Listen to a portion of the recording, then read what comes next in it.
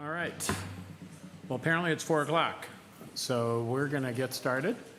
Good afternoon and welcome to the August 26th, 2025 Salinas City Council meeting. The meeting will now be called to order. And as we typically do, we'll look to the city clerk to provide some information for the group. Patty? This meeting is available in Spanish for members of the public in attendance and on Zoom. Translation devices can be obtained in the foyer. Esta reunión está disponible en español para los miembros del público y en Zoom. Las unidades de traducción se pueden obtener en la entrada de la rotonda. Okay, thank you. All right, Zoom webinar participation is available for members of the public. The Zoom webinar ID and link are available on the posted agenda on the city website. This meeting will include teleconference participation by Council Member Margaret D'Arrigo. And with that, I'll ask everyone to stand and please join me in the Pledge of Allegiance. Pledge allegiance to the flag of the United States of America and to the republic for which it stands, one nation, under God, indivisible, with liberty and justice for all. Thank you. All right, we have an announcement. It's a bit of a mouthful, so bear with me. Public hearing ID number 25-304, first substantial amendment to HUD FY 2023-2024 annual action plan, and consent ID number 25-343, award of the Sherwood Recreation Center building improvement CIP 9535 have been continued to September 9th, 2025. So with that, we are going to go ahead. And just because we have to do it, let's do the roll call. Thank you, Mayor.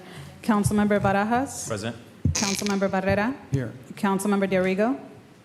Present. Councilmember Here. Dela Rosa? Here. Councilmember Salazar? Present. Councilmember Sandoval? Here. Mayor Donahue? I am here. Thank you. All right, with that, we are going to head into closed session, and we'll be.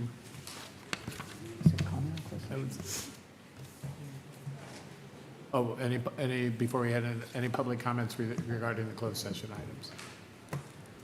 Okay, with that, we'll head into closed session, and we will be back. Thank you.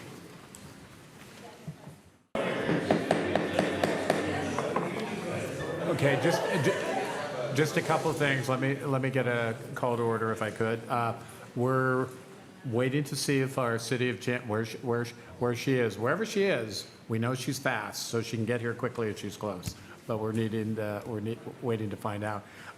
Just before we get started, I want to make sure everybody knows.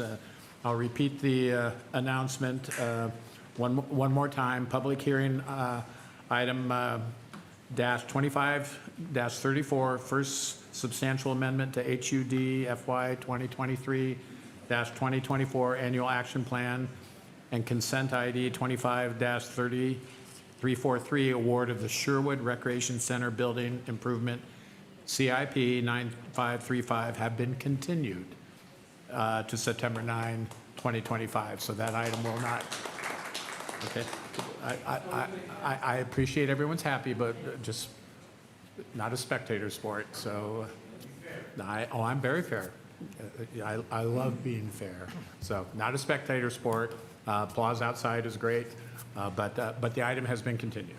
So just FYI, you may be interested in that as we get started with the evening's proceedings. Okay, she is here? She is, okay, all right. See, I knew that. And Mayor, just for the record, we have nothing to report out on closed session. Okay, very good. All right, with that, we're going to get back in business, and we will get started with our City of Champions, and I think we'll let Andrew get back up to the dais. And Andrew, I'll let you kind of do the honors, but we're all excited to recognize this young lady for her great accomplishments. So Andrew, you go ahead.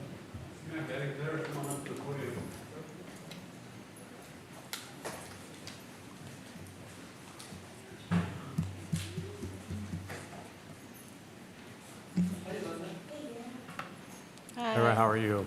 I'm good. How are you? Good, thanks for joining us. Andrew, why don't you go ahead? All right, well, thank you very much. It's my honor. I know that the Mayor and Councilmember De La Rosa attended a press conference a while back, and I'm sure everyone's seen it in the news, the amazing talent that Clara Adams has. And so the Mayor recommended we recognize her as one of our City of Champions. So I'm going to read the certificate, and I'd really love to get an update about some of her recent titles, because I know she's still doing big things and will continue to do big things. So, but the certificate reads, in recognition of your exceptional achievements and exemplary performance as a track and field athlete, we congratulate you on behalf of the City Council and Mayor Dennis Donahue. So I'd love to hear from Clara or Dad. Yeah. This. I just really appreciate. Go ahead and all- step up a little closer if you would. Yeah. I Thanks, just, Clara. can you hear me? Yeah. Just first of all, thank you for giving me this type of platform and recognition. I always appreciate and love the support that comes from my community and my home, and it's just really encouraging for me to have a whole city and a whole county behind me, especially after certain things that's happened this year, and you guys still decide to stay with me and support me and have my back.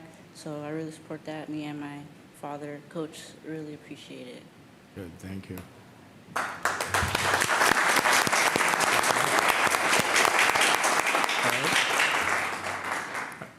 Well, I know success is a bit of a family affair. Anything you'd like to throw in before we have Clara come up, receive the award, and do the photo op? Just that I'm extremely proud of Clara for everything, all her hard work and dedication. You know, we were all 16 once upon a time, and I could not imagine being on this type of stage that she's on at her age and the way she handles it. I just want to say for everybody to know that, you know, Clara is just like any other 16-year-old in our community. She just runs a little faster. This was not an overnight success. I moved back from Georgia in 2015 when she was in kinder, and she was in Girl Scouts, and I told her mom that we need to get her into something, like be active, because I'm more old school, you know. Saturday mornings, we were not staying in the house. We were told to go outside and be home before the lights come on. So that's how it all started, just playing outside and taking her to the track, teaching her how to run inside the lines. That's the first thing I taught her, not being fast. She was already fast. I think Clara walked around maybe a couple days, and the rest was all chasing her around the house. You know, and I just figured I had a vision for her that she, you know, to do something. I just didn't know it was going to come to this. I didn't know that her name was going to be global or anything of that nature. And we love our city of Salinas. They've been supporting Clara since she was in elementary school. She's been going to nationals since the 4th grade. You know, and we've had fundraisers, and Salinas has always been behind her. And now it's just more on a bigger stage because of the age group that she's in. She won national titles in Texas, and those who follow track know that Texas is the capital of track and field. And if you can win in Texas, you can win anywhere. That's why she's #1 in the state, in the country, I'm sorry, #1 in the country in both 200, 400 meters. And this is all just a humbling experience, and we thank you all up here. Because like when it comes to like city councilmen and congressmen and you know, county stuff like that, we never thought it would get this kind of attention while her still being in high school. She still has 2 more years of high school track to go. So it's like, how do we top this? You know, so just want to just be thankful for everything that's going on, and hope you guys could have her back as she prepares for Worlds next year, 2026. Clara's getting her dual citizenship to Nigeria. That's her background, and having dual citizenship will give her a lot of leverage in business deals and things of that nature. And I still represent her, and I just want the best for my child like anybody else would. Thank you all. Great, thank you. Clara, why don't you come on up and we'll meet you in the middle.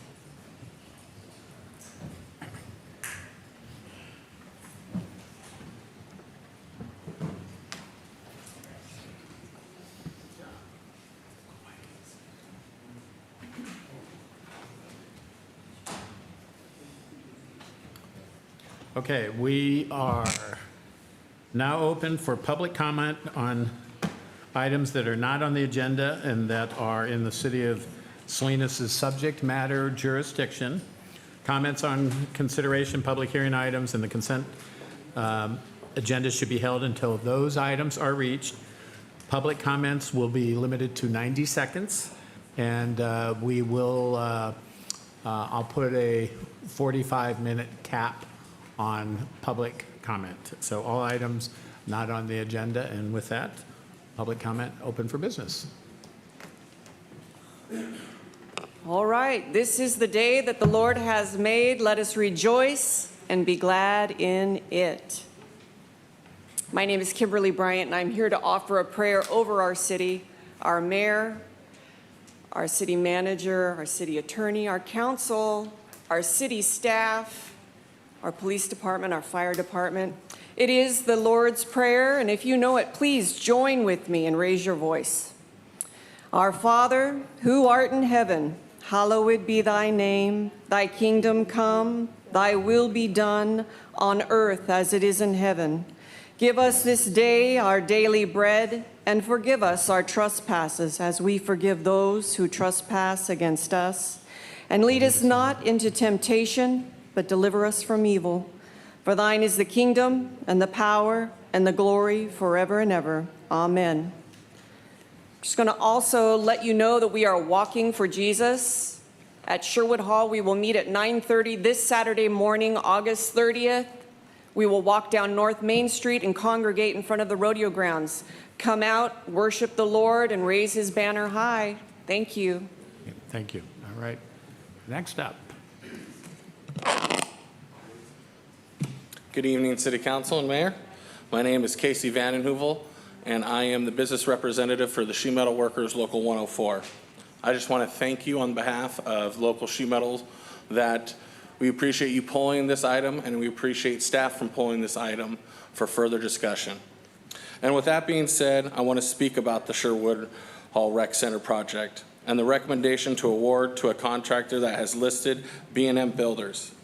B&M has a record of wage, safety, and apprenticeship violations. These aren't small mistakes.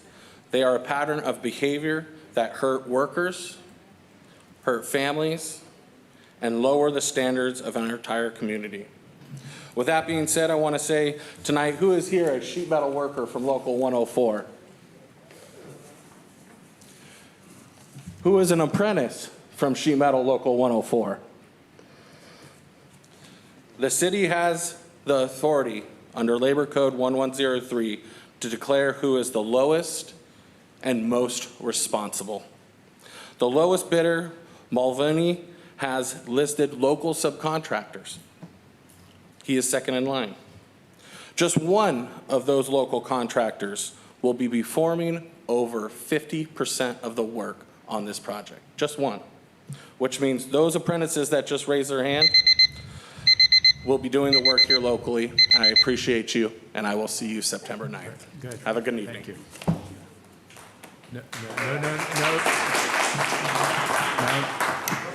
No. And when you come back on the 9th, not a spectator sport. Okay? Thank you. All right. You guys are leaving? This guy here. Want me to put in a plug for you that they should stick around? and This hear is what you why have to nothing say? gets done. Everybody leaves. Okay. Good afternoon, everyone. Jose Garamond, the Bay community. I just want to say thank you to everybody who came to the Pal Car Show. Tony, the mayor, Mr. Mendez, Aurelio, Gloria. I didn't see Jose. I didn't see Mr. Callahan. And Sandoval, I might have missed you. I know you were there. You're everywhere. And if I missed you, God bless you. Chief Police was there, which was good. So I say it's great. 200 cars. That's a lot of cars for Salinas. And I think events like this really open up for people to get together and have a good time.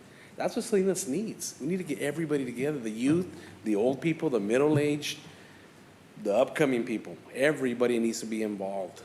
So we got a couple of car shows coming up this Saturday, Oak Hill in Greenfield. There's a car show. And then El Grito, which will be run by the Crusaders, September 14, 2025 at El Salado Junior High. Please come out and support. let's keep Salinas together. And that's what makes us a better place. Everybody come out and enjoy, have a good time. The vendors made a lot of money. I love it. It's good. We need to make money for Salinas. Another note on Montebella, we need help still. I know we just talked to Mr. Arriola. We're going to get our lights put in. Need to water the grass. We need to allocate the money that you guys take from us every year and put it back in our community. I mean, don't take it personal. We're not making it personal with you. You need to understand we need the revenue back that we put in. Thank you very much. Have a great day. Thank you. God bless.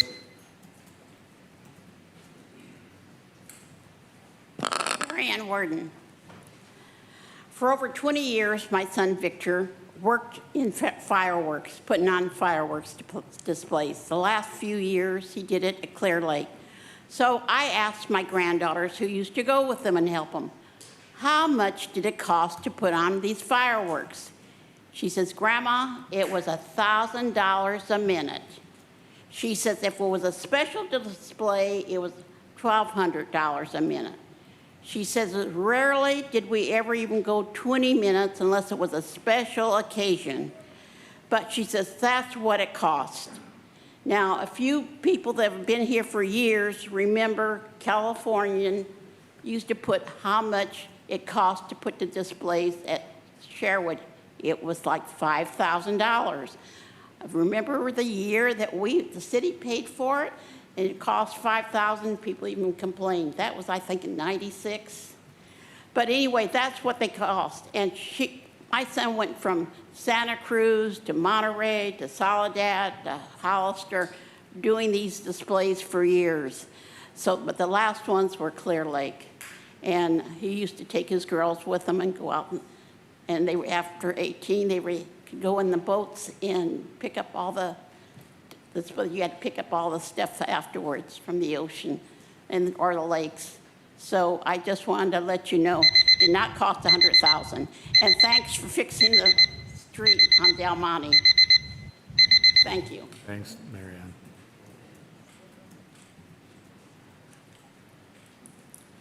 Hola, muy buenas tardes, señores del concilio. Mi nombre es Hilary López. Mi motivo por estar aquí es para saber lo que pasa en nuestra ciudad, pero también quiero informarles, en el año 1997 pudimos comprar nuestra casa, que son las casas que están atrás de Walmart, y la compañía que las hizo nos engañó, construyeron algo al lado, entonces se acordó, agarramos abogados, los primeros dueños, todavía estamos ahí algunos, y se acordó, la compañía dio un dinero para un trabajo ahí en la calle, una vista bonita, que se pondrían algunas barras para que nomás las movieran en emergencia los bomberos. Han pasado más de 25 años y aún no se hizo nada. Tienen un burro amarillo ahí provisional que hasta los niños lo pueden tumbar. Y yo me pregunto cuántos años más van a pasar para que puedan trabajar en esto. Les suplico su atención en esto, por favor. Ya son bastantes años. Como le digo, ahí habemos varios dueños todavía, de los primeros dueños de las casas. Necesitaría juntarlos para que vengan también. Bueno, muchas gracias.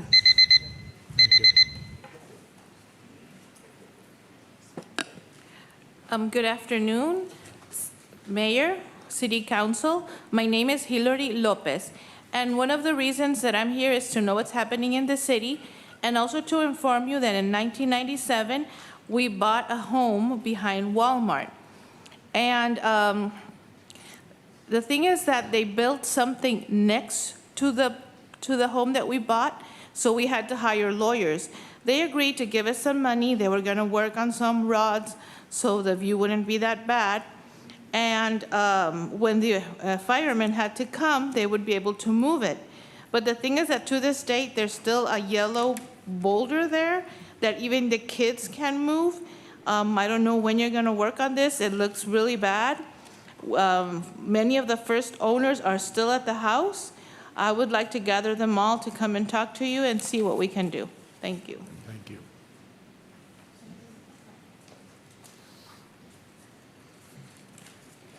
Hi, my name is Jose Mendoza.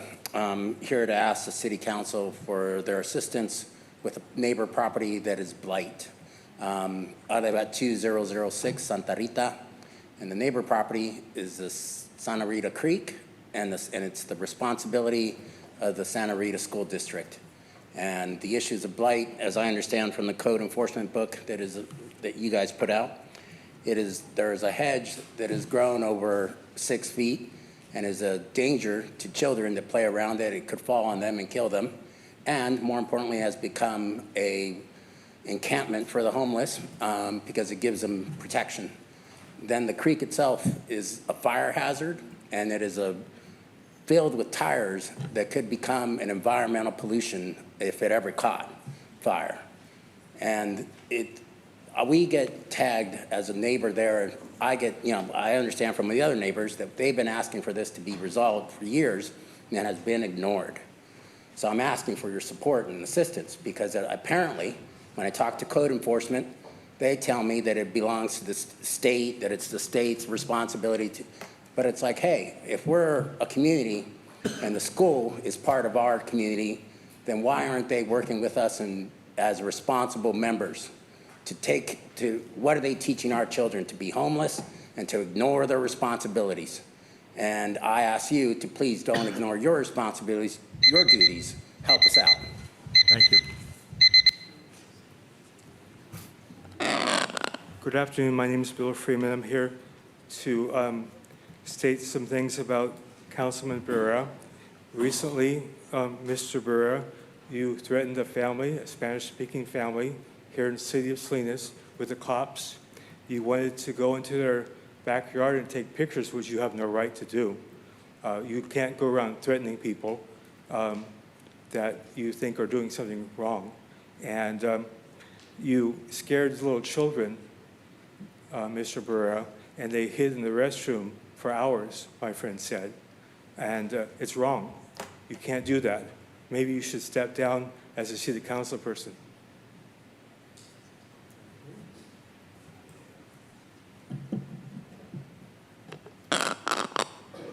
Hello, good afternoon, City Council. My name is Abel Chavira Quesada. I am a senior at Ever Alvarez High School and a youth intern for Ciclovia Salinas. The reason why I'm here today is to express how grateful we are for your continued support. Ciclovia, over the past few years, Ciclovia has just, it's more than just an event for me. It's an outlet for me to grow my leadership and communication skills. As youth, we take lead when it comes to networking with organizations and bringing in resources we believe are helpful for our community. But none of this would be possible without your support. Whether it's volunteering on the day of the event, helping us promote Ciclovia on social media, and also just to continue standing behind us, your support just makes a huge difference. I want to thank you again for believing in us and ask that you keep supporting us because we, the youth, are the future of this community. Thank you. Thank you.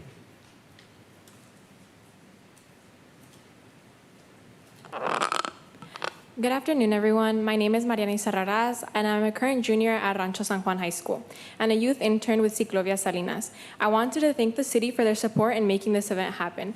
Ciclovia, for many of us, is more than just an opportunity to get community service hours. Ciclovia is a space where we all share a common goal, where we all want to help our community and make change. We invite you to join our event and to even volunteer the day of our event to be a part of the change. Thank you. Thank you. Good afternoon, City Council. My name is Diana Garfias. I am a junior at Alisa High School, and I am speaking as part of Ciclovia Salinas. I would like to start off by thanking the Salinas City Council for supporting our annual event. Ciclovia is a place where the community can get together, spend the day outside with their family and friends, and learn more about the community's opportunities, businesses, resources, and more. Ciclovia has shown me the bond that can be created here in our community. I have learned how to create friendships, learn about new things and opportunities, and create safe public spaces. I and other ciclovistas agree that it's important to develop these type of spaces for the community to enjoy. We'd like to invite you to join us to this very special event where you can enjoy free entertainment like live music, performances, biking, walking, other physical activities, meet new people from the community, learn about different resources offered in the community, and be rewarded with the community's vibrant atmosphere. This event will be held October 12th from Sanborn Road to Front Street from 10 a.m. to 2 p.m. Any support from adult volunteers would be greatly appreciated. Those who do volunteer would be receiving a free shirt, entered in a raffle, given free food to enjoy, and if you are a college student, you will be receiving community hours as well. Thank you. Thank you. Good afternoon, City Council. My name is Jorge Dominguez. I am current junior at Rancho San Juan High School, and I would like to first start off by thanking you guys, City Council, for the generous support, which is greatly appreciated. Ciclovia to me is not only an open street event, but also a place where like-minded individuals from all sorts of high schools all throughout Salinas gather to make a positive contribution to the city. We create an environment like no other due to the fact that we are all youth aspiring to make change and bring the city closer together.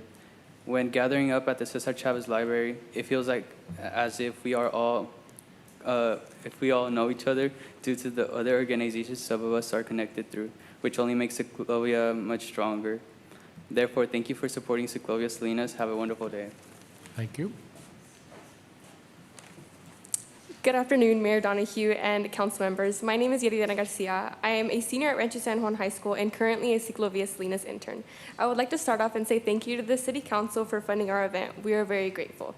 What being a Ciclovista to me means is giving back to the community, to give back to people in need and giving them the resources to help support them.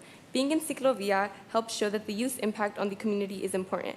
Having more teens participate in Ciclovia can really help make a change. We are currently looking for adult barricade volunteers to help us out on the day of the event. You can choose one shift or all 4 shifts if you would really like to help us out. Contact information will be on our Instagram, or you can email us or call us at the BHC office. Thank you for your time and hope to see you at our 11 Ciclovia Salinas. Thank you. Okay. Good afternoon, City Council. My name is Cecilia, and I'm a senior at Rancho San Juan High School. First and foremost, I'd like to thank the City Council for your support in helping fund Ciclovia Salinas. It means a lot, not only to us, but the community. Helping out and planning out for this event has so far been such an amazing experience. Seeing and making friends with the other youths from different high schools has been a very fun experience. Ciclovia Salinas is a free, fun, family-friendly event that brings us, people from the community, together. This event promotes health, and it also closes down the streets from Sanborn Street to Front Street for people to walk, bike, and do community activities. And at this event, you can also find many booths that will provide resources that can help you and your family. We also need volunteers. We are looking for volunteers that are 18 years and older in order to make this event a success. And if you are a college student, you will earn community service hours. We want to invite you all to come join us on October 12th, which is a Sunday, from 10 a.m. to 2 p.m. We are looking forward to seeing you all there. Thank you. Thank you. Hey, good afternoon, you guys. I hope you're having a great day. I just wanted to comment on the consideration that's going to happen at 6. I think it'd be a really good choice to approve this resolution that accepts the certificate of signatures. Are you talking about the signature verification? Mhm. You have to wait till 6 o'clock to comment on that. Oh, I have a prior engagement, so Well, no, I understand that, but. you're my council member, Barajas, so just, I think it'd be great Thank you, to but public approve it. comment is general public Okay, well, I comment. have another comment on another item here, so Okay, that's you're not fine. getting rid of me yet. I would also think it's a great idea to approve,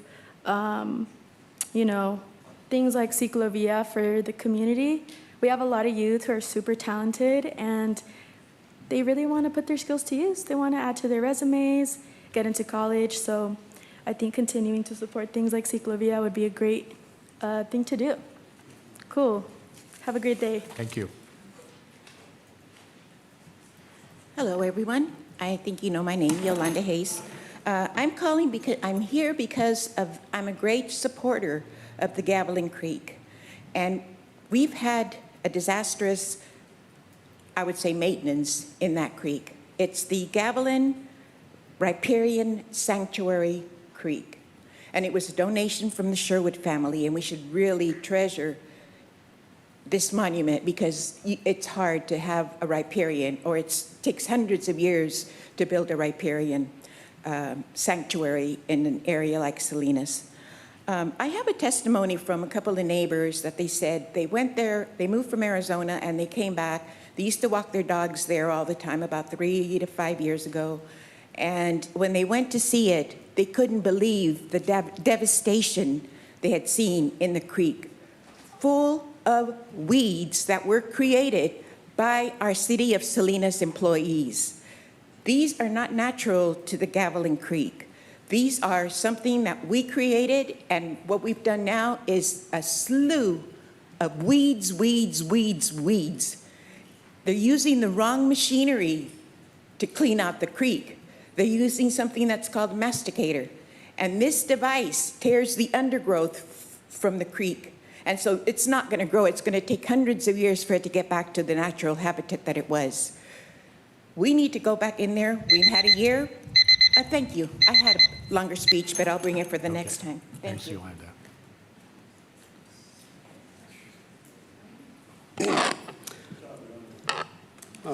Wes White, Salinas Monterey County Homeless Union. First off, I'm insulted by the 90-second limitation. Didn't used to be like this, especially with a 45-minute cap for everybody. You know, you guys are running more like a school board anymore. This is unconstitutional, what you're doing. Just limiting people's free speech is already proving that you really don't care what people have to say.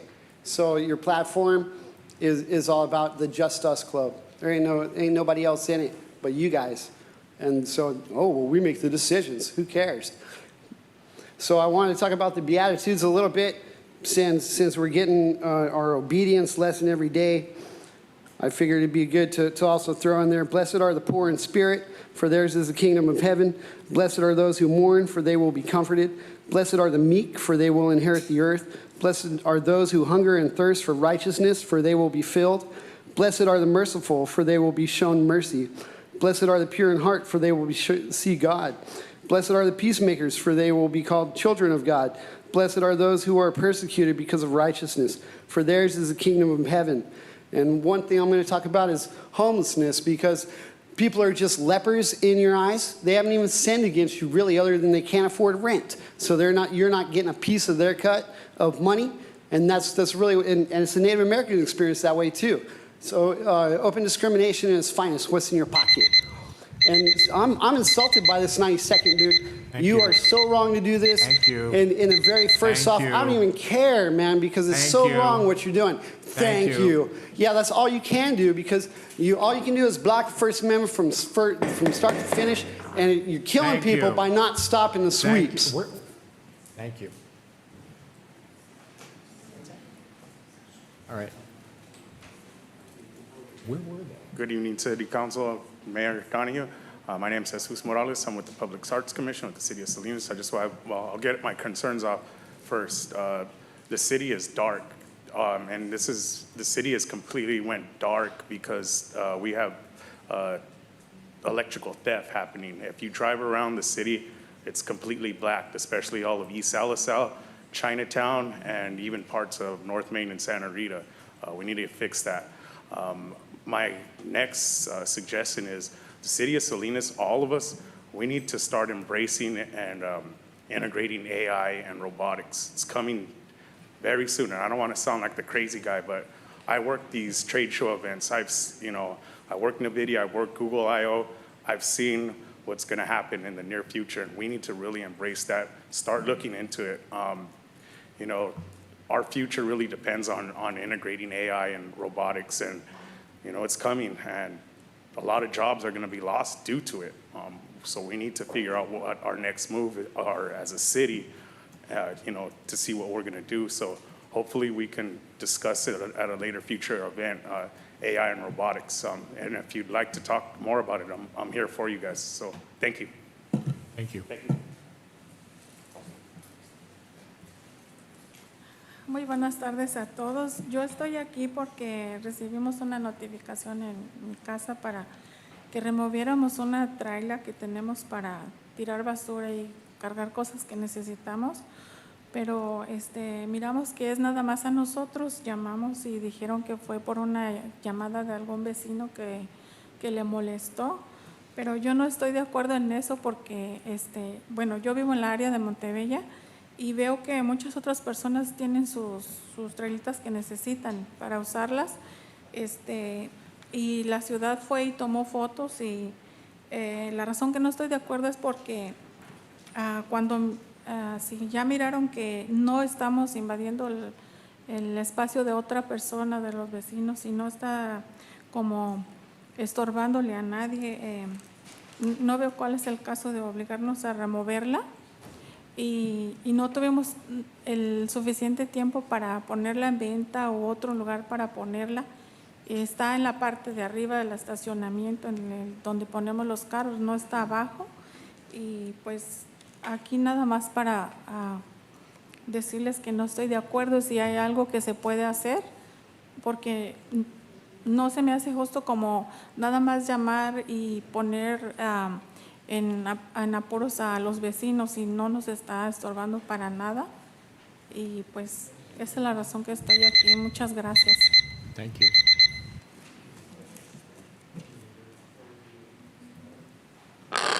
Good afternoon to everyone. I am here because I received a notification at my house that I had to move my trailer. I really use that trailer to put things, to store things and to move garbage. And honestly, I don't know why I received that notification when we called. It said that one of the neighbors called and was upset. I live in Montebella, and to be honest, I don't see how the neighbor can be upset. The trailer is not in anybody's way. The city came and took pictures, and I really don't agree with this because other people, I see they have trailers, and they're not making them move it. They didn't give us enough time at all. They didn't give us time to move it or to sell it. It is on the parkway, and it's not really invading anybody's space, or it's not really, it's not fair because it's not in a place where it's really bothering anybody. Thank you. Thank you.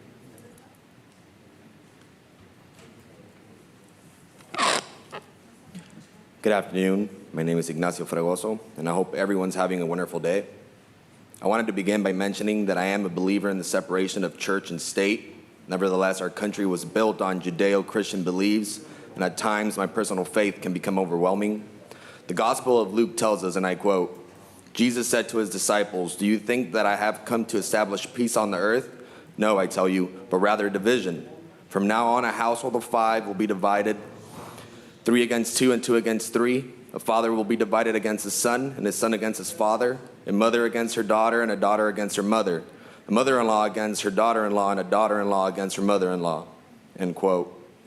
I feel the purpose of Jesus Christ was to spread the word of the Lord and promote his love, to emphasize our free will and dictate our truths. He was indeed crucified for telling the truth. And to speak words into perspective, I understand that we're in a public setting with politicized agendas. I understand that by seeking resolution to some of our problems, we will have discourse.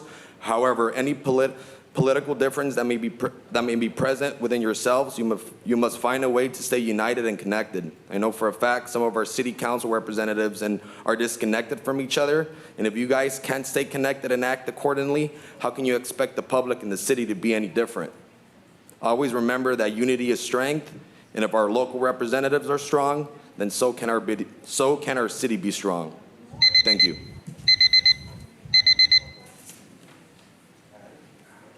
Good afternoon, Mayor, Council members. As you can see, some of you guys are Latinos. My issue here today is I had a situation in downtown Salinas on the 25th last month, and where a guy bluntly driving a company truck yelling and ranting about how ugly, disgusting, stinky we are. We are roughly 80% Latinos in this community. It's something to pay attention to because this is not a white city. This is a Latino community. For someone to come and do business in a city that is dominated by Latinos and tell them to go to the country, these people don't even know the map. These people tell you to go to the country, they don't even know what country you want to go to. Unacceptable. I'm already doing my legal thing with the authorities, but I just want you guys to know that you, as a community, I pay taxes in this community. I go to the police station and they tell me to go home with my head down because they don't have an actual police officer in the office of the police office. Everybody is running. We need to put another $300,000 if we have to in order to have an actual cop there. These people are learning. I don't blame them. They're doing their thing. That's okay. But those guys spend about 6 minutes telling me how to use Google. Okay. I don't go to the police for that. Okay, thank you. Yeah. All right, anyone else from the public? All right, anyone on Zoom? All right. I guess, what is, last four digits, 4436, you're on. Quiero decirles algo aquí al señor alcalde de la ciudad. Oh, Hello, no, am I supposed to be talking or what? Or is somebody else talking? This is Eloise Shem calling. You've already spoken. And Eloise, I want, Ms. Shem, yeah, give me a second, what? please.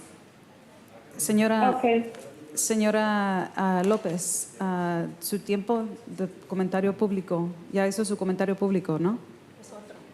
Ok, so nomás puede hacer un comentario público durante este tiempo. Si tiene comentario público por medio de la agenda en otro tema, entonces tiene que esperar. Gracias. Go ahead, Ms. Shem. Okay, so good afternoon. I'm calling about the rec center thing that's going to be scheduled continued for September 9th. And I sent everybody on the council and the mayor, I think you all received my email about it with the pictures of Soledad Street, because there has been some historic talk about those buildings. And also, I just want to let you know that I will bring them on night. I will bring the pictures for you in case you didn't get them on the email. But I want to let you know that the action plan for the CDBG for 23-24 budget and the CIP 91-25 and the other things, the total budget there was just about $900,000, and it's divided into 4 projects. And one of them was the Chinatown Neighborhood Improvement Project, and they were allotted $230,000, and the Sherwood Recreation was $322,000. Okay, thank you. Anyway. Thank you. All right, and we have one more. Okay.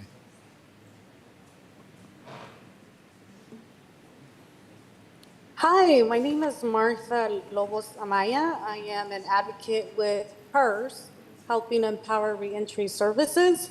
I've been working in the community there in Chinatown for several months now, and recently started seeing, well, it's been a couple months now, I've been seeing the sweeps. I've also been witnessing the nervousness, how the members are feeling as those sweeps are happening.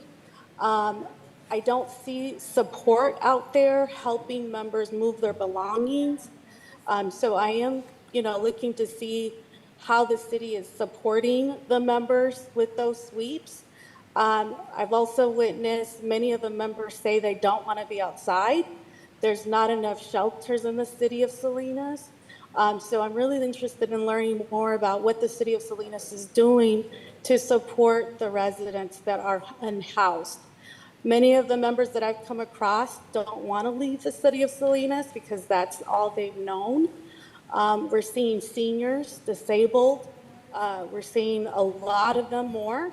And so I'm just really interested in seeing what the city of Salinas is doing to target those members that are unhoused, that I've been out there for years. There's a lot of folks that are having mental health conditions as well, but we're seeing an increase in disabled folks. Thank you. Okay, thank you. All right, with that, we will go ahead and close public comment. Before we move on to the consideration items, I will turn it over to the city attorney. Thank you, Mayor. Do any members of the council have any campaign contributions to disclose related to any item on today's agenda? Councilmember Barajas? No. Councilmember Barrera? No. Councilmember Diorigo? No. Councilmember De La Rosa? No. Councilmember Salazar? No. Councilmember Sandoval? No. And Mayor Donahue? No. Thank you. Okay, with that, we will proceed to consideration items, and we will look at the fireworks enforcement after action report. And it looks like we're looking for Christopher Knapp. There he is.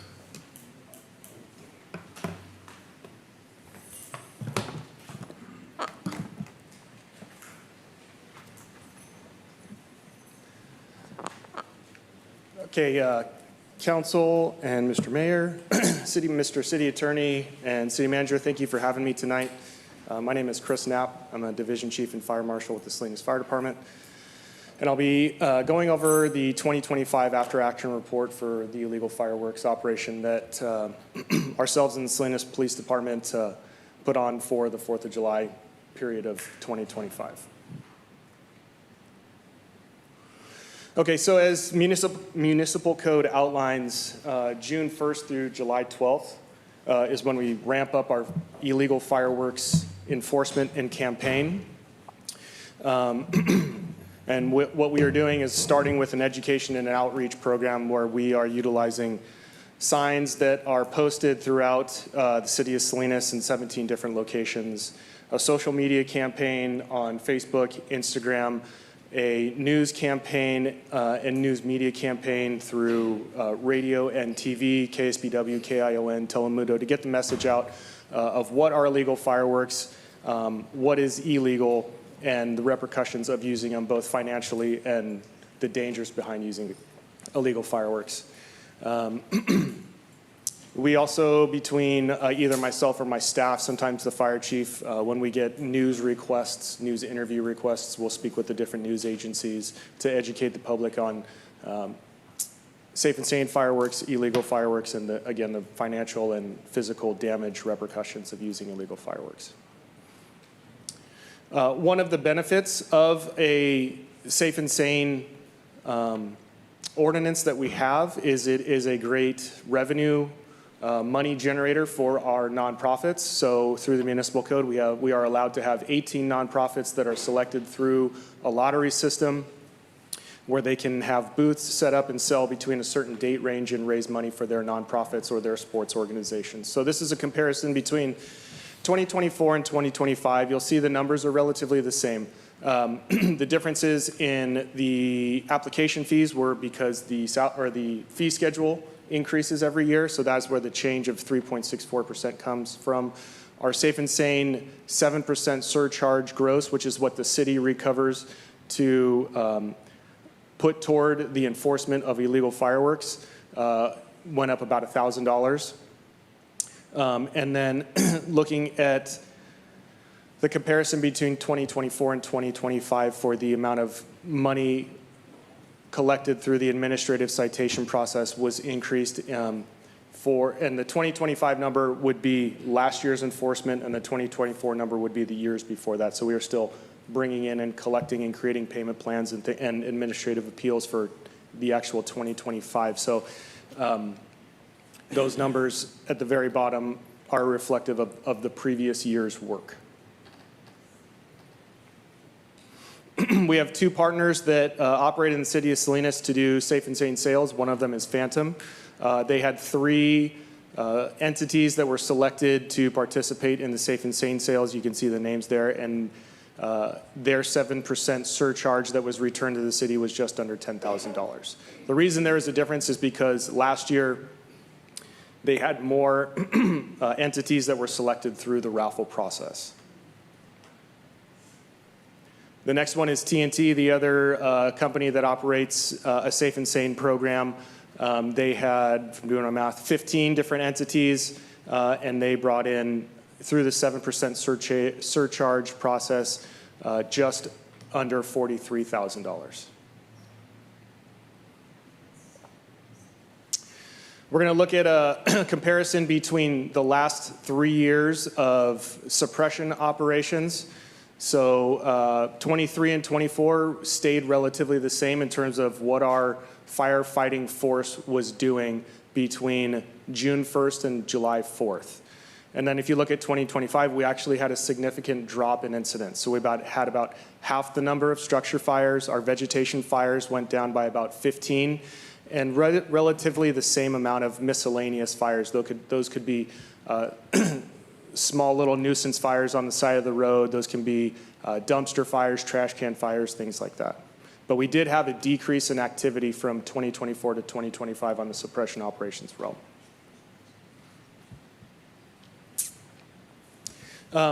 We utilize a few different avenues for our residents and people to report illegal fireworks activity. There can be a report done through 911, the Salinas Connect or the Q Alert app, the fireworks tip, the fireworks website, and then the fireworks hotline. This year we received, between all of those reporting methods, a total of 559 reports. In comparison to 2024, we received 853 total reports. So the number of reports that we received from the public was down approximately 250, 300 reports.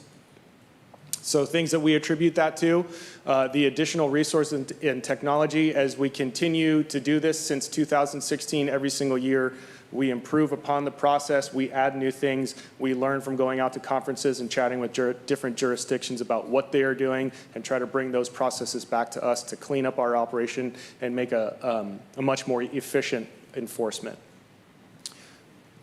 Cost of living, cost of fireworks, everything's going up. People are strapped for cash, so they're not necessarily spending as much money on buying from whoever's importing these illegal fireworks. I would like to think that our process over the last almost 10 years, 11 years, is having an effect.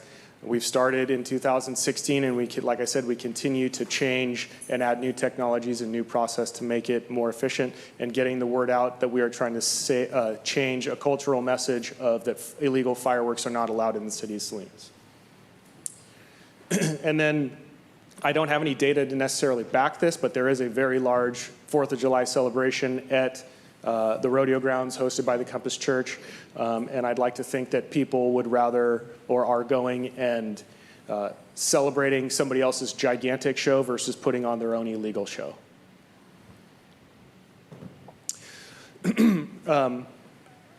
Our procedure is to observe and document, and we're not necessarily going out and meeting somebody face-to-face at the time that they are doing or setting off illegal fireworks. As you can see there, most of the staff that participates in this, of the 39 members, is all civilian non-sword members, meaning they're not wearing body armor, carrying a gun. So for their safety, we're not asking them to go and make contact and issue a citation in person, but instead we document using video cameras and drones. That information is then taken back to the office, and then the next week we process the information, tie that to a specific address, and then an administrative citation is sent out to that address. The administrative citation is $1,500 per fuse that is lit.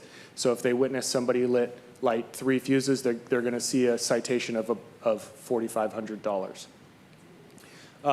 Looking at those numbers, last year I had 37 members that were willing to participate. This year I had 39 members. A total of 16 came from the fire department, 1 from fire administration, all 7 fire prevention members, 8 Salinas Fire Department drone pilots. We had 4 SPD patrol units with 2 officers each. I had a commander and a sergeant assigned to that detail as well, and 1 SPD drone unit that assisted with the collection of evidence. And what really helps us a lot is the ability to have people outside of Salinas Police and Salinas Fire assist with that. So I had 14 other members from city staff, from permit services, library services, public works, IT, and the city clerk's office, who were all willing to work on the 4th of July on their day off from 1700 hours to just after midnight, going around and patrolling and looking for people using illegal fireworks. And without them, we definitely could not be able to do it. Just a little bit more detail. We had 9 marked vehicles between the Salinas Police Department and Salinas Fire Department. They were showing a presence in the community, and they were also recording, recording video of people doing the act, which we would then tie that to an address so we could send the citation. We had 3 unmarked vehicles. Those were rental cars that we get every single year, and they are navigating throughout the town and going to different hotspots that I am monitoring during the night to try to document people using illegal fireworks. We had 4 drones, 3 from Salinas Fire, 1 from SPD, and during the night I was continuously monitoring the Q alerts that were coming into me, and then I would dispatch units out to specific areas of the city or even specific addresses. We definitely had, on that night, had good participation from our citizens to the point where I was getting specific addresses, and for example, somewhere in my area that I was operating in, and I would actually go and, after assessing the situation, making sure that it was safe, I'd actually make contact with some people, and some of them were very young kids, and I said, you don't want to do this. I started counting the number of fireworks they had in their hands and turned that into a number that was realistic to them, and they agreed to stop and then gave me all their fireworks, which I would turn into Salinas Police for disposal through the fire marshal's office. Drones are a game changer for us. Last year we added one to the fire department's fleet. Salinas Police brought out a phenomenal drone with an extremely clear camera, but it allows us to put a camera in the air and in an area where we know there to be a lot of activity, and it just starts looking for fireworks to be flying up into the air, and then it'll kind of fly over into that area. And the software in the drone allows them to see where the people are coming from to light the firework, walk back to the garage, as you'll see in this video. And then they put a crosshair on the house, and the software then creates a geolocation and an actual address. We used to have to do tons of processing time where we'd have to figure out manually what the address was. But with the new software that are on these drones, it makes the processing time and the administrative time much easier. So as you can see from this video, we have a party out in the front driveway there. They shoot one up. The pilot then would crosshair the house, verify the address, and then when the information is processed, back in the office, we review the information again to ensure that we're being as accurate as possible, and then an administrative citation would get sent out for the number of firework fuses that are witnessed.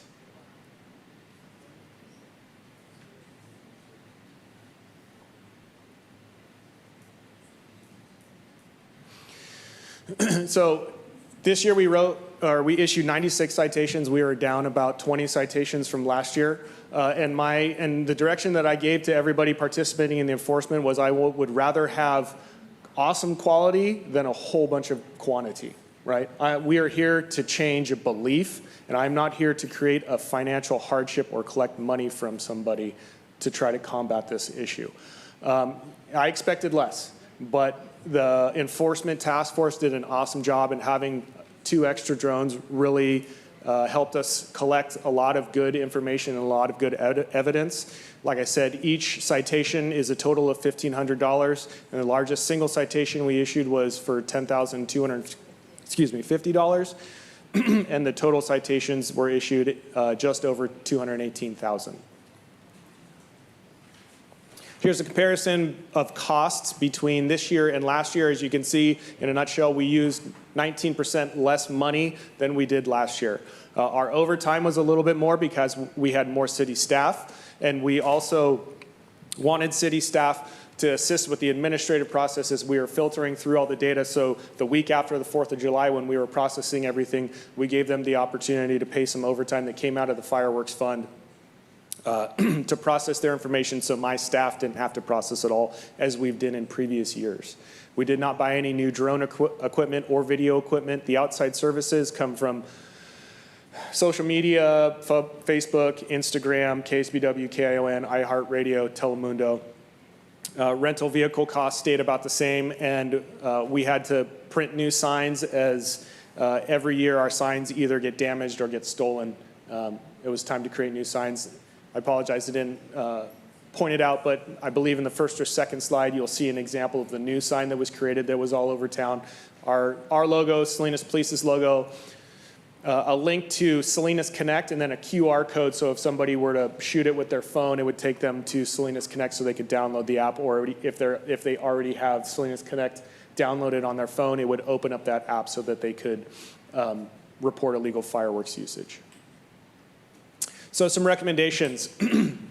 This is my second year doing this. Definitely learned a lot the first year, but the in-between time between the first year and the second year, I continued to learn a whole lot and have some ideas that I think are really going to help us and expand our process, like I said, even further.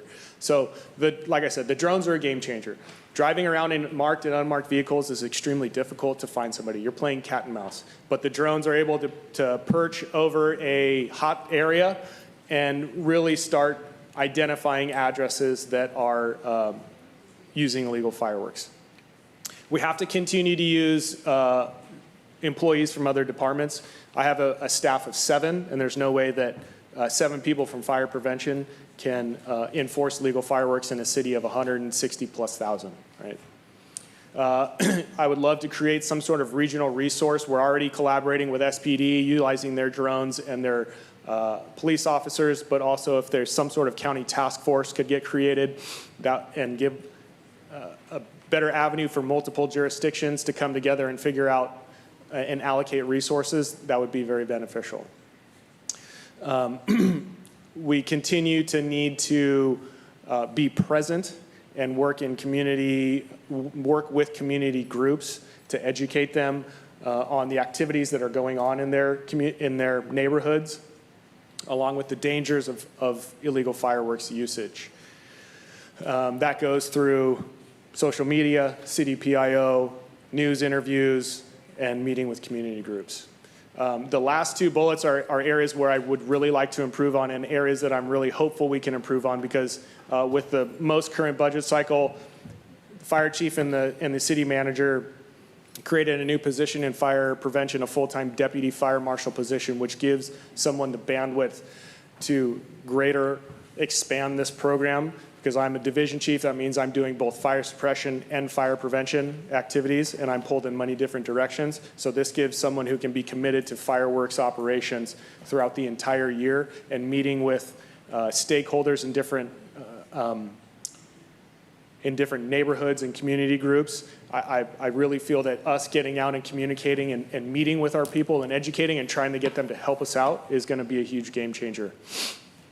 And then again, encouraging our citizens using Salinas Connect and the fireworks hotline to report illegal usage and sending us pictures or videos, because we have issued citations from that, and through our administrative appeals process, we have the party that was conducting the appeal did cite it in our favor with the amount of evidence that we reported or we gave to them, and the number of reports that their neighbors had submitted on a specific address. So like I said, this isn't a revenue generation tactic. This is our method of changing a belief, a view, and something that's kind of over the years become a norm in Salinas. I remember the first year I started in 2008, I worked at Station 3 on the east side, 308 Williams Road, and it was an absolute war zone. I've chatted I've chatted with friends that I just know throughout town that I run into in my daily activities, and it is working. The south side was very quiet this year, and people are coming up and telling us that. We're getting emails saying, hey, something you did is working, because the total activity going on in the city was far less than it's been in previous years. Like I said, we're always in the fire department and the police department, we're always looking at how we do our operations and conduct our operations, analyzing those and trying to make it better, more efficient, so that, you know, in a certain amount of time, hopefully relatively soon, we can call illegal fireworks usage a past problem. Those are the people you should be really thankful for. Those are all of your first responders, volunteers from other city departments, suppression staff, and police department staff that worked on the 4th of July from 5 o'clock to 1 in the morning. And without all of them, we can't have a fireworks enforcement task force. So thank you very much to the staff for supporting this. And with that, I'll take any questions you might have. Okay, very good. All right, let's see. Andrew, I'll start with you. Any questions? Just questions and comments, or just questions? Just questions. My question is around enforcement of fines. I know last year we talked about, you know, the fines are more of a deterrent because we don't necessarily enforce or follow up on those. Is that still like our policy? It's a deterrent as opposed to actual? We go all the way through. It starts with the initial citation that goes out. There is documentation citing municipal code, the number of fuses that were witnessed, the total amount, and then the options that person has, whether it's to pay it in full, create a payment plan, or go through the administrative appeal process. And all that is included in the packet.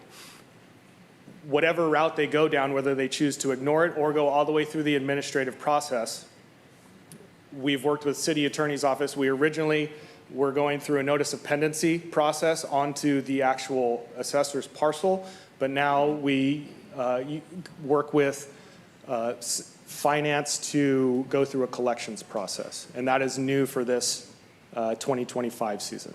Oh, for this, okay, so for example, in the video that we saw, there looked like a young man who lit it in the street, then ran into that house. And our municipal code states that it's whatever property they go to, or how do we make that determination? What if it was a kid from next door and they just happened to be at that party?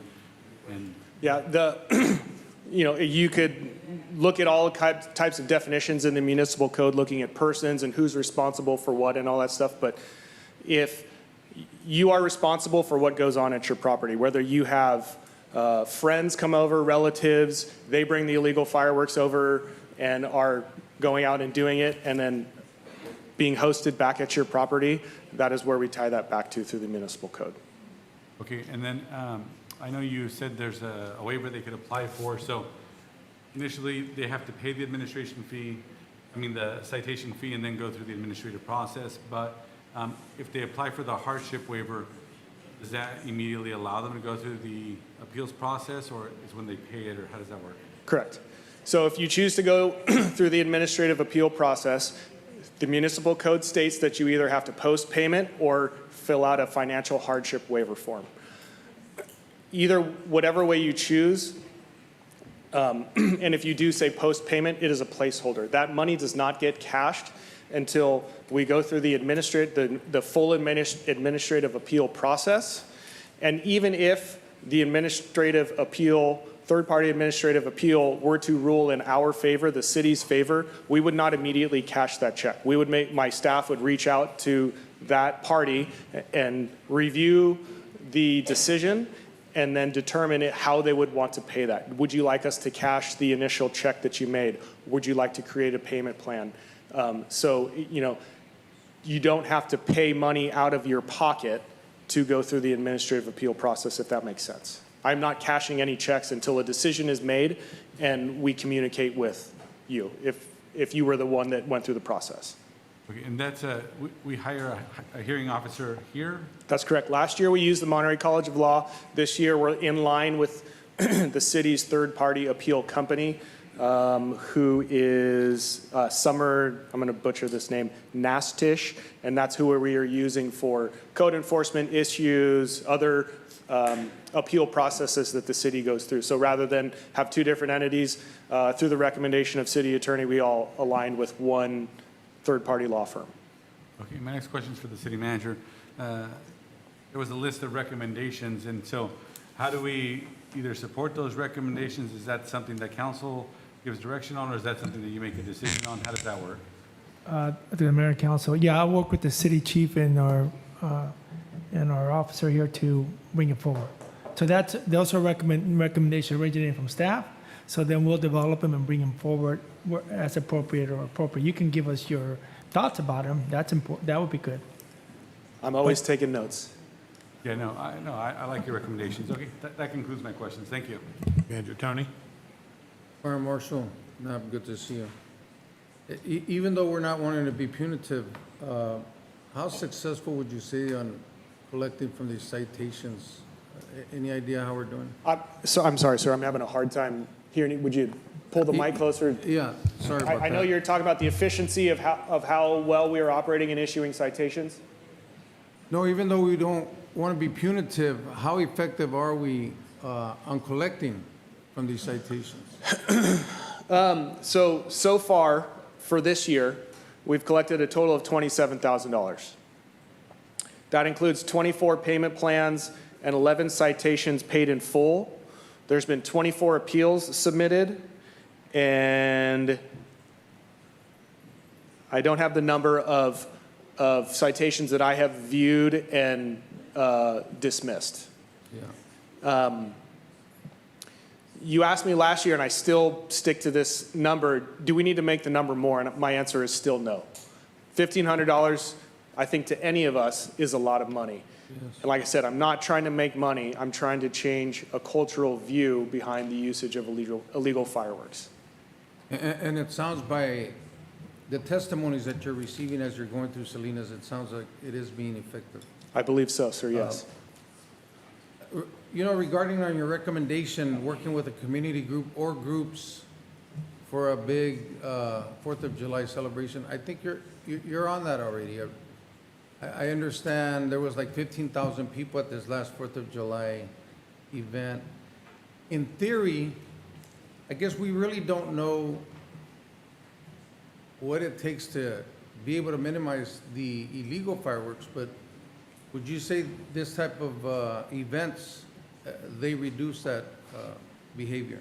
So I'd like to clarify a point. My recommendation is to meet with neighborhood groups, not necessarily the entity that or the event that you are speaking of. Good. Like yours, for example, right?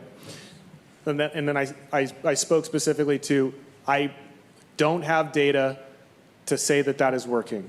Yeah. But if we put numbers together, the group of what we are doing and what is going on in the city is working. Working. You know, in your recommendation, you're talking about regional resources. Can you explain a little bit about that? Are you talking about other cities? So like I said, the drone team or just the drone option is a huge asset and makes it much easier to fulfill our task. And so reaching out to other jurisdictions, there is a Monterey County drone team. Unfortunately, a lot of it is taken up or is manned by Seaside Fire and Seaside Police, right? And they're very busy with their own enforcement. But like I said, having that another full-time deputy fire marshal who has the bandwidth to reach out to other agencies and really stay on fireworks all year round versus my administrative assistant is constantly doing fireworks, but it's more the planning and the preparation for the sale of Safe and Sane. Yeah. But we are able, bandwidth-wise, to ramp up fireworks starting around May, June-ish, and then we work all the way through September, October, getting through the administrative appeal process time, right? That is while still running fire prevention and making sure that the permits are going through and the plan check is happening and the state mandated inspections are happening and the training and all that, and and fire department functions, right? So I'm pretty confident that with the addition of this new person that we are going to get a very good return on investment. And my last question, I know you said you've been at this for 2 years now, but you tried, I think you tried something different this time around. You put a meeting together with city staff and other individuals.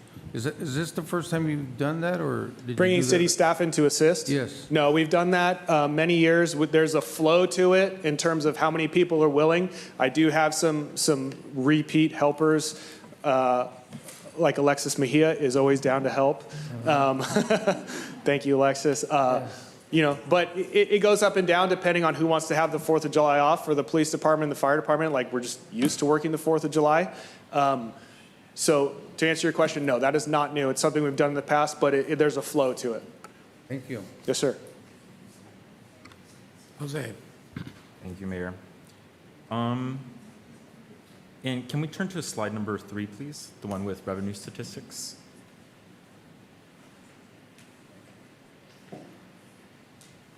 And if I remember correctly, earlier in your presentation when we got to this slide, you mentioned that per municipal code, there's 18 total points of sale that are determined per the municipal code. How was that number determined, 18, for a city of our size?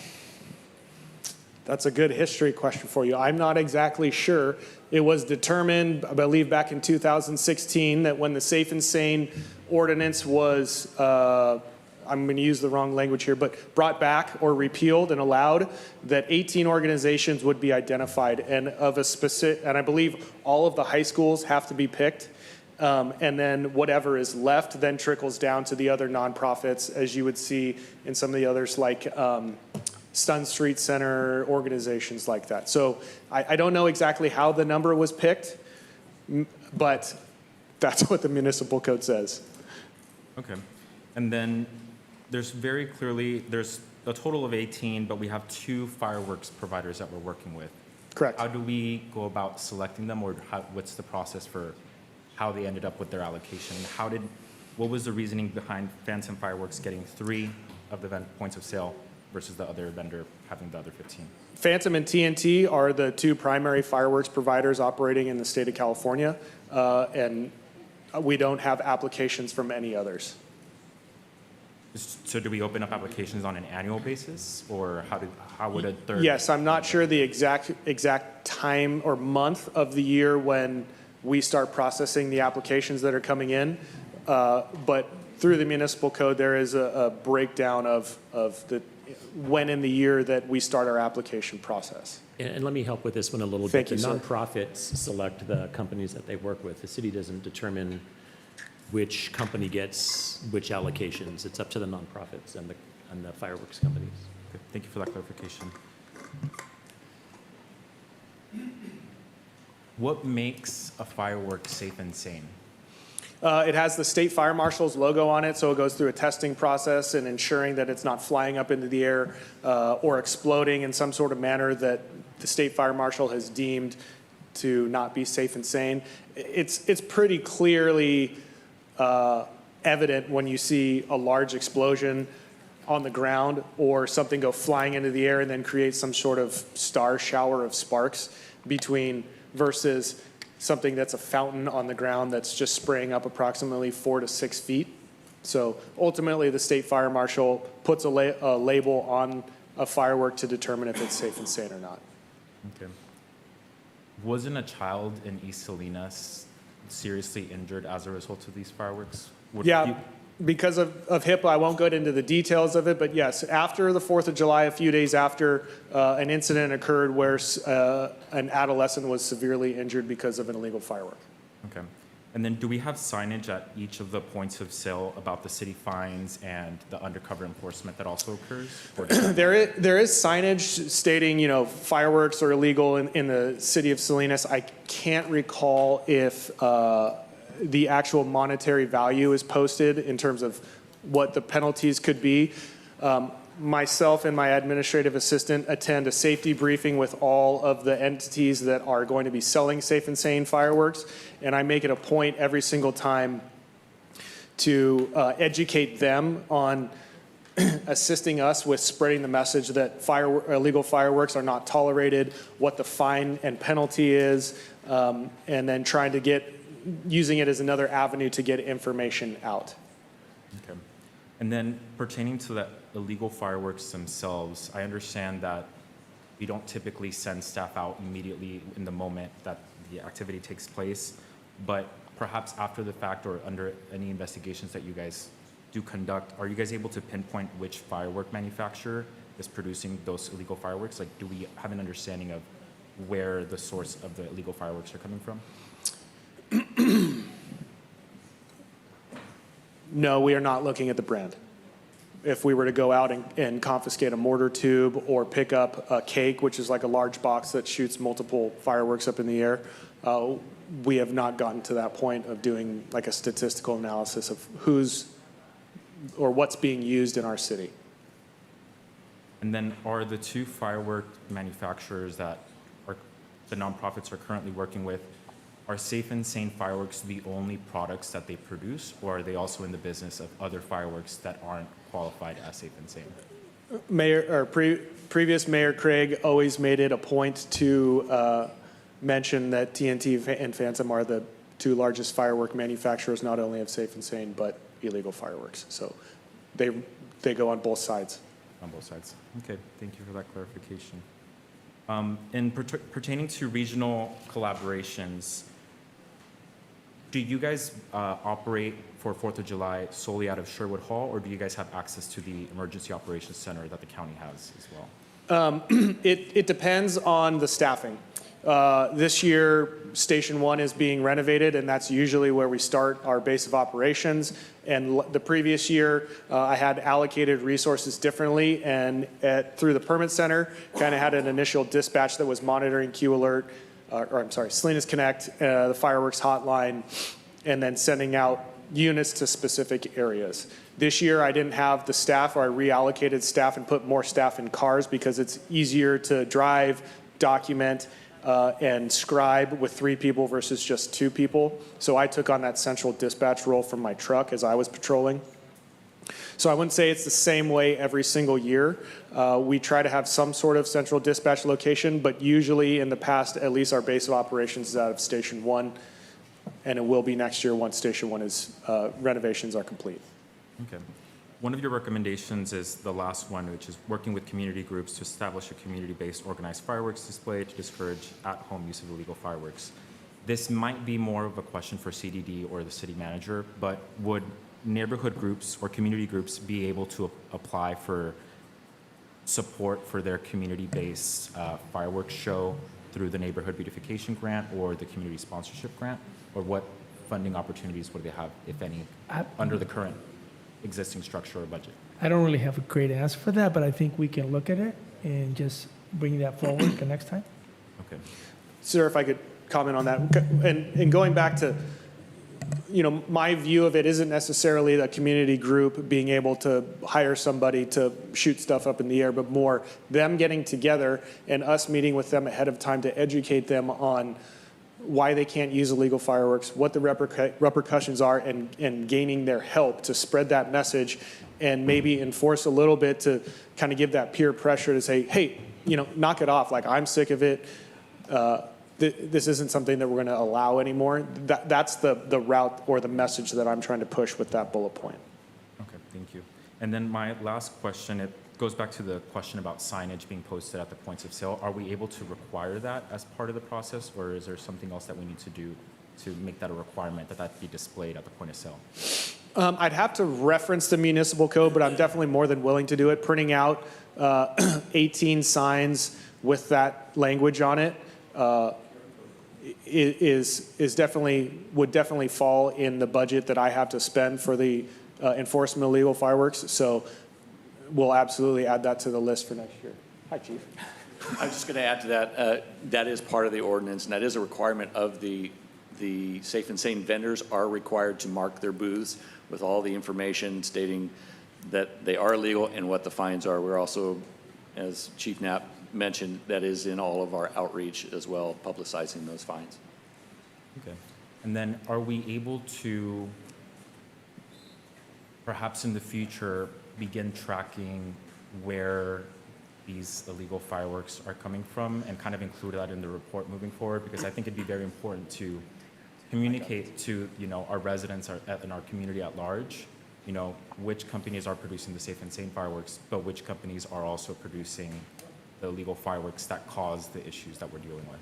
I'm sorry, I missed the second half. You were saying being able to identify where our heavy usage is? Not where the heavy usage is, but when we receive a complaint or when we're issuing a citation and we conduct our investigation, if and when we conduct our investigation, to begin tracking or looking at that label of what firework manufacturer we're kind of seeing the highest volume of illegal fireworks coming in from. Okay. Because we're not necessarily going out and making contact when the offense is happening, it's difficult to determine that because like when we're looking at it from a drone, we don't ever see what the brand is. Very rarely are we actually making contact and confiscating. Salinas Police does confiscate some product and store it, and that would be one avenue that we could get some data on to see who the vendor is that is being used in our city. But it's something we can definitely look into for future comment. I'm going to add to that a little bit. As he mentioned, there's two primary manufacturers in the country. It's about a half a dozen. Problem is they manufacture and sell legally in other states. So the same companies are making the illegal ones that are illegal in California, but they're legal across the state line in Nevada, where you can drive 5 miles down a road, pull into Fireworks Mart, fill up your truck, come right through the California border into any city in California and open up shop out of your garage. They're perfectly legal in other states.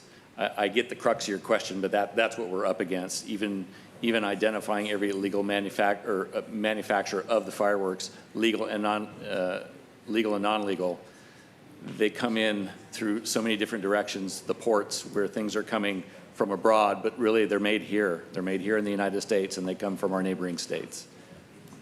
Thank you for that clarification. I would say, however, that it's so important that whatever data we do have, we are able to share with the public, particularly because it's interesting to be in that kind of conundrum where, the same folks that are providing the Safe and Safe fireworks are also part of the problem, right? So I would just ask to include that in future reports, if whatever data we do have, or we are able to collect, to present that to the council.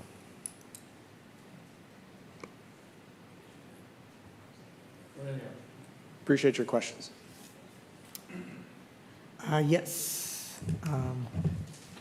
Just wanted to know, by any chance, do we have something like sort of a surrender program? So let's say somebody has bought illegal fireworks, or maybe they did go out of state, they didn't know they bought some fireworks, and in that there was also something that we would consider illegal here.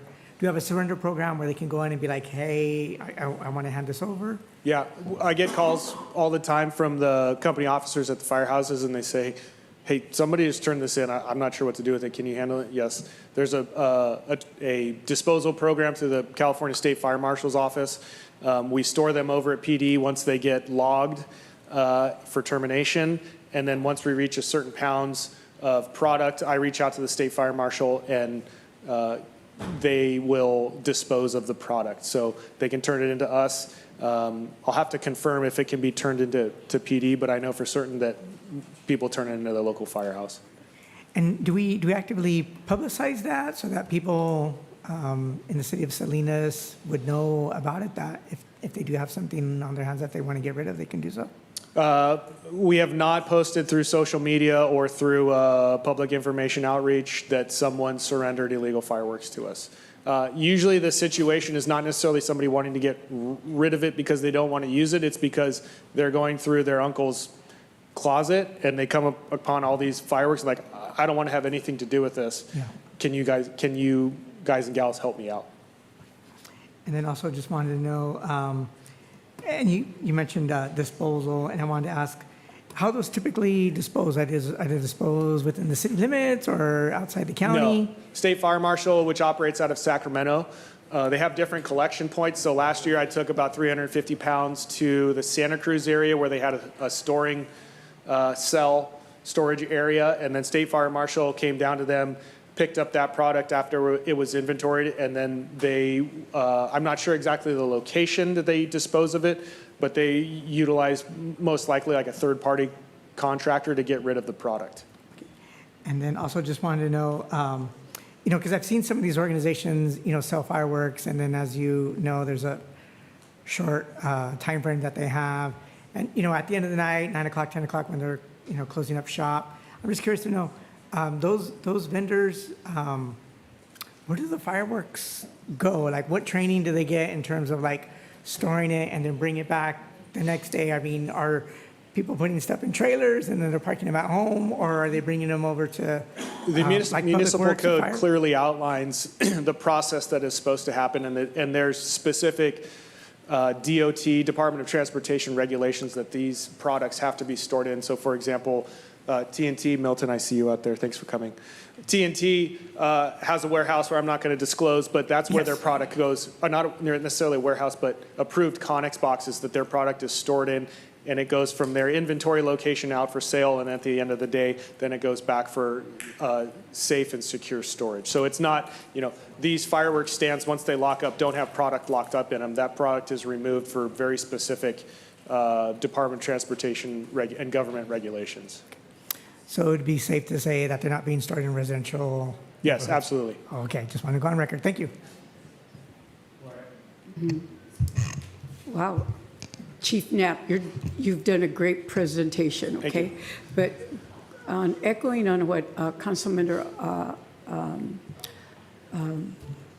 Salazar just mentioned on the storing of the fireworks after, wow.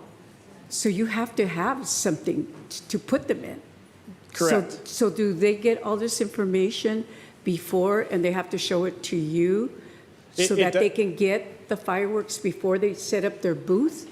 Yes, like I said, the fireworks, the safe and sane fireworks process, it happens year round. It's not just in the window in July where we can, where the sale is allowed.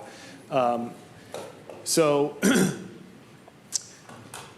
and the location hasn't changed since we've started doing this in 2016. So they're working with my administrative staff to go through their permitting processes and making sure that they have all the documentation that's required to turn into us, which we verify is correct, and the locations are correct, and they're following the correct regulations to make sure that a incident like something that happened up north at that fireworks factory doesn't happen. Mm-hmm. Those are all my questions, and I really like your recommendations. Thank you. Okay, Margaret, anything? Are you able to hear me okay? Yep. Okay, great. Just two quick questions. I know you guys collaborate with other cities and talk about, you know, what actions you're taking and what your programs include. I'm just curious, would you say that we're doing better than most in the county as far as enforcement of illegal fireworks? That would be a matter of opinion. That's fine. Opinion is great. I would say I wouldn't say it's right to compare us to other cities.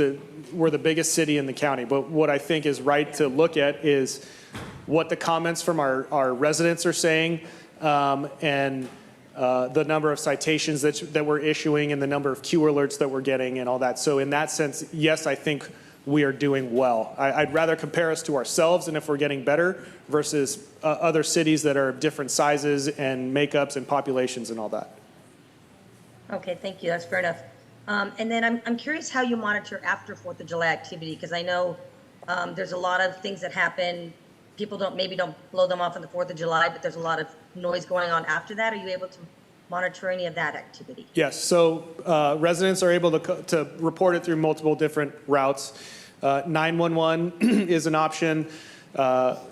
Salinas Connect, where we would see the notification and we send out a mailer alert saying, hey, this has been brought to our attention that this activity might potentially be happening and it's your address. And if we start seeing multiple addresses coming up over and over again, then we start to put together some sort of enforcement plan or investigation plan with Salinas Police's help to try to find some evidence. Like I said, it is difficult because you're, again, playing that cat and mouse game, and I can't have an inspector sit in front of somebody's house 24 hours a day just because it just wouldn't work. That process would not work. So we do have routes for reporting: 911, Salinas Connect, fireworks hotline, and we follow those actions that I just detailed. Great, thank you. Excellent report. Thanks so much. Thank you. Okay. All right, anyone from the public on this item? Good afternoon, Jose Guerra, Montevideo community. I will let you know that gentleman does do a very good presentation. I've talked to him before. He's talked to us. We like to invite him every year if he can before we do the 4th of July to one of our meetings. And I recommend some of you council members show up too. I mean, it'd be nice to get information. I just had a couple of things that I didn't like about the money, the $218,500, and you've only collected $37,000. I mean, where does that money go? I mean, should we shift that over to maybe help kids in need, through school or something, a nonprofit that might be able to actually benefit from that? And also the visitor and stuff in the home, when you guys do the actual video, I mean, honestly, I don't think the video's all that good and accurate to pinpoint who really did it. And honestly, if you took that to court, you'd probably lose because you'd have to get a facial recognition of a person. Even though your city code says something, the law might be something different. That'd be for the city attorney to look at maybe. And then also, instead of having the fines, why don't we do community service? Let's get our people involved in our community. I mean, after the car shows and things that we do, events, have them volunteer, or made voluntold, I should say. That's pretty much all I had, and thank you. Thank you very much for all the information. I appreciate it. Thank you. Yolanda Hayes, Creek Bridge. I just want to thank you for, it was either I was very tired that night and I didn't hear all the fireworks as I normally do, but it was more quiet than since I've been in Salinas that it's been, as far as I'm concerned. And my neighbors, I did talk to my neighbors and they thought it was a quieter 4th of July. So we appreciate that very much. Thank you. And the presentation was great. Thank you. Thanks, Yolanda. Hello, Mayor, Council, City Attorney, City Manager. I'm Milton with TNT Fireworks. I just wanted to come up. There was a lot of questions about our process as far as storage and everything.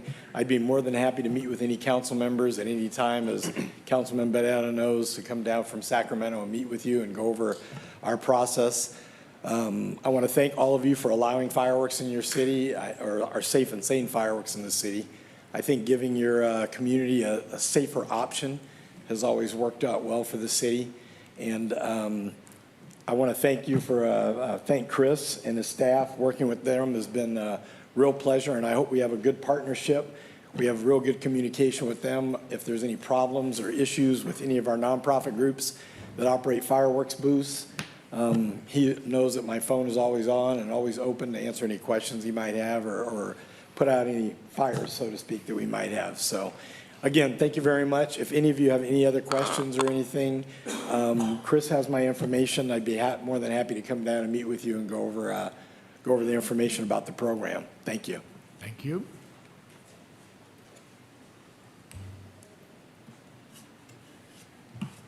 Good evening. Name is Eric Peterson. And I bring this up every few years. If somebody really wants something that goes boom, it's not really that difficult to make your own. My uncle wrote a book called A High School Teacher's Handbook to Chemistry Magic, which included stuff like nitrogen triiodide, which you can make from household materials in your bathroom or kitchen. And it's not difficult. Councilmember Barajas, you have an opportunity because you could enlist, tell the recruiter you want an EOD MOS, and you'll get paid to learn how to blow things up. And you can bring that knowledge back here. Thank you. Thank you. All right, anyone else from the public on this? Any Zoomers? Okay. I see 4436, you've got the floor.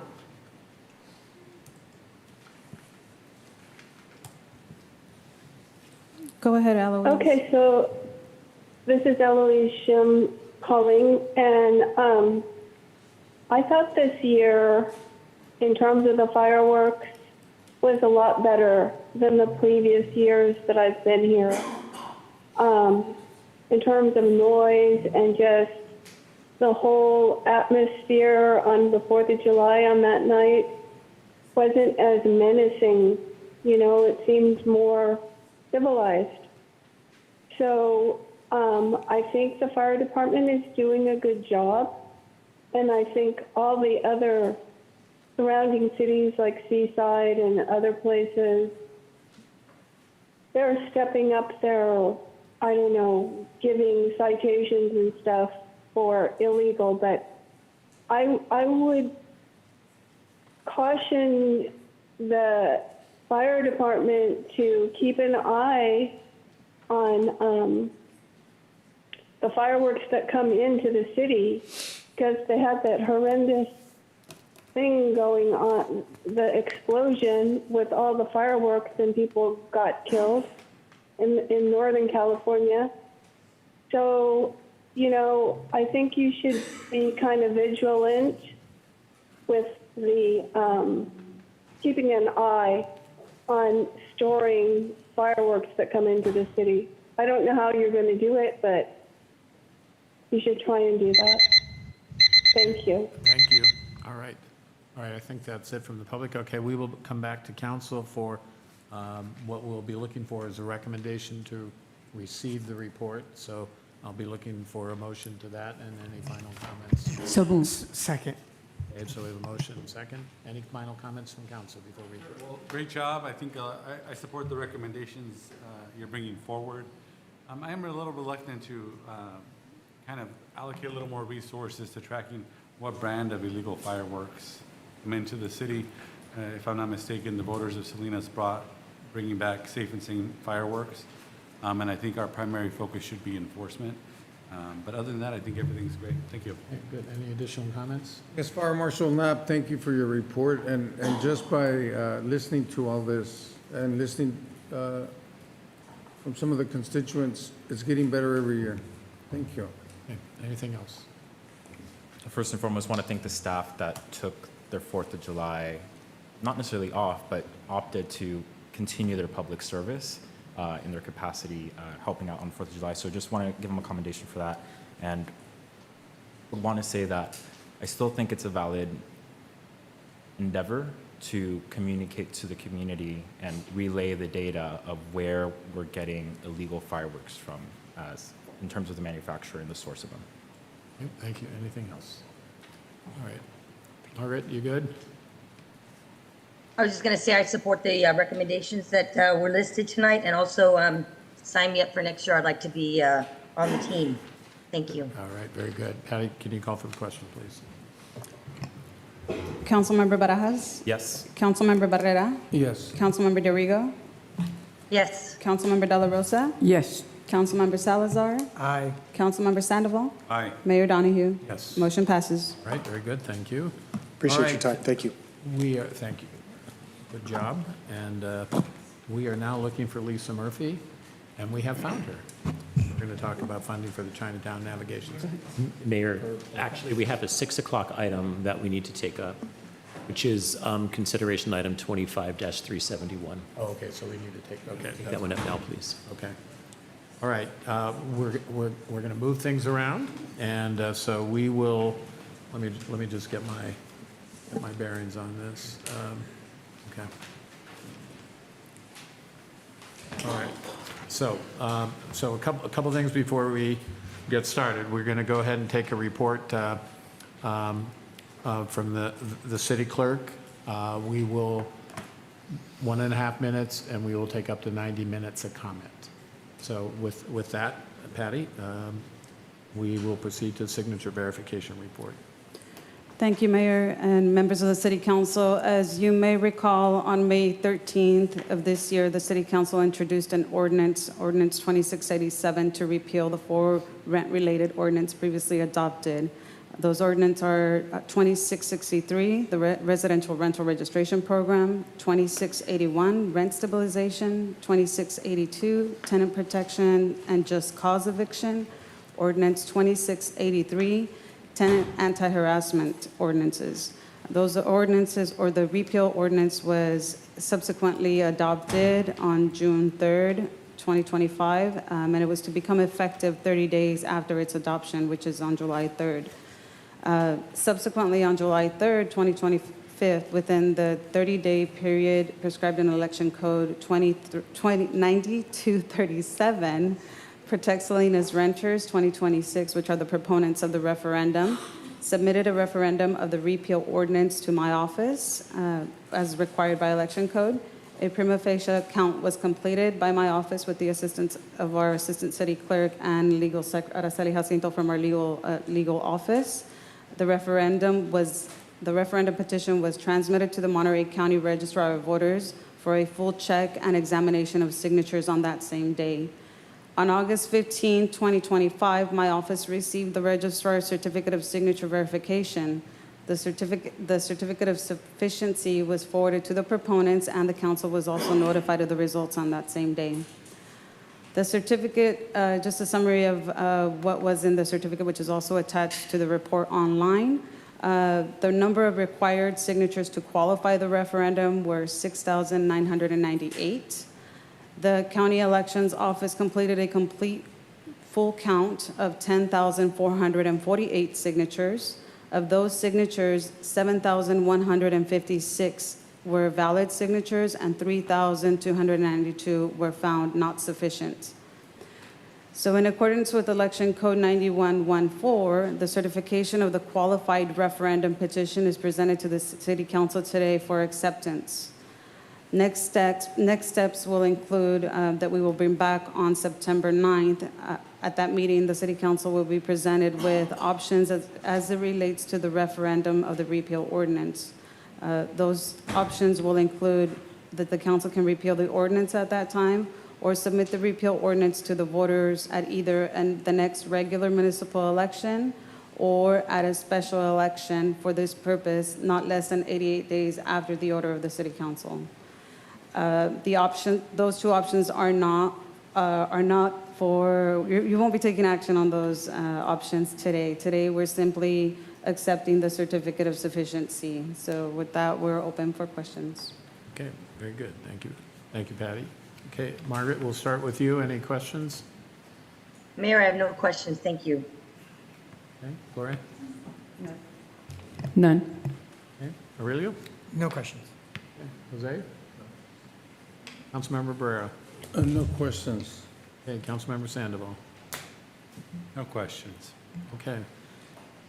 With that, we will take public comment on the item, as I say, in total for up to 90 minutes, and then I will factor in whatever the Zoom component looks like as well as part of those 90 minutes.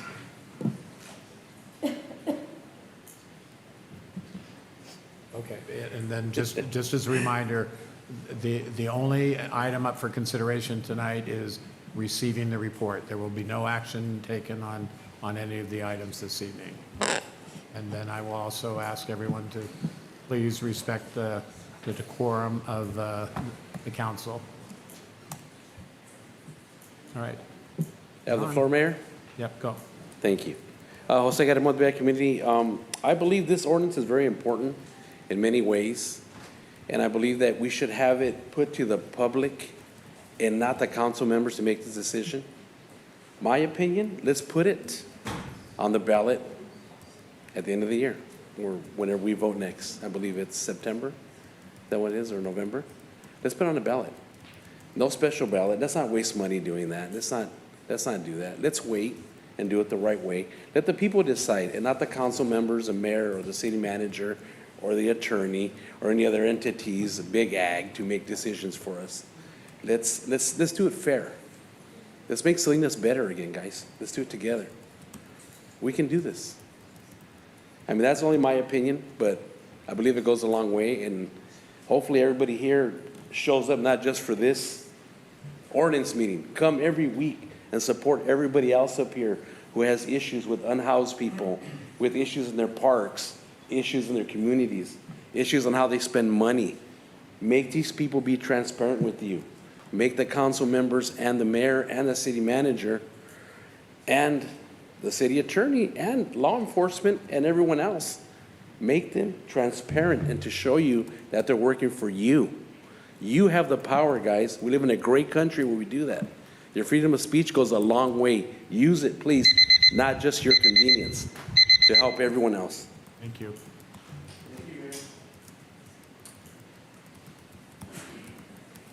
Good afternoon, everybody.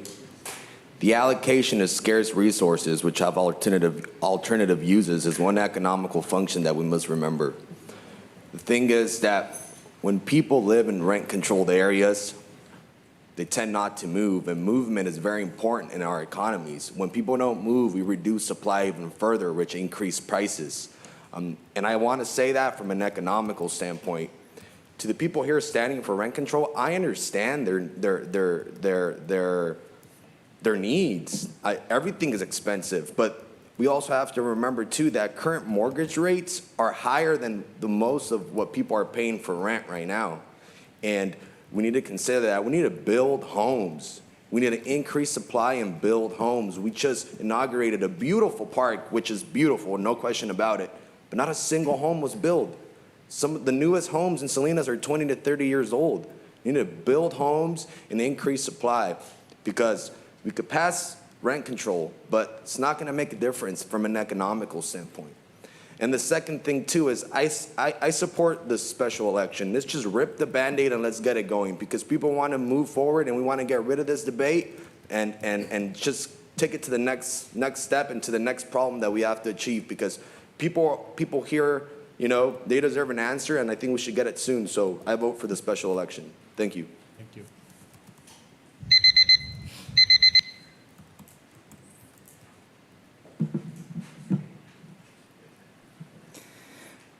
Good evening, Mayor and Council members. It's sad to know that when you repealed these renter protections, you probably thought the community wouldn't be able to fight back, that we couldn't come together, that we wouldn't gather enough signatures. But we proved you wrong. Not only did we gather the needed signatures, we went above and beyond, with over 10,000 voices and thousands more who would have signed if they could. That didn't happen by accident. It happened because this community refuses to be ignored. Families, seniors, farm workers, people came together across generations and neighborhoods to defend their right to stay in their homes. We're not here asking, we are telling you, repeal your repeal. Stand with renters, not against them, because your seats belong to the people and the people are watching. Thank you. Good afternoon, council members, mayor. My name is Olga Reina. I belong with BHC, Thriving Neighborhood Salinas. I want to start with one fact. The people of Salinas have spoken. We needed 6,998 signatures. We didn't just meet that threshold.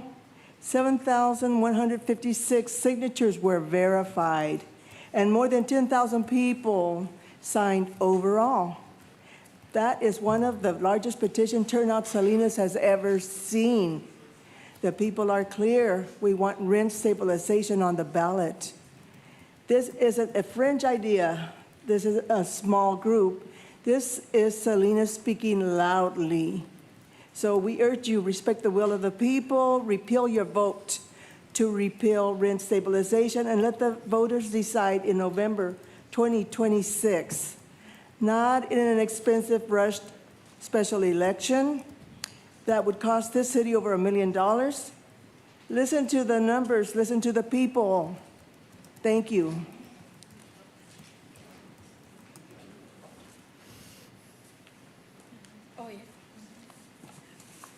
Buenas noches, señor alcalde y concejales. Me llamo Karina Tapia y estoy aquí con BHCMC, Vecindarios Prósperos de Salinas. Quiero empezar con con un dato. El pueblo de Salinas ha hablado y necesitamos 6.998 mil firmas. No solo alcanzamos ese umbral, se verificaron 7.156 mil firmas y más de 10,000 personas firmando en general. Esa es una de las mayores participaciones en peticiones que Salinas haya visto jamás. El pueblo lo tiene claro. Queremos la estabilización de cualquier boleta electoral. Esta no es una idea marginal, no es un grupo pequeño, es Salinas hablando en voz alta.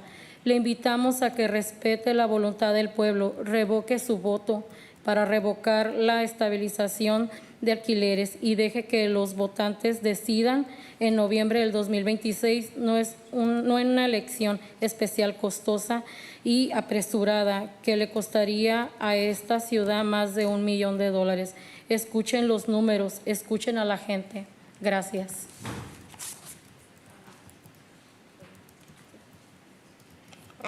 So City Council, I have a question. She just said what the prior person that did the public comment, one said it in English, one said it in Spanish. I could go ahead and interpret what she said in English, but due to it's just 90 minutes, I think it would, I leave it to your consideration. Do you want me to repeat what she just said? Because she said the same thing the other person said before her, just in Spanish. Well, I would defer to your judgment if she said the same thing. She said the same thing. Okay. Yeah, I think all of us heard it. She said the same thing, so let's Very good. hear more Okay. comments. All right, very good. Thank you. Buenas tardes, señores concejales. Mi nombre es Rosa Tapia de Mundo. Esta noche quiero recordarles a todos ustedes a quienes representan. Ustedes representan a la ciudad de Salinas, no a los promotores inmobiliarios, no a los propietarios, no a los intereses especiales, sino ustedes representan al pueblo. Más de 10,000 residentes firmaron esta petición, familias, trabajadores, personas mayores y estudiantes. De esas firmas, 7,156 han sido verificadas oficialmente, miles más de las necesarias. Ignorar esta participación sería ignorar la democracia misma. Les pedimos, por favor, que respeten la voluntad popular y permitan que la estabilización de alquileres se incluya en las elecciones de noviembre del 2026. No forcen unas elecciones especiales costosas que desperdiciaron más de $1 millón del dinero de los contribuyentes. La decisión es simple: honrar la voz del pueblo o silenciarla. Esperamos que elijan la democracia. Gracias. Thank you.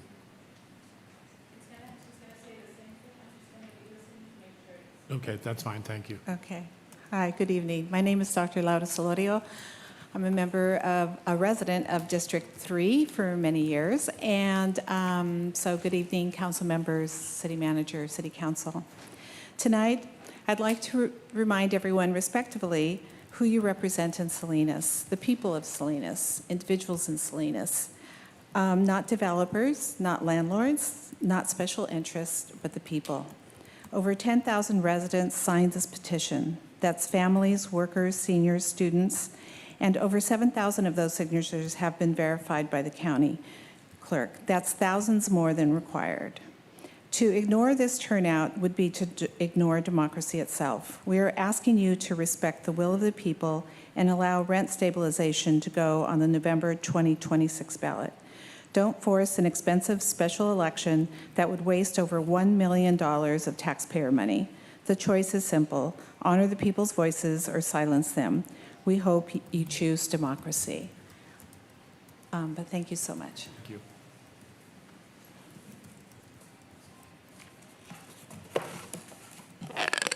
Buenas tardes, señor alcalde y señores concejales. Esto es muy sencillo. Más de 10,000 personas firmaron. Se verificaron 7,156. El requerimiento fue solamente 6,996. El pueblo de Salinas ha hablado alto, claro y firme. Su responsabilidad ahora no es ignorar sus voces, no desperdiciar el dinero de los contribuyentes en una elección especial de $1 millón, sino honrar la democracia y permitir que esto llegue a las elecciones regulares en noviembre del 2026. Cualquier cosa menos sería faltarles al respeto a quienes votaron por ustedes para servir. Yo les tengo una pregunta, nada más. Tómense un minuto de ponerse en los zapatos de las personas que estamos pasando por esta situación. Yo pago 4,500 de renta y estoy trabajando 4 horas al día. Díganme ustedes a dónde tengo que parar, a dónde tengo que ir con mis hijos. Se los pido de favor que se toquen su corazón y que vean que esto es una necesidad. Creo que todos somos dignos de tener una casa al igual que todos ustedes. Gracias.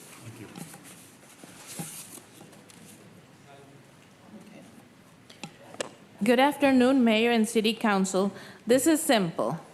10,000 signatures were given, 7,156 signatures were verified. The requirement was 6,996. Salinas' population has spoken, and they have spoken in clear, firm, and high voices. Ignoring these voices would be disrespectful because instead of wasting $1 million on a special election, why don't we wait for the normal election in November 2026? It would be disrespectful for the people who voted for you to ignore these voices. And I'm asking you to please just think for 1 minute and put yourselves in the shoes of all of us. I pay $4,500 in rent. I'm only able to work 4 hours a day. Where am I going to end up with my children? Please, I ask you to put your hand in your heart and listen to the need of the people that also have the right to have a decent home. Thank you. Thank you. Council members, I'm not speaking for myself tonight. I'm speaking for the 10,000 people who signed this petition. I'm speaking for the neighbors who are scared every month when rent goes up. I'm speaking for the students, the workers, the elders, and who want to stay in the city they love. The people have spoken. We're asking you to listen. Do not ignore us. Do not silence us. Repeal the repeal. Thank you. Good evening, Mayor and council members. So I'm going to take you back.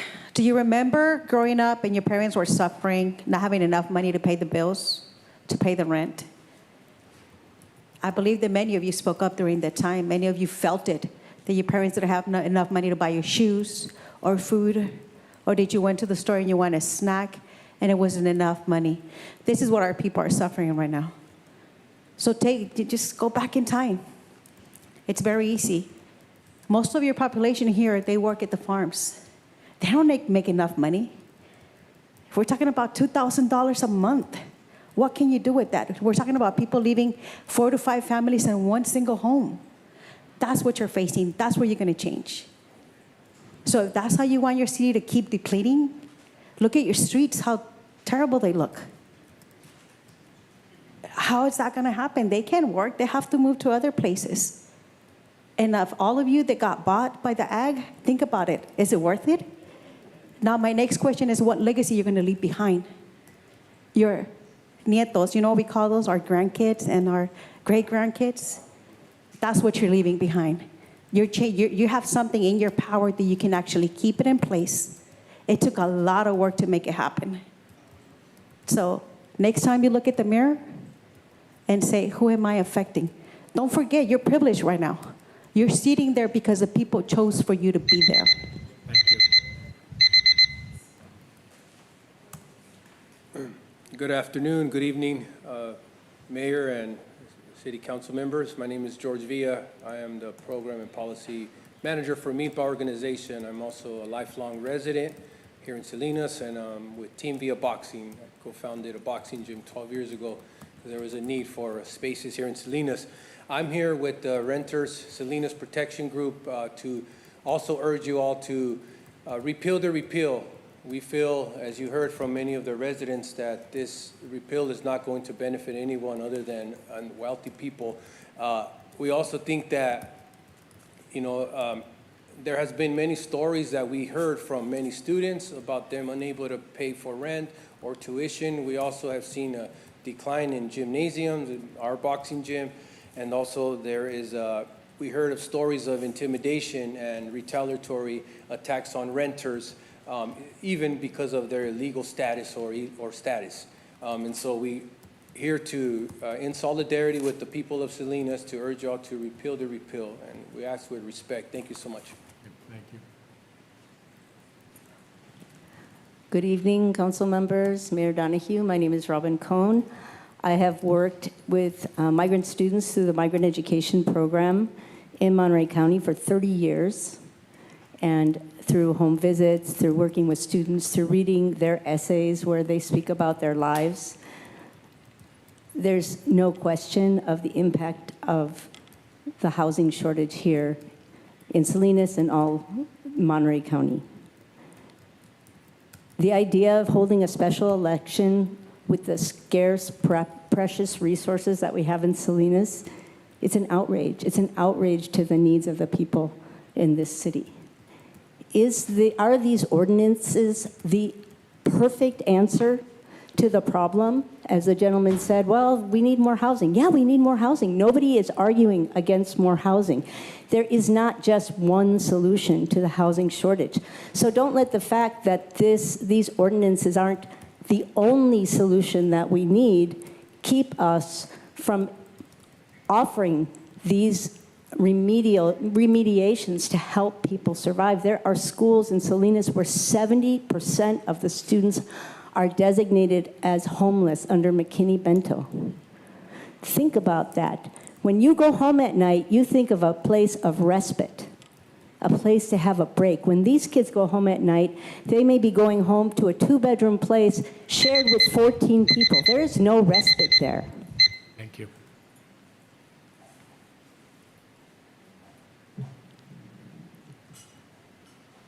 Good evening, Mayor, City Council. I'm Eleanor Elliott from District 5. There seems to be some confusion around wording. Our last council passed a rent stabilization ordinance. However, people continue to refer to it as rent control. Rent stabilization is much less restrictive and allows landlords greater leniency than rent control. It allows for controlled fixed percentage increases in each year, while control sets a rigid low price limit on rent. We did our homework and we did the footwork. We put in hundreds of hours gathering info and signatures. The residents of Salinas voiced their concerns, but problems arise when candidates are elected as a result of big money interests rather than the wants and needs of their residents. The housing shortages and rising cost of living has harmed a great number of residents here, and we sought relief, but you shot it down. Well over half of Salinas residents are renters, which is higher than the state average of 44%. These are your constituents, the people you were elected to back and serve. No, we didn't donate hundreds of thousands of dollars to your campaigns, but you are still expected to support and stand with all of us. Thank you. Please repeal the repeal.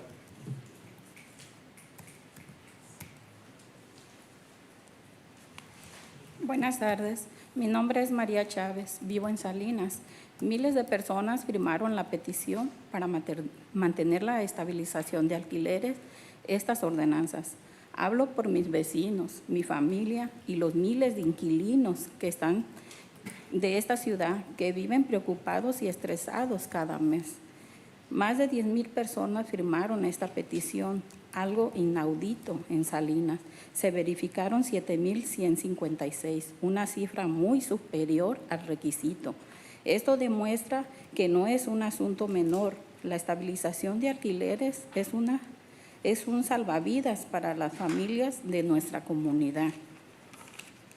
Les pedimos no luchen en contra de la gente, no malgasten más de $1 millón en fondos municipales en unas elecciones específicas. Hagan lo correcto, derroguen su derogación y déjenos votar en noviembre del 2026. Gracias.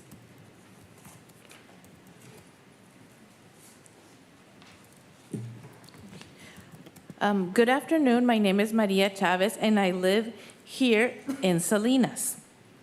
1,000 people signed the rent stabilization and the ordinance. I'm talking here because of the families, my neighbors.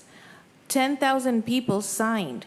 That has to mean something. This rent stabilization helps us because there's a lot of people that are living stressed because of the housing issue. This is unheard of. More than 10,000 people signed this petition, and 7,156 was the requirement. This has to mean something. This is no small issue. This is a safeguard that helps the community.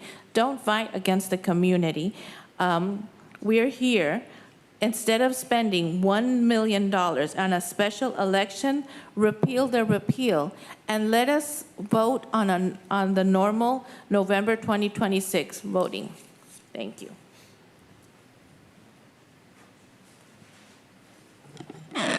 Good evening. My name is Mike Bassetti, and I just wanted to come up here and speak on the fact that, I do work in the real estate business, and I've worked with the city in the past and a few of the members that are sitting up at the council and what have you.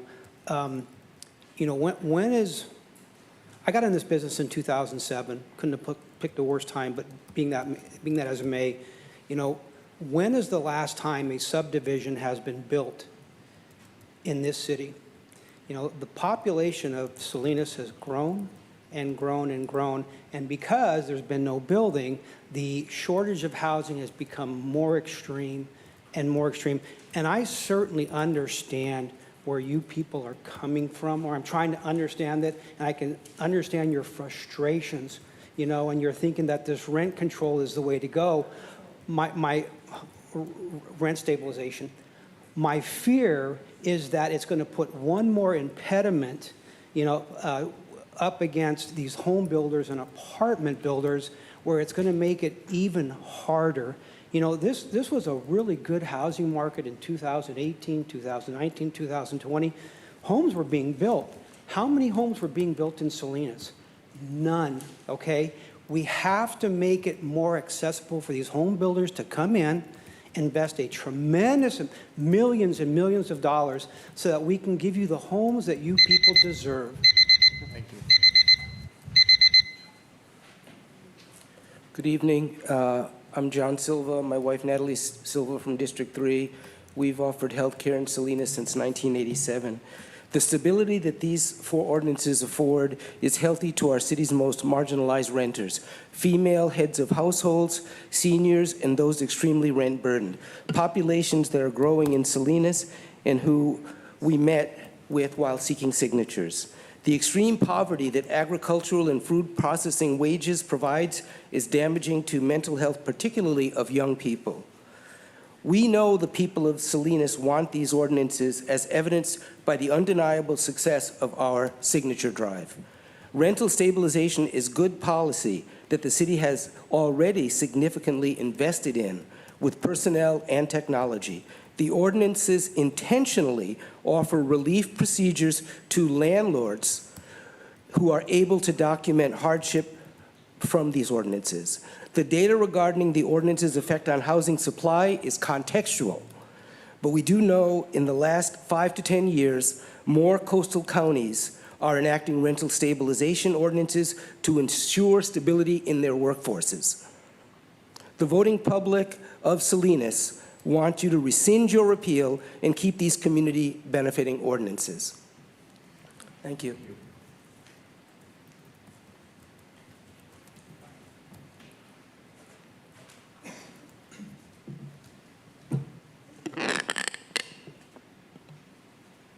Buenas tardes, miembros del concilio. Mi nombre es Marisela y vivo en el Distrito 6 y trabajo para la organización Centro Binacional. Hay muchas personas de la comunidad que han llegado con nosotros y han expresado sus sentimientos. Por eso hoy vengo en representación de ellos también y pedimos que se mantengan las ordenanzas y que las incluyan en las boletas del 2026. Ignorar estas 10,000 firmas es ignorar a su comunidad que representan. Entonces pido que tomen la mejor decisión para la comunidad que representan y también pedimos que multen a los propietarios que al momento de escuchar de las ordenanzas que ya no iban a estar vigentes, usaron esta falsa información en contra de la comunidad y les pedían que les regresaran el dinero. Esto es violar el derecho de los inquilinos y esperamos que hagan algo al respecto. Muchas de las personas por años han sufrido estos abusos y por fin hay esperanza para la comunidad, pero sus mismos representantes les han fallado. Es tiempo de pensar por el bienestar de su comunidad. Gracias.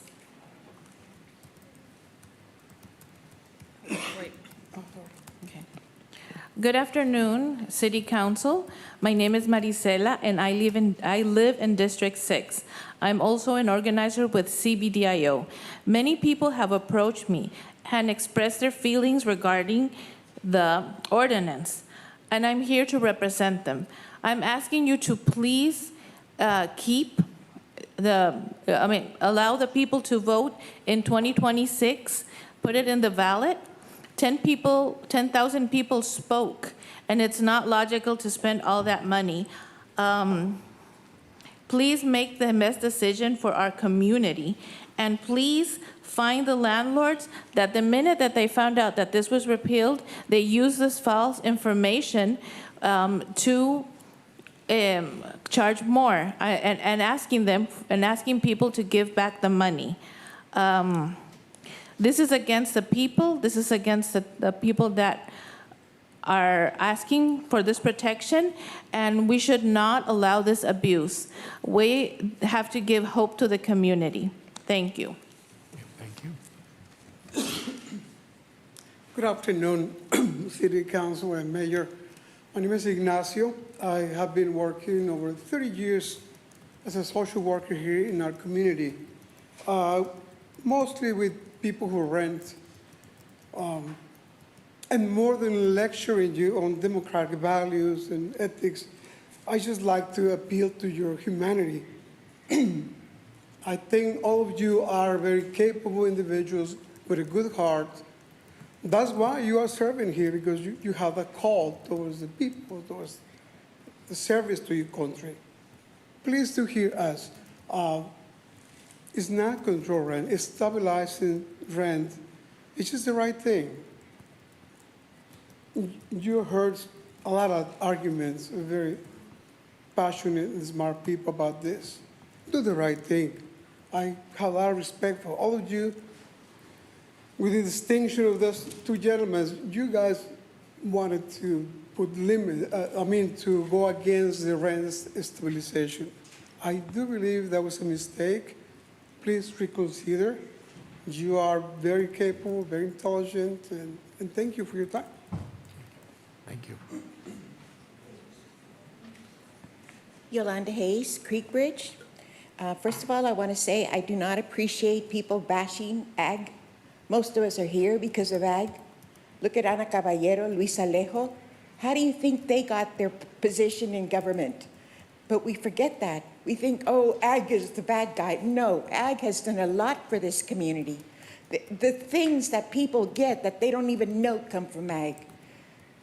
Nobody appreciates what ag has done for the city of Salinas. Salinas would not exist without the people that work for them. However, the salaries are low, but the salaries are always going to be low if you don't improve yourself. I've met people that have been in Salinas 20, 30 years and have not even learned or want to learn how to speak Spanish. That's an insult to be here and not to learn how to speak English. That's an insult. If you're in this country, you should at least try broken English. I know you don't agree, but that's okay. You know, we're here to agree and disagree. The people here want us to give everything to everyone. We let everyone stay here, affordable or not. Other countries, if you can't pay your own way, they won't let you in. I agree that rents are too high, but they're too high everywhere. Thank you.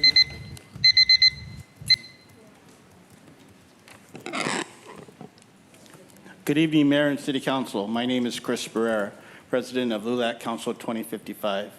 LULAC 2055 is in favor of accepting all signatures to repeal your repeal. Let's be clear, public comment is not here to make you comfortable. It's here to remind you that the power you hold doesn't belong to you. It belongs to the people. When you roll your eyes, rush speakers, or brush off concerns, you expose exactly what kind of leaders you are. Ones that think you're above the very people who put you here. If you can't sit still and listen, you don't deserve the seat you're sitting in. Public service means facing criticism, not dodging it. Public comment is the people's voice, and when you disrespect it, you disrespect democracy itself. If you have somewhere else to be, if there's a game on, or if you just need to get to bed early, this is not the place for you. And if this is too much for you, then maybe it's time to find another line of work. I'd like to add congratulations to Protect Salinas renters for their hard work and dedication. Thank you.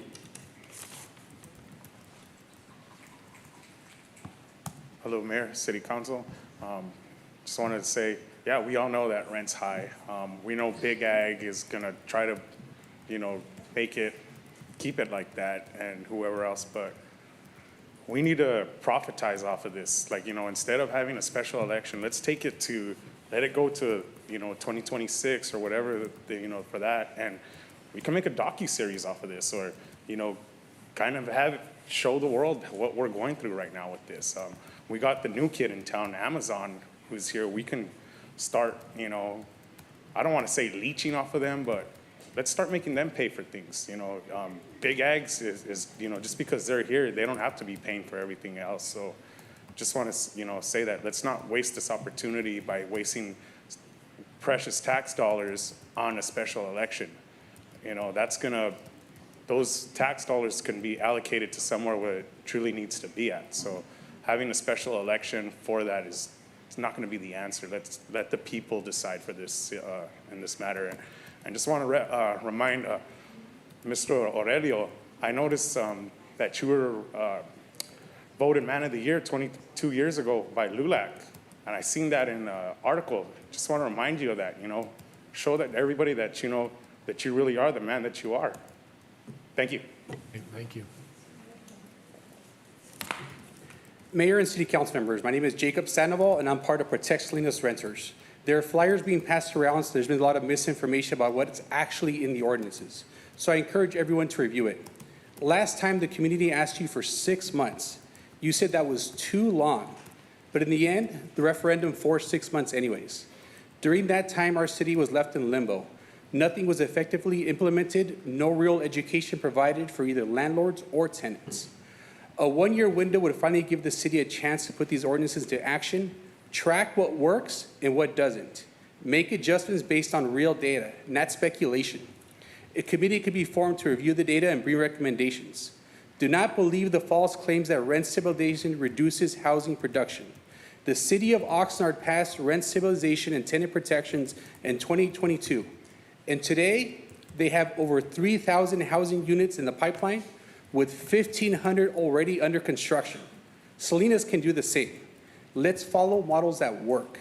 Let's make a data-driven decision, repeal, and keep those rental ordinances in place. Thank you.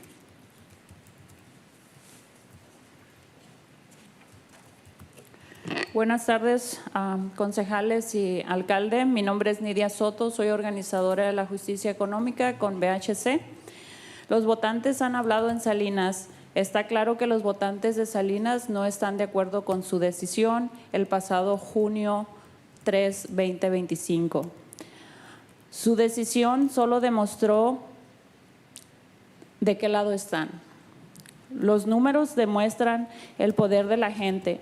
Más de 10,000 firmas colectadas. Esto demuestra que Salinas está unida y fuerte. Esto demuestra que la comunidad apoya la estabilización de alquiler. 7,156 firmas fueron verificadas y certificadas por el registro del Condado de Monterrey. Representen a sus votantes. Ustedes solo son 5 y se deben al pueblo. Derroguen su derogación y permitan que los inquilinos de Salinas permanezcan protegidos de altos aumentos de alquiler, desalojos injustos y libres de acoso. Derroguen su derogación, no hagan una decisión equivocada. No a una elección especial. Gracias.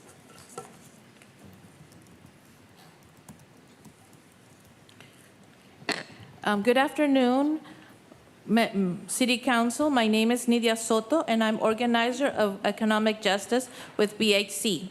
The voters have spoken in Salinas. It is clear that the voters in Salinas do not agree with your decision that you made in June 3rd, 2025. Your decision showed what side you guys are on. The numbers show the power of the people. More than 10,000 signatures were collected. This shows that Salinas is united and strong. This shows that the community supports rent stabilization. Also, 7,156 signatures were verified and certified by the County of Monterey. Let's respect the voters. You are just 5, and you guys owe yourself to the community. Please repeal the repeal. Allow the tenants of Salinas to remain protected from high rent, unfair evictions, and free of harassments. Don't make a decision that is wrong. Don't take this to a special election. Thank you. Thank you.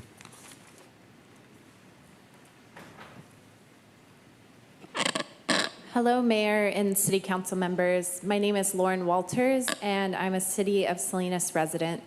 I'm here, like many of the other residents today, to make public comment expressing my dissatisfaction with the Council's decision to revoke the equity-based rent stabilization policies. With a city that's made up of a majority population of renters, equity-based rent stabilization policies are a great step in the right direction of ensuring that we protect the people of our city from unacceptable living conditions, harassment from landlords, and uncertainty of stable housing options. I researched the policies and how they were selected by the last City Council and believe them to be fair for all parties involved, landlords and renters. And I also say this confidently as a landlord myself. The only reason I can think of that y'all repealed this rent stabilization policy against the advisement of the people most affected, renters, is that you are in the pockets of campaign donors who have personal interest against equitable housing rights. Let me remind you that y'all work for us as Salinas residents and not your donors. It's not too late to do what's right to protect the people you claim to represent. Respect the voice of the people, repeal your repeal, and keep rent stabilization and tenant protections in Salinas. Thank you. All right, good evening, City Council, Mayor, and Attorney, and City Manager. This comment is directed toward Margaret D'Arrigo. As you know, my name is Carrie Swenson. I live in District 3. I own a small business in Salinas, and I teach history at Hartnell College. I'm here today to urge you now to demand that you reverse your vote and support rent stabilization. You can support rent stabilization and landlords at the same time. You were elected to represent the people of District 3, not the landlord's lobby. The repeal of renter protections was a betrayal to working families, students, seniors, and the backbone of this community. You voted to strip away safeguards that gave renters a fighting chance in the housing market that's already brutal. The vote didn't just repeal the ordinance, it repealed hope. I work with students who live in overcrowded, unsafe conditions. I talk with families in District 3 choosing between rent and groceries. And this council turned its back on thousands of renters in Salinas. You say the policy wasn't sustainable. What's not sustainable is a city where people rent couches for $300 because they have no other option. You have the power to fix this. Repeal the repeal. Work with renters and landlords. Show us that you stand with your constituents, not corporate interest. Because if you don't, we will remember and we will organize. Thank you. Thank you. Wes White, Salinas-Monterey County Homeless Union. Dude, District 1 meeting, there was the city manager talking about the pecking order of who's important here. Amazon's going to give me over $100 million a year in revenue. Love's is good. Costco gives me over $100 million in revenue. You know, your Chick-fil-A's, your Burger Kings, those will give me tens of thousands of dollars. Supermarkets, not so much, because we can only get like 12% off of that. Homeowners, that's a 1%. So when you look at the pie of everything, you know who you're beholden to, and you're proving that time and time again with what you're doing here. I'll call you the Salinas Fraud 5, because that's about the only way you do business. You want to keep on taking from people constantly. I'm going to throw it out there too. I bet you're going to do a special election because of everything that I heard during that meeting. You can watch it online, the whole thing. I'm not lying, dude. It's basically the writing's on the wall. It may not be inked yet, but I'm betting that's what you're going to do is a special election, and you can't wait. You wish you could have done it tonight even, but you got to go through a little bit of process. And I'm still mad about this 90-second thing. That's so wrong. So wrong, dude. All you want, you're constricting like a boa constrictor, and we just pray to you. Squeeze us for every little penny and dollar we got left, and then throw us away like garbage. Now you're homeless. Yeah, I can't wait for that. You need to also stop the sweeps, man. Hopefully there's some solidarity in this because people are dying out here, man, and it's all because you guys want to keep on raising money on everything. Thank you. Buenas tardes, mi nombre es Juanita Aguilar y solamente quiero recordarles que este movimiento de Protect Salinas Renters fue uno de los mayores participaciones que tuvo la ciudad de Salinas. No se consiguen 10,000 firmas solamente por casualidad, no se consiguen, se consiguen porque la gente está en una situación de manera urgente para tener una solvencia económica. Entonces, ¿por qué las familias están pasando por apuros? Y porque la democracia les importa, aunque afuera aparentemente no les importe a ustedes. Estamos aquí para hacer historia, para bien, pero si ignoran estas firmas también estarán haciendo historia por silenciar la voluntad popular. Realmente los quiero invitar a todos a que tomen conciencia de lo que están haciendo.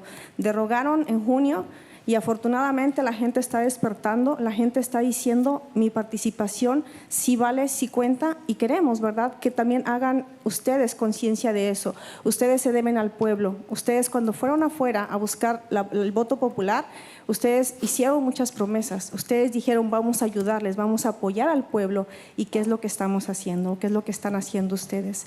La gente allá afuera quiere una solvencia, quiere una paz, quiere tranquilidad. Estamos en una situación económica prácticamente muy baja y solamente les voy a preguntar a todos ustedes, ¿realmente la ciudad tiene para costear esa elección especial? Cuando afuera hay muchas cosas que se tienen que arreglar, creo que no. Entonces yo solamente los quiero invitar a que deroguen su derogación, que no hagan caso omiso de estas más de 10,000 firmas que se juntaron, que se colectaron y que no fueron por casualidad, fue porque la gente quiere una estabilización de renta. La gente está pidiendo un alivio económico para su familia, para son miles de familias que están allá afuera que están sufriendo. Entonces yo les pido que, así como muchos les han dicho, pónganse la mano en el corazón porque ustedes se deben a la gente. Ustedes están aquí por la gente que los eligió. Gracias.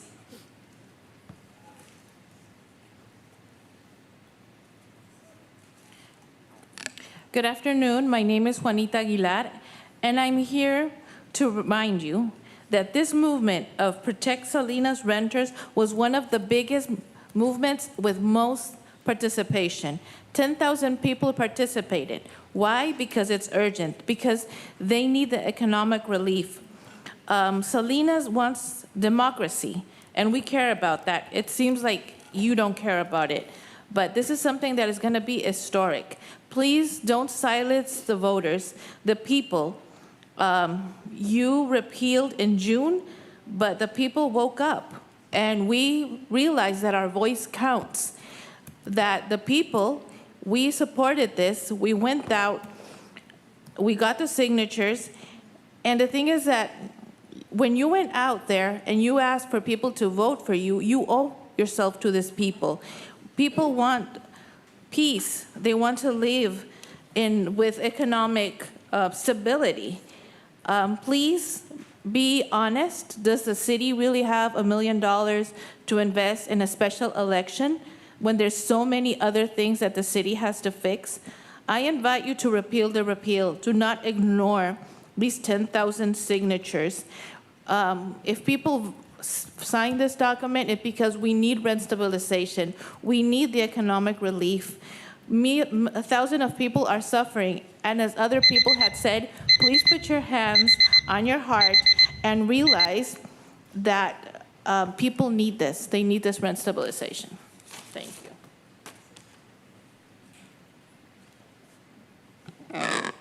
Good evening, Mayor Donahue and council members. My name is Francisco Rodriguez. I'm Executive Director with the Monterey Bay Central Labor Council. We represent labor organizations across Monterey and Santa Cruz County. Many of our members were very active in collecting those signatures. Many of our members live here in Salinas, and many of our members are renters. And so we ask of you two things. Number one, that you accept the signature verification that is before you today. And number two, that on September 9th, you vote to repeal your ordinances and let the tenant protection and rent stabilization ordinances stand in place. Thank you very much.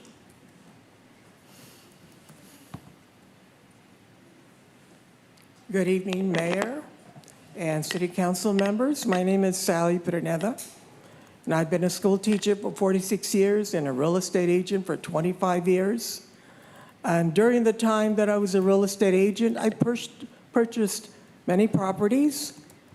And one of the properties, for example, it's a property in East Salinas. It's a 4-bedroom home, and I rent it for $1,350. It should go for $2,700 to $3,000.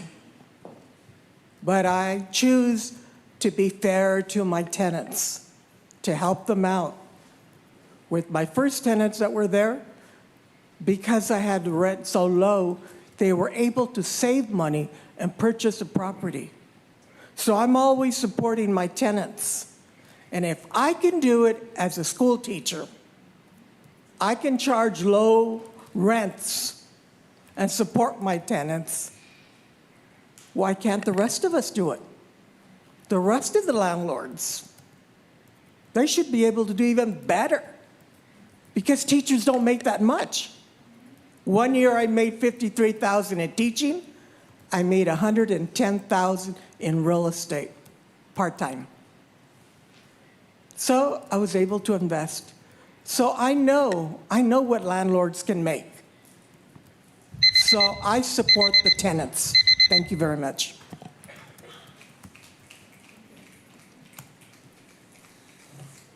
Yesterday at 2:40 p.m., I was walking in downtown Salinas. When I came to the corner of California and Harbor Street, I saw a man and his belongings scattered all between the curb and the city sidewalk. The man was sleeping. Parents and their children walking around him were bewildered, confused, and sad. And you know what? I thought about you guys. Thank you.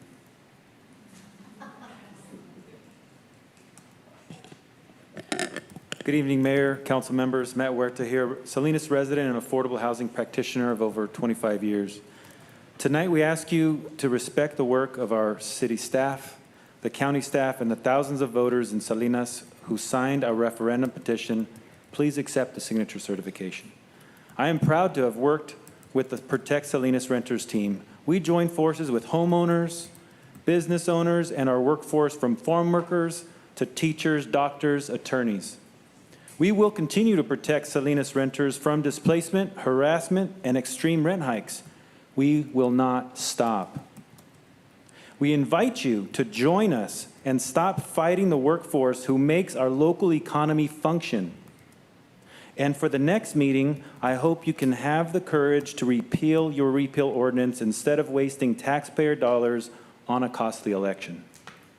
I continue to stand ready with you, Mayor, and others to work with everybody to create more housing for our residents. Let's move on from fighting over these ordinances as soon as possible. Thank you.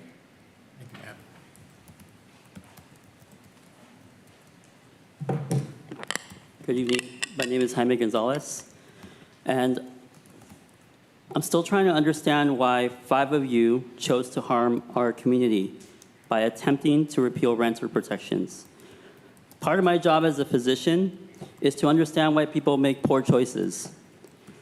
I do that by asking questions, so I'm here to ask the 5 of you why you insisted on removing rental protections that will be detrimental to the public health of our community. It can't be because of data, because as of today, no data has been reported from this ordinance yet. It can't be because the ordinances were unpopular amongst the people, because we were able to gather 10,000 signatures for this petition in less than a month. People were literally stopping me in the hallways, stopping me in the streets, asking me to go to their homes to gather in their neighbors so they can get signatures. Now imagine how many people we can get to vote you guys out, or even recall you if we had more time. Is it because you're afraid of your wealthy donors? Well, I'm here to tell you, you don't need to be afraid of them. You don't need to run again for re-election. If you think you're going to leave a legacy, half of you were already retired. If you think that people are wanting this, I can tell you, you guys are not invited to the carnita asada. The message is clear. Back off, leave our community alone, and stop your repeals. Thank you.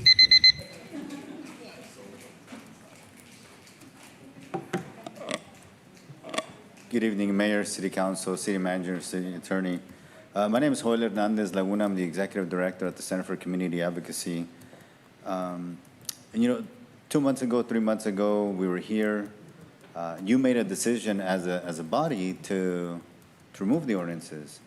And so it was a tough decision. I mean, we've been at this for a couple of months, and you have a tough decision now again. And that's the role and the importance of government, right? It's like we have elected officials to make decisions, but it's also the elected officials' responsibility to hear what the community is saying.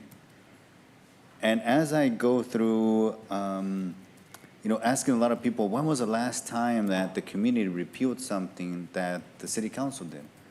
And I couldn't get a straight answer, so it must have been a long time. And so, or maybe even the first time that this has happened. But now you encounter yourself again with another tough decision of making a decision whether you repeal the repeal, and that's gonna take a lot of courage and humility from the city council to accept that maybe it did a wrong decision on June 3rd.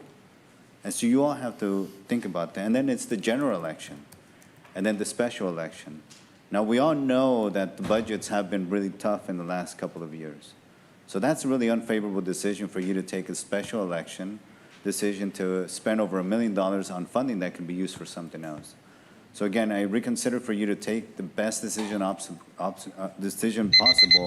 that continues to benefit Salinas. Thank you.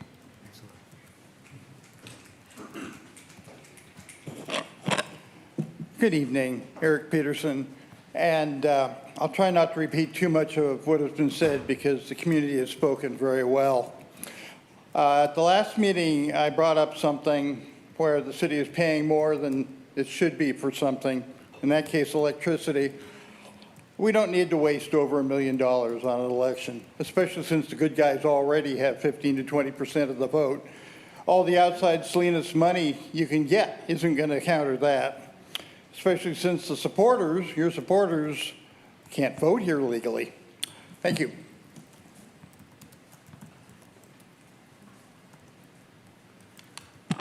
Buenas tardes a todos. Mi nombre es Jesús Estrada. Soy un organizador con Centro de Abogacía de la Comunidad.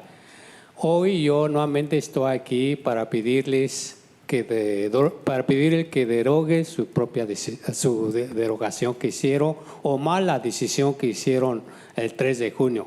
La gente de afuera o los residentes inquilinos de aquí de Salinas, ellos ven que fue mala decisión que tomaron junio 3. ¿Sí?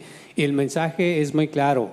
En 30 días la participación de la gente fue grande, con 10,000 y tanto firmas en 30 días. Si ustedes ven eso, ¿quién puede hacer ese trabajo?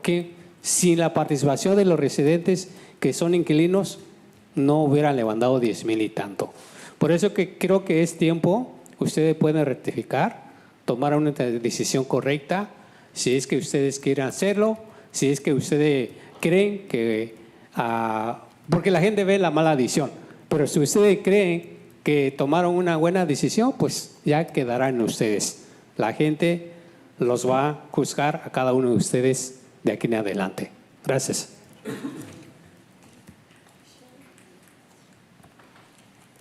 Good afternoon, everyone. My name is Jesus Estrada, and I'm an organizer with CCA. So today I'm here to ask you to repeal the repeal. The decision that was taken on June 3rd was a bad decision. People in Salinas saw that was a bad decision, and the message was that in 30 days, 10,000 people, renters, decided to sign a petition. So that wouldn't have happened if people didn't see that the decision that you took were bad. 10,000 tenants came up and spoke. So I'm asking you to please think about that. Think about it, that in 30 days, people organized and were able to gather 10,000 signatures. And I'm asking you to please make a good decision. But if you think that the decision you took was not bad, well, then it would be your conscience, and people are going to judge you for that.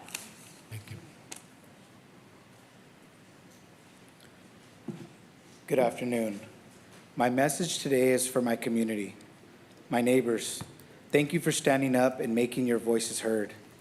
You showed that when we organize, we can hold our elected officials accountable. It's obvious too much influence from big donors have clouded some council members' judgment. Decisions that favor special interest over working families, and we see the city council following the voice of the mayor instead of thinking independently. When I was on council, we listened to hundreds of residents asking for rent relief. We acted because stable housing means keeping families in their homes. My message to my community, great job. You proved that no one up there holds absolute power. They work for you, not the other way around. Let's keep holding them accountable and repeal the repeal. Thank you. Thank you. Hello, my name is Peter Sheets. Of course, 10,000 people would want cheaper rent. 10,000 people, 100,000 people would want cheaper televisions or cheaper cars. That doesn't prove anything. That's not being publicly minded by requiring the store owner to sell TVs for cheaper. So that didn't prove anything. Anyway, these ordinances and recent California law has created an unfair, one-sided situation. For example, traditionally, following a one-year lease agreement, either tenant or landlord could choose to not renew the agreement.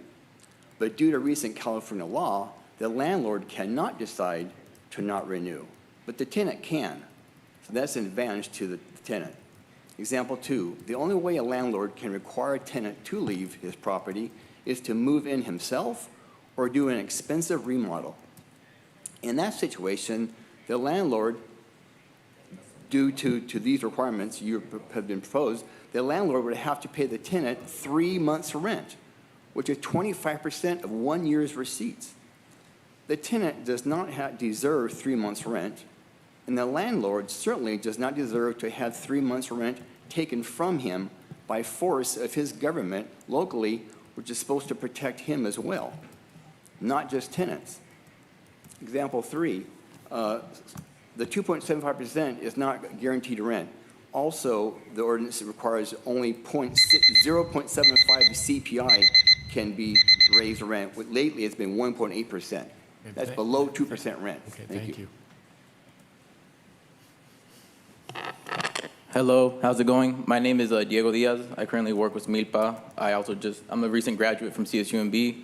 I was also a residential advisor for 3 years, and what I can tell you right now that there's a major housing crisis happening for all the students. There's not enough housing for a majority of the students. There's such an influx of freshmen coming in that the school is unable to house the majority of its students. So right now there's a bunch of students scrambling right now, looking for apartments, looking for housing. And instead of focusing on their classes and enjoying the first day of school that started on Monday, they're trying to figure out a place to live, trying to figure out what couch to crash on. They're looking at places here in Salinas, and they're not able to find the right place to live. And I challenge you all to go onto Facebook and just look at the different organizations they have on there and tally up every homeless student right now trying to find housing, because I guarantee you that you'll be up until the morning still tallying those votes.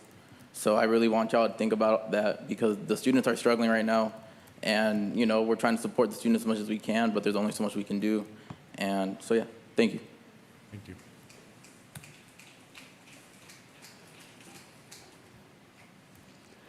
Good evening, Mayor, City Attorney, City Manager, and council members. My name is Rose Clark, and after listening to everything that happened here today, I had to come and speak and just say my 2 cents. Everyone here is asking to wait till the general election to save the city $1 million without really knowing what that would mean to them. It's just sad that hundreds of renters may be displaced if they delay for a whole year. Already the sale of multi-family properties has doubled again. The longer this takes, the worse it is for renters. So if you're going to do an election, do it soon. Thank you. Thank you, Rose. Good evening, City Council, Mayor. Luis Chago Juarez for Building Healthy Communities. Will avoid trying my best to repeat anything that we've already heard, but it does require attention.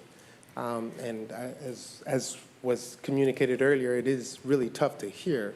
A community having to repeat a message that has been delivered over and over again since you all stepped into the office. But I do believe that we're moving all of this together. And this appeared to be an opportunity that I'm really hoping to hear and understand what was learned by the 5 who decided to repeal these ordinances. What was the lessons? Because I know that the community has learned a lot, and participation has been one of the things that our community is walking away with. The value of the participation. So if these from now to the rest of your term, this is why we're here, to engage, participate in this democracy. So thank you. All right, thank you.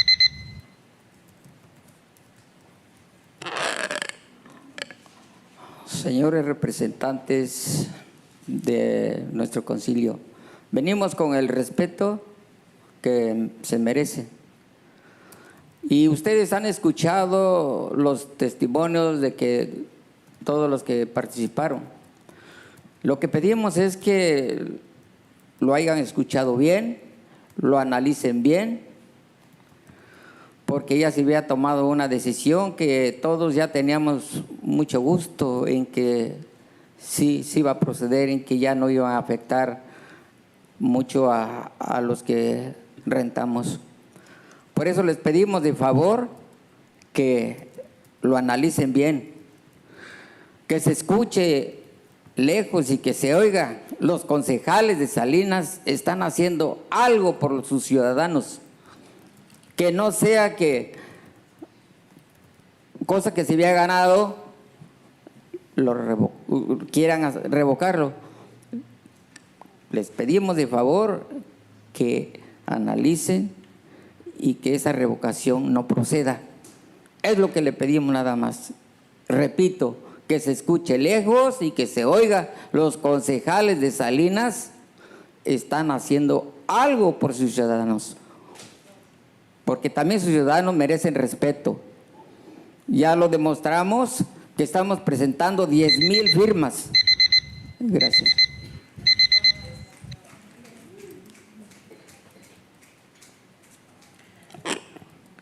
Mayor, City Council, with all the respect you deserve, I ask you to please hear and analyze all the testimonies and all the people that have come and spoken to you today. We were happy and we were very happy to see that the ordinance had passed and that we were going to have those protections. I'm really going to ask you to analyze well, because I want people to say, to hear far and loud, that the City Council is doing something for the people. You repealed what was gained. This was for people, for the tenants. So I'm asking you to please think about it, analyze it, and again, I want people to say loud and clear that City Council is doing something for the people. The people also deserve respect. So I'm asking you to please analyze and think about it. 10,000 people spoke. So let's hear you do something for Salinas. Thank you. All right, thank you. Good evening, City Council, Mayor. My name is Maria Vera. I work for Building Healthy Communities, but today I'm showing up as a community member. I think it's your job, your duty to support what you hear from the residents of Salinas. I think you guys already reappealed it. You guys heard back from the community. They gathered 10,000 signatures, including myself. So when you talk about community engagement and really gathering your community to speak up and really back them up, this is it. This is your chance. So I suggest you take it. It won't come again, but you will be getting a lot of pushback from us if you don't reappeal it. So I don't want to say it's a fair warning because you already know what the community is capable of, but take it as a echo, You have community here showing up, standing in community, and it's your turn to meet us halfway. I think they already showed more than halfway, so if you can just show a little quarter, that would be greatly appreciated. With that being said, have a good evening. Thank you. Okay. All right, let's see, anybody on Zoom? All right, Adam Pinterest, you're up. Good evening, Mayor and council members. Thank you for your time this evening. It's pretty clear that people want this on the ballot. So I expect that we'll see this in an election. What's concerning to me as a renter is that we're seeing the same thing that we saw when the ordinances went into effect. The rate of sale of multifamily properties has doubled again for the second time this year. So, I think that the renters and the people of Salinas have spoken pretty clearly. They deserve an answer as soon as possible so that hopefully we can have stable markets where owners and developers know what they can count on and know that they can build more. So let's resolve this as soon as possible and stop the bleeding and, not prolong the potential for more and more renters to be displaced. Thank you. Thanks, Adam. All right. Eloise, I think you're up.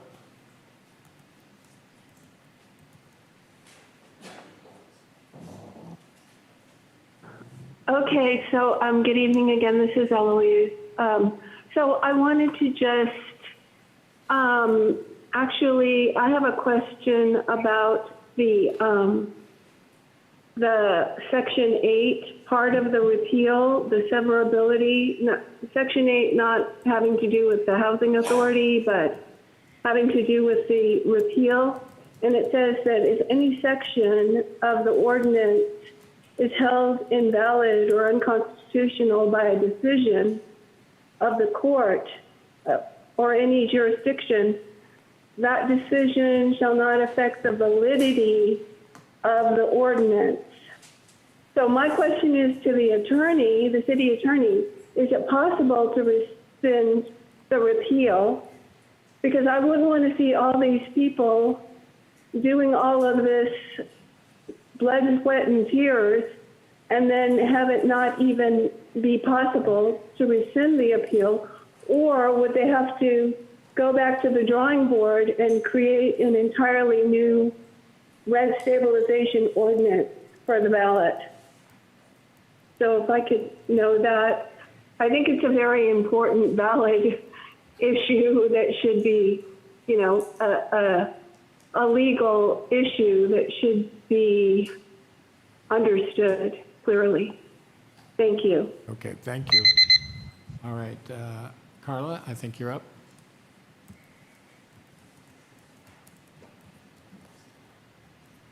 Thank you. On September 9th, will you stand with the families who built this city, the workers who keep it running every day, and the children who deserve a safe and stable home? Respect the voice of the people. Repeal your repeal. Tonight, Selena spoke. You can no longer treat us like the nuisance voices you don't want to hear.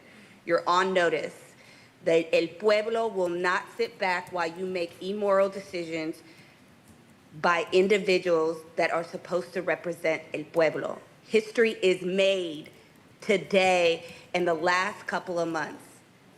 Thank you to our community for standing strong together. Thousands of residents signed their names to say one clear truth. Salinas needs rent stabilization, tenant protections, and housing justice. When you tried to repeal those protections, the people pushed back. That is democracy, and that is the power of community. So I ask you, on September 9th, will you stand with the families who built this city, the workers who keep it running every day, and the children who deserve a safe and stable home? I yield the rest of my time. Okay, thank you. Thank you. Diana?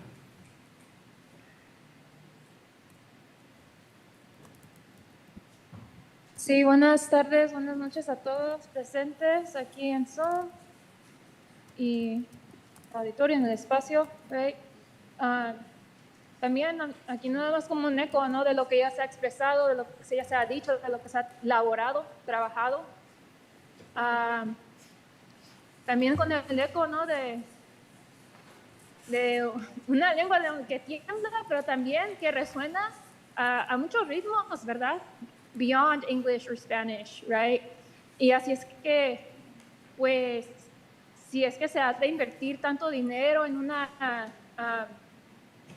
elección especial, ¿verdad? Pues también considerar si hay dinero, si hay recursos, si hay apoyo para cierto movimiento, pues cómo sería también apoyar a que, más espacios como, este parque, Ensign Park, Community Park, right? ¿Cómo sería apoyar más de los esfuerzos de la gente que fue a tocar tanta puerta, a comunicar, a platicar con tanta gente, a conocerse, a reconocerse, ¿verdad? Pues sí, una cosa, nada más de eso, porque as it was mentioned before, right? This is just this isn't the solution, but it's an aspect to the necessary movement that you must. Thank you. Okay. Yes, have I expressed before? I mean, a lot of people worked hard with this, and do you really have the money to invest in a special election? I mean, that's a lot of money, and we have to consider that there's a lot of needs and a lot of other things that we can use. For example, it would be, you can invest it in parks or in other places where you can invest this money. So the question is, are you going to support the people? Are you going to acknowledge all their effort and all their work they put into this? Thank you. All right, I think we have, okay, is it Alma?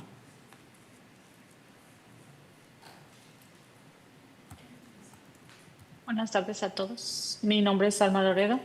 Yo trabajo para Construyendo Comunidades Saludables del Condado de Monterrey y hoy estoy aquí como residente del Distrito 2 de la ciudad de Salinas. La estabilización de rentas no tiene nada que ver con la falta de viviendas. Esto es acerca de estabilizar y proteger a los residentes e inquilinos, a los que ustedes sirven, los que mantienen el condado, los que lo hacen más rico. Merecemos respeto y es su responsabilidad escuchar y mantenerse responsables a sus votantes. Ya les hemos demostrado lo que la comunidad está pidiendo y lo que pedimos es que deroguen la derogación. Les pedimos que permitan que esto sea decidido en noviembre del 2026 a través de una elección y que acepten que más de 10,000 votantes les están pidiendo mantener las ordenanzas de estabilización de rentas. Ustedes se deben a ellos.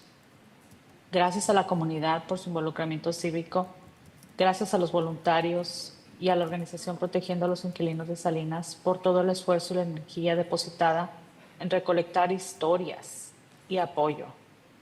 No a una elección especial. Aún tienen tiempo de demostrar su liderazgo. Buenas tardes.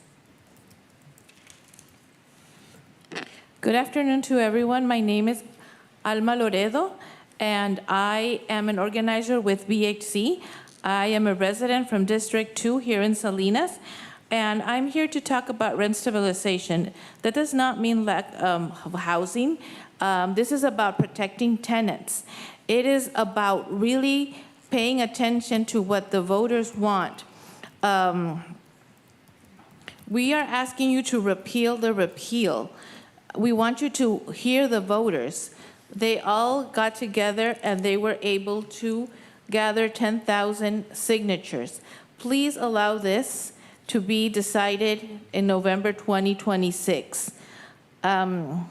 You owe this to you owe yourselves to the people.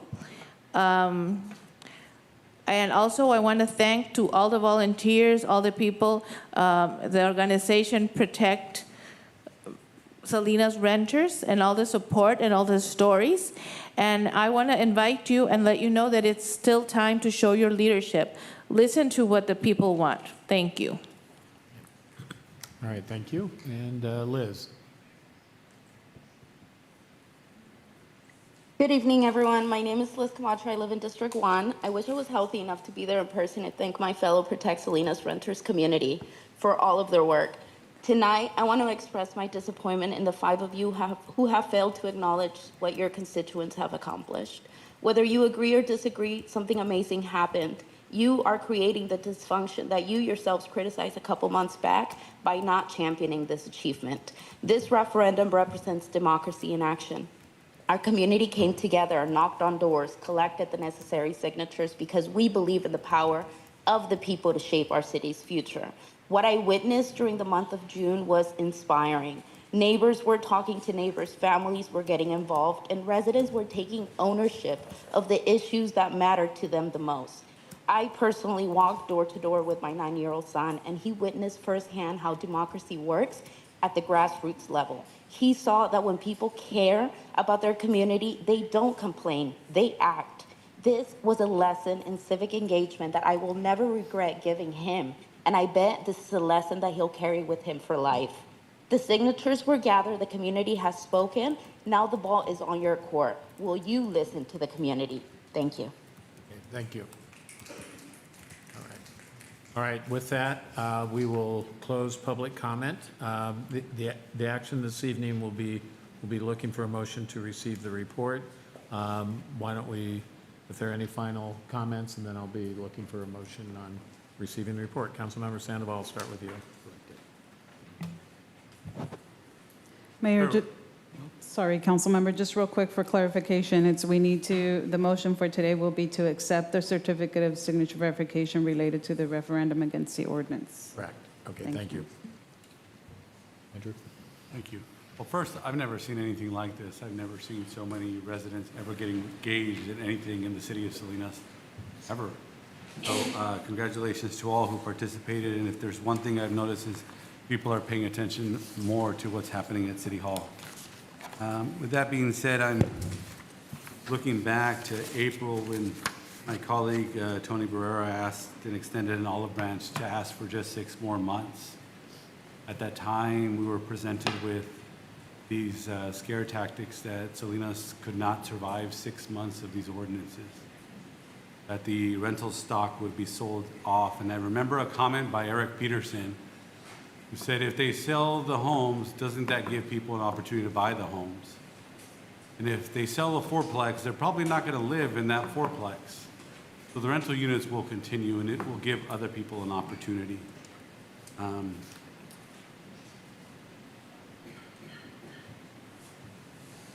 As we go forward with this, I'm going to ask the city manager to, I heard public comments today about making data-driven decisions, and we don't have any data so far, so for our next council meeting, I'd like to see the data to support the success or struggles of this rent stabilization, tenant protections. And I think this is probably my fourth council meeting requesting that we do educational workshops for tenants and landlords to educate people on what these ordinances are really about and the resources that we collected money for through the rental registry program, which, by the way, was passed unanimously, right? Even with Councilmember McShane and former Mayor Kimberly Craig supported this unanimously. Now this council, which was supported by those two, decided to repeal that decision.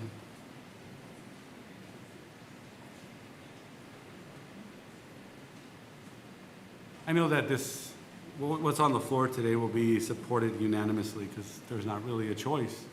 I mean, we're just verifying that you all collected signatures. But what I'll say is that this referendum really shows what democracy is all about.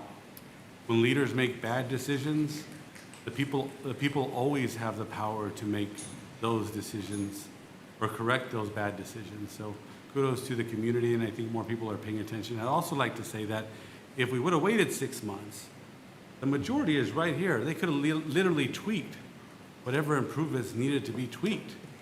When people talk about collaboration, they had that opportunity, but they chose not to. They literally have the majority.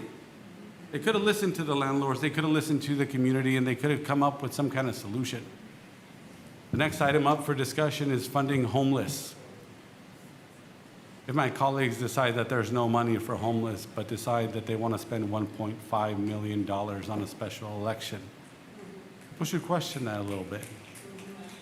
I just want to tell the community that I want to thank everyone for starting to pay attention. One way or another, the community is paying attention. So keep up the good work. Tony? Mayor and my colleagues, there's no doubt there's going to be agreements and disagreements. It's a very heartfelt issue.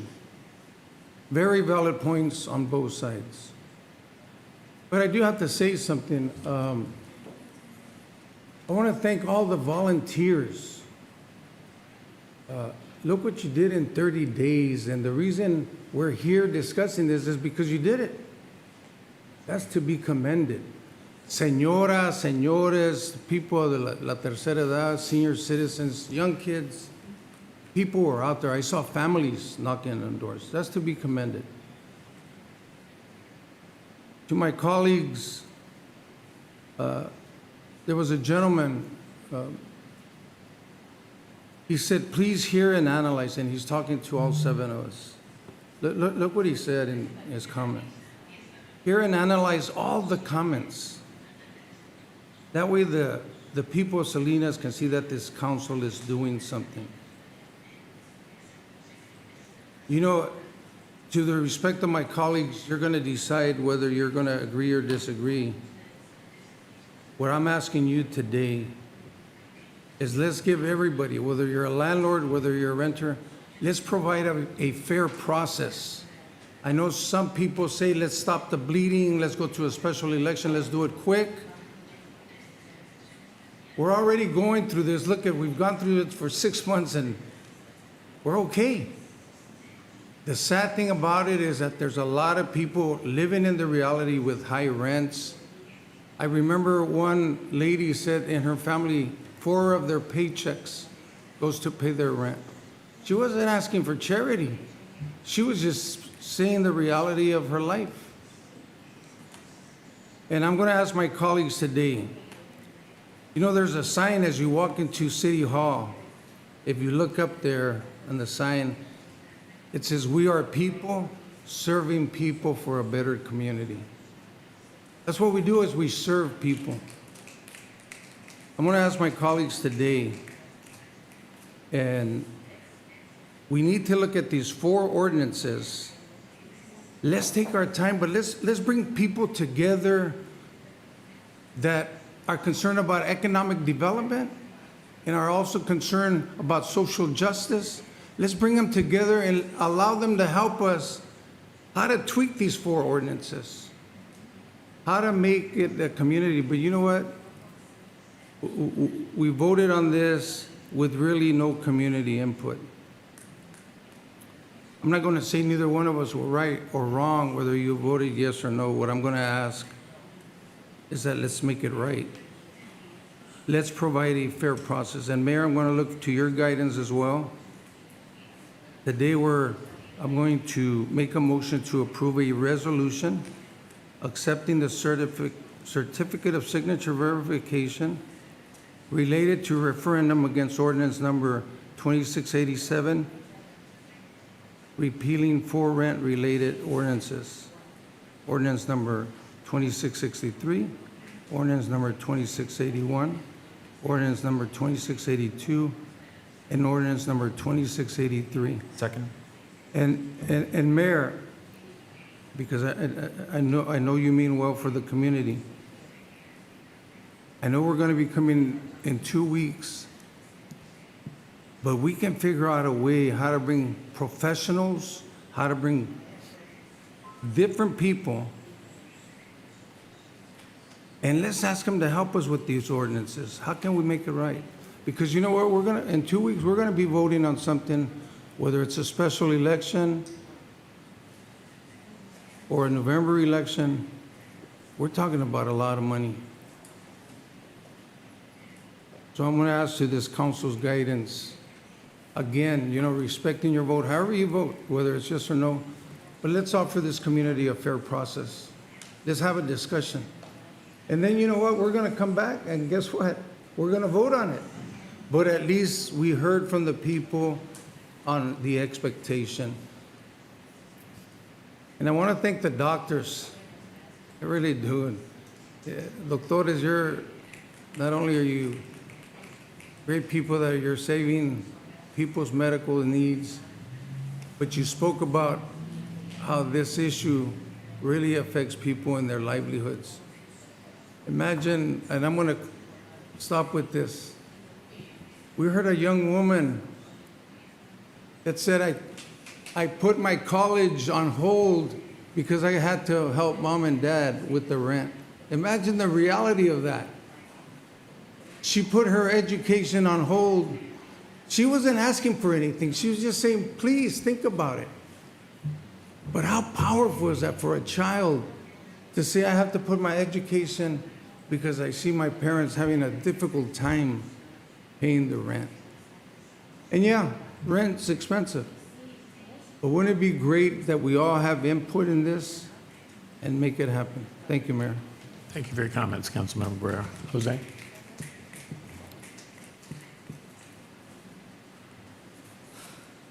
I'm going to start off by saying something briefly in Spanish.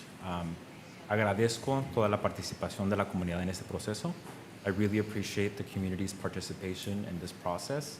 I'll be the first one to acknowledge and recognize that you guys put in a lot of hard work into getting this referendum passed.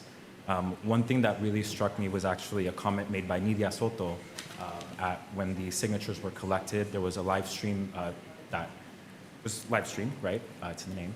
But Nidia was sharing some stories about her personally having, like how it impacted her and her children in terms of having to go out and continue, like go out through your workday and then put in hours after work to fight for these ordinances to be on that. And for that, I sincerely commend all of you for getting this up to this point.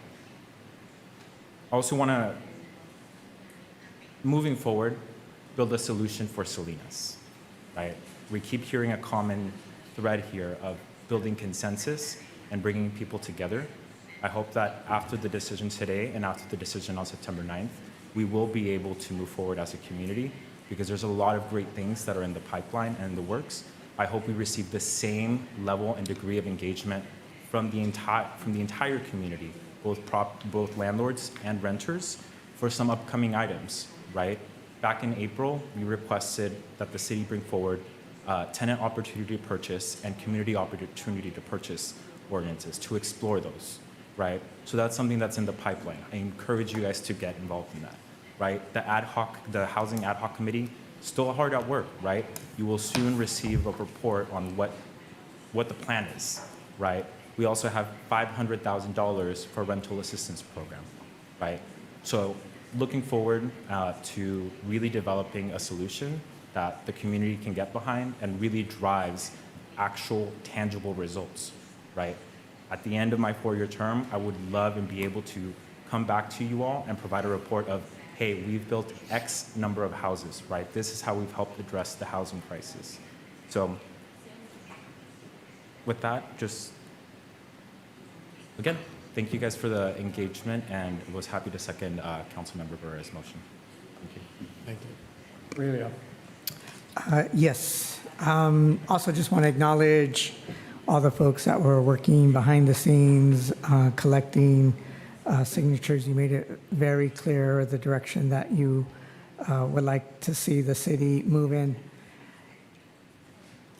I'll be voting in favor of the motion tonight, and I do want to put something out there for those who have been working hard regarding the rent stabilization and the rent ordinances and our property management companies. You know, probably for over a year now, and I've said this before, I've yet to see the two different sides come to the table. And before we have this next meeting, I challenge those of you who were part of the signature gathering, and I challenge also the property management companies to meet. You don't have to come to a mutual agreement. I'm asking that you speak to one another with an open ear and have an understanding, right? To know what it's like and to struggle as a renter and then to be on the opposite side. I've been asking for that for over a year, just to see the two sides come together.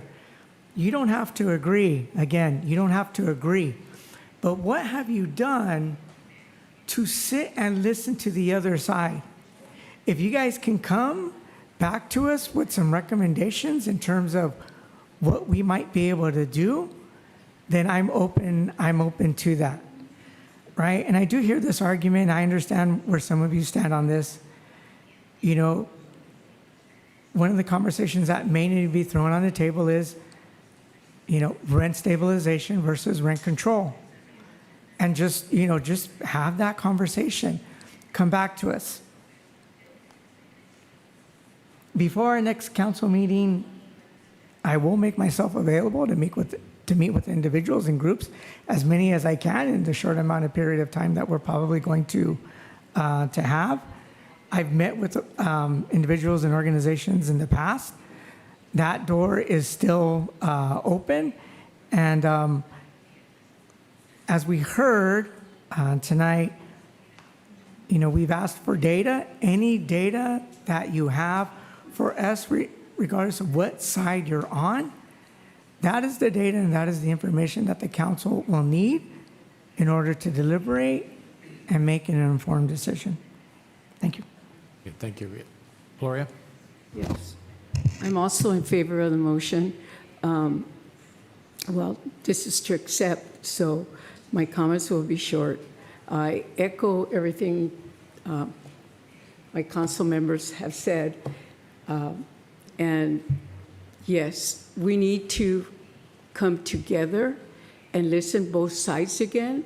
And like Councilmember Salazar stated, I am also available. Text me, and I will also meet with you. Yes, I have met with you in the past, and I am willing to meet with you again at my, you know, both of our availabilities, okay? So there. So I want to see us come up with a plan and before the next meeting. So those are my suggestions to the community, and I really respect all of you for the hard work that you showed us, that, you know, you organized and you were able to get all those signatures. So my respect to all of you. Mi respeto a todos ustedes. Pero hay que trabajar juntos Vamos a venir para atrás el día 9 de septiembre. Mis puertas están abiertas. Me han mandado emails y me voy a juntar con ustedes. Okay? So, gracias. Okay. Those are my comments. Thank you, Gloria. Margaret? Well, the beauty of going last is that most everything has been spoken. But I do want to echo everyone's sentiments about the work that was done in 30 days. That's highly impressive. Personally, I was not surprised. I think when the city has difficult situations that are posed to them, they come together as a community. And I'm really glad to see that.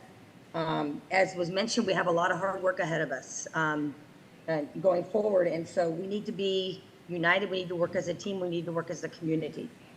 There are a lot of programs that are in the works right now. We haven't had a lot of time to define them, but I know that there's work being done by the mayor and the ad hoc committee and others. And the rental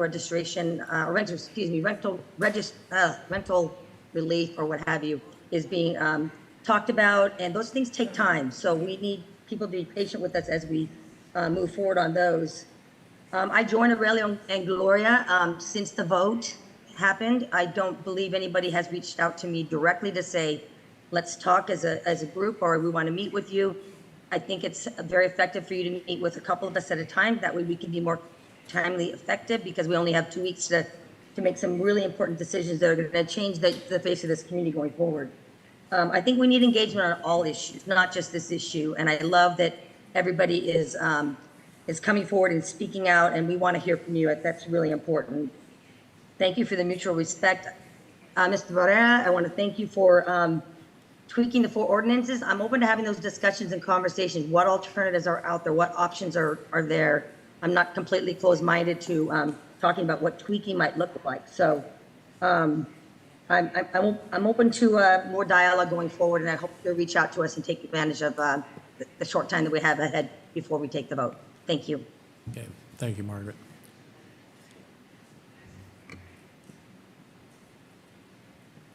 Well, first of all, let me say this as the mayor of the entire community.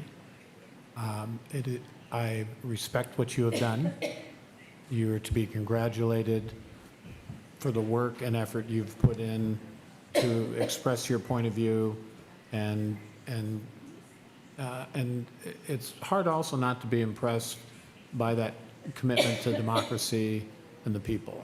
I certainly respect that, and frankly congratulate you on what you've done. I want to acknowledge all the comments of my colleagues, those we've obviously had a different point of view on this issue, but what I think I hear emerging is let's find a way forward together, and I think that's good news. I think everything has basically been said. Obviously, we've got a couple weeks, and I think I'm confident that a lot of dialogue will take place. And I think I would just, before calling for the question, just express a hope that in the midst of all of this, there's an opportunity to come together and move forward together. Because I can tell you, and it's one of the, it's kind of one of the things that, it's a unique opportunity to sit here as the mayor and see all of the opportunities this community has in front of them for the future and for everyone, really. There are enormous opportunities in front of this community. Independent of this issue, which is a very important issue, there are also major challenges to realize those opportunities. So it's important to take advantage of what's gone on here the last couple of months to see, can we come together? Because we want to meet those challenges and explore those opportunities together. So that, but for this evening, I think you are to be congratulated and applauded for the work you've done. I know you always talk about engagement. Proved your point. You engaged pretty good. So we've certainly received that message. But the one thing I think I do want to say, I keep hearing about the 5 and the squad. I want to say loudly and clearly in front of the community We simply had a different point of view. And just as we respect yours, I hope you can respect that. And now we come to this fork in the road. And I would just characterize it, people of goodwill, different points of view. So now let's see what the next couple of weeks bring us. And let's hope that's a good solution for this entire community, because there's real work to be done. So with that, would you call for the question? Councilmember Barajas? Councilmember Barrera? Yes. Councilmember Diarigo? Yes. Councilmember De La Rosa? Yes. Councilmember Salazar? Aye. Councilmember Sandoval? Yes. Mayor Donahue? Yes. Motion passes. Okay, thank you. All right, with that, I think let's go ahead and take a break until 5 after 8, which may turn into 6 after 8, but the basic idea is 10-minute break, and then we will resume. We will now talk future funding for the Chinatown Navigation Center. Back in business. All righty. Good evening, Mayor, City Councilmen and women, and City Attorney. My name's Keishla Lopez, and I am the Homeless Services Manager for the City of Salinas. As many of you recall, I came before you on May 27th to give you an update on our city's homeless services projects. During that time, I had mentioned that the primary funding sources for a lot of the projects that we have begun implementing since 2020 were grant-funded projects with a low reliance on general fund. I had mentioned during that presentation that we were in a shortfall for the Chinatown Navigation Center of approximately $1.5 million. And I was asked to explore different options of potential funding opportunities by collaborating with the county, the coalition, and to come back and present my findings in August. So I am coming here before you to give you a couple of options that we have ran through. And so unfortunately, given the short timeline and lack of community resources, the Chinatown Navigation Center will be closing at some point.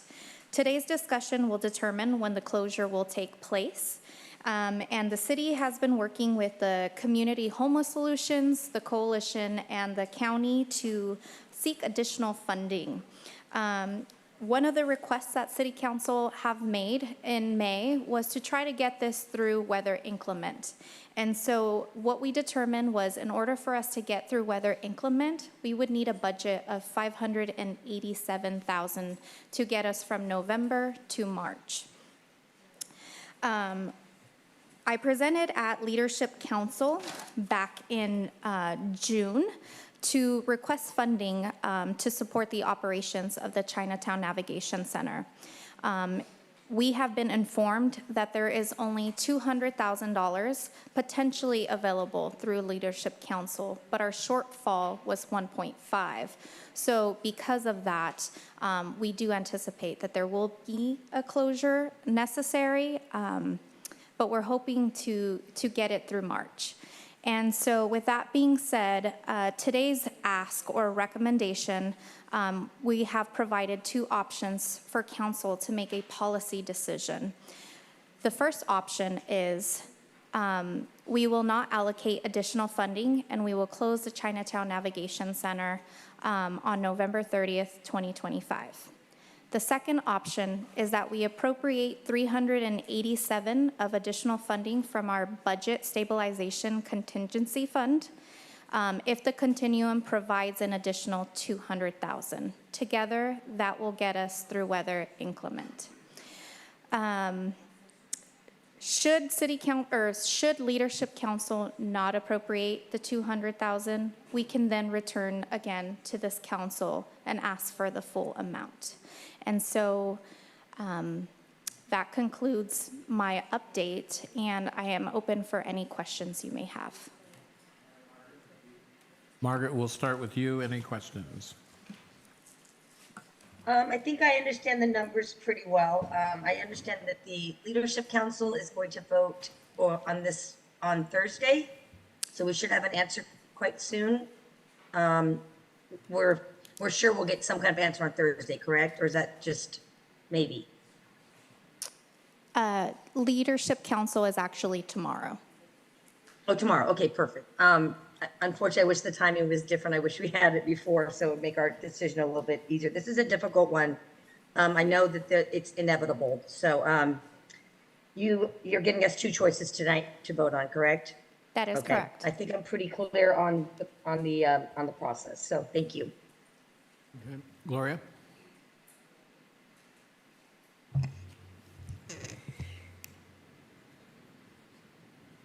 My question would be, if we do not fund the Navigation Center, how many residents are there living there right now? So the bed capacity at the Chinatown Navigation Center is 50.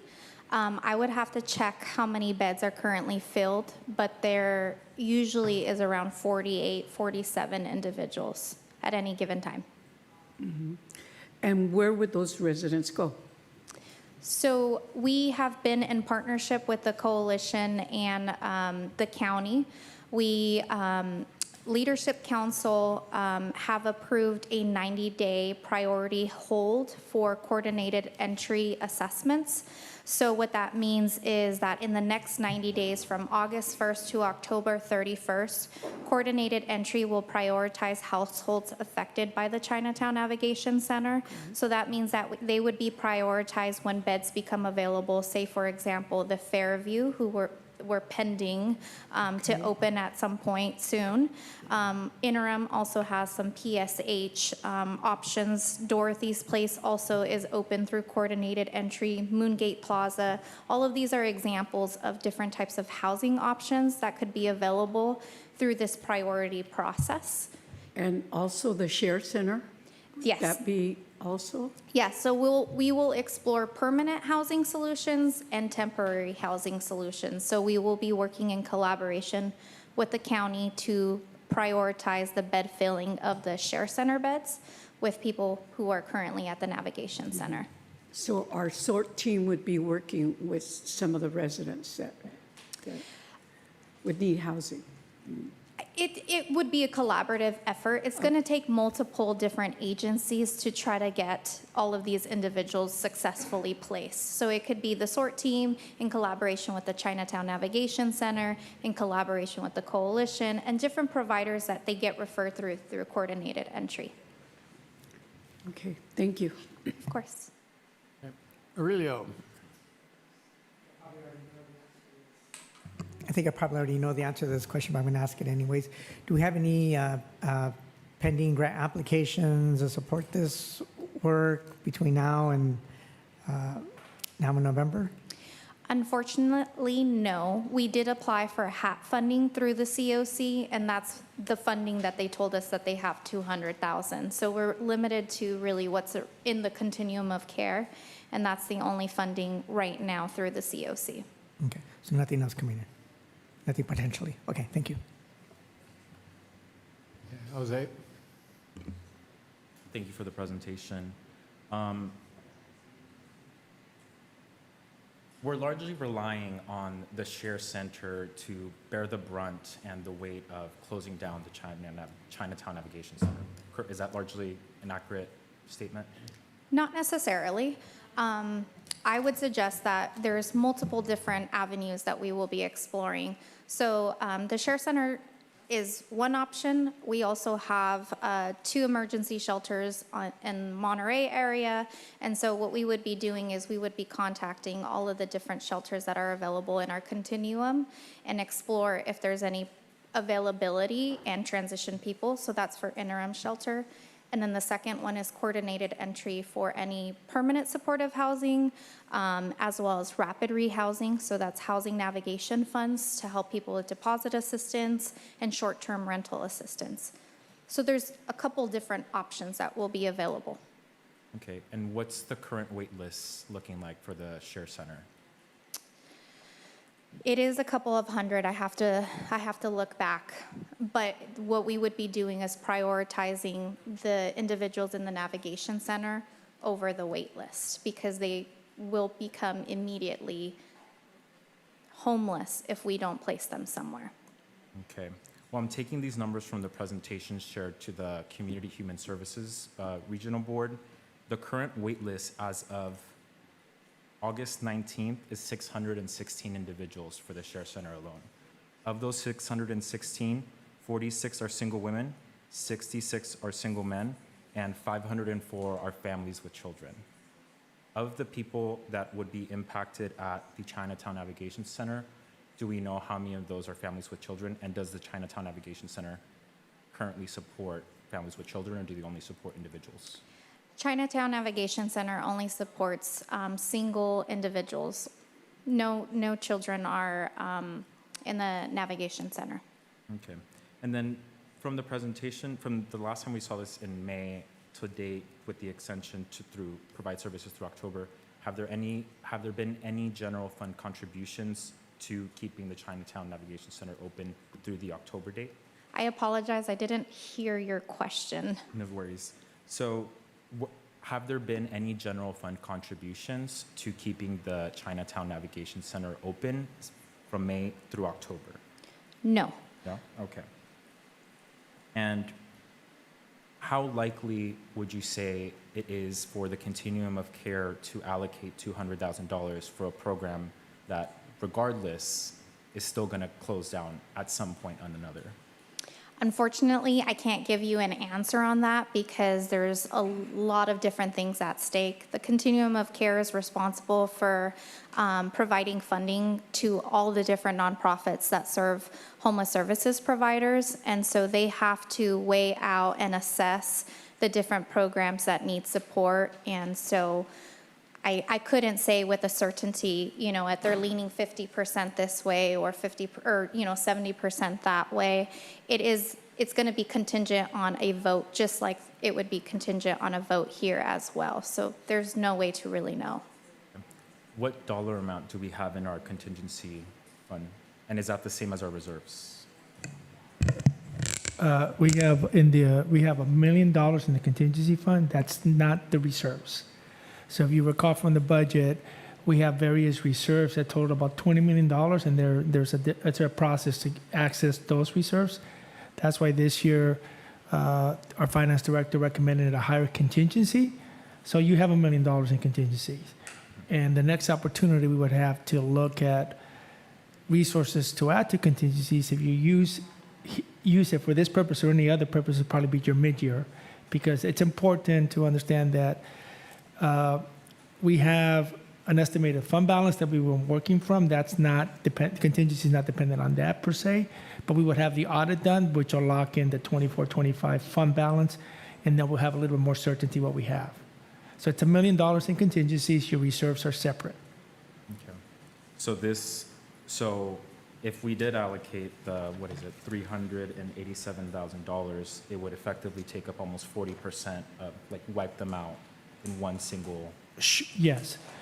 How frequently do we as a city partake in that type of practice of using contingency funds for almost 50% for one occasion such as this? So let me answer it this way. Contingency funds are set aside for unexpected, unanticipated expenditures. And so I'm not going to speak to the frequency of it. It's a council decision to use if you think it's important. It's not uncommon in big cities to use contingencies to these levels. Salinas has a past practice where you budgeted contingencies, at lower amounts and then used it and replenished them. So I just think it's based on the expenditure and the priority you place on that expenditure. So what that means, at least over the next few months, you would just have 40% less available in contingencies for anything else that came up. But having said that, you have maintenance reserves this year. You have other types of reserves that we set them aside for those purposes. So, for example, last fiscal year, I think you recall, we did use contingencies to do some unanticipated improvements at the Sherwood Hall the HVAC system and a few other things that were in the over 100,000, I believe. I'm trying to rack my brain. So, 100,000 through 87. So we have used contingency in the near past at over $100,000. Okay, so what I'm hearing is we have a potential opportunity for the mid-year budget adjustment to replenish the contingency fund should the council choose to provide funding through March. Yes, and I would, from at least my office's perspective, finance director, we will look at that as a top priority to replenish if we could. Because I think it's always important to have contingencies because things come up. Things might break or what, and so to the extent you have contingencies, you can preserve your reserves for the really, really major things, like an unexpected emergency, like a natural disaster, things like that, which I think are more appropriate use of those reserves. Thank you. Councilmember Barrera. The people that are using the service right now, have they been notified that this is happening?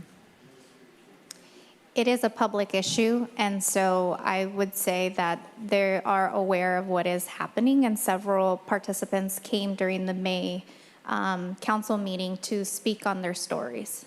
So I think if they're made aware, they're probably even looking for other resources, I would imagine, for housing. In your experience in this line of work, I would say, or would you say the only thing that it's within our control right now is to able to assist these folks to be able to get some other form of housing within the next 90 days? Would you mind repeating that question, please? I guess whatever's really in our control, well, with the money situation, I mean, we don't have control over whether they're gonna help us out with the 200,000, but within our control, do you think we're able to find resources for these folks within the next 90 days? I think these are plans that are in place, but there's no way to guarantee that every single person will be placed because it is contingent on the housing availability and emergency shelter availability. But you said these folks would be prioritized. That is correct. Do you know right now these other facilities, I mean, do we know what the numbers are? Is there room for these folks in other facilities? So 50% of the homeless population is within the city of Salinas. I believe the number of the total homeless population is around 2,400. The number of shelter beds that we have in the city of Salinas with the Share Center and the CNC is about 150 beds.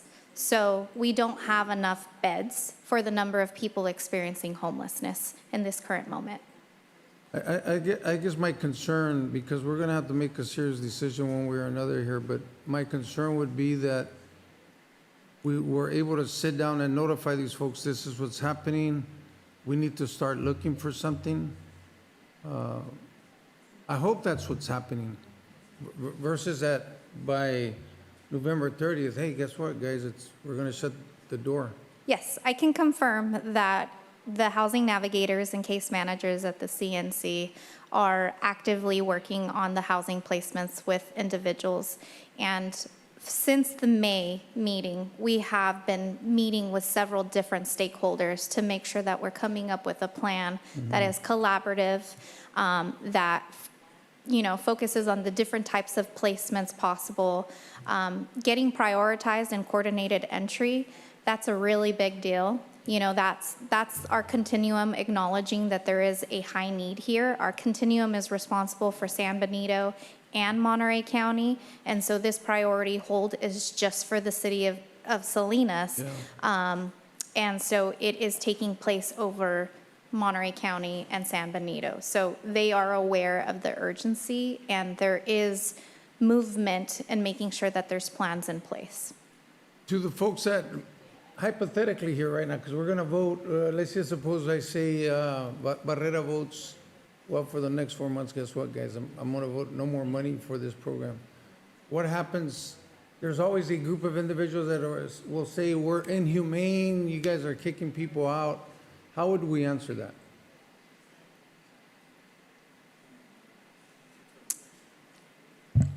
So let me help her out.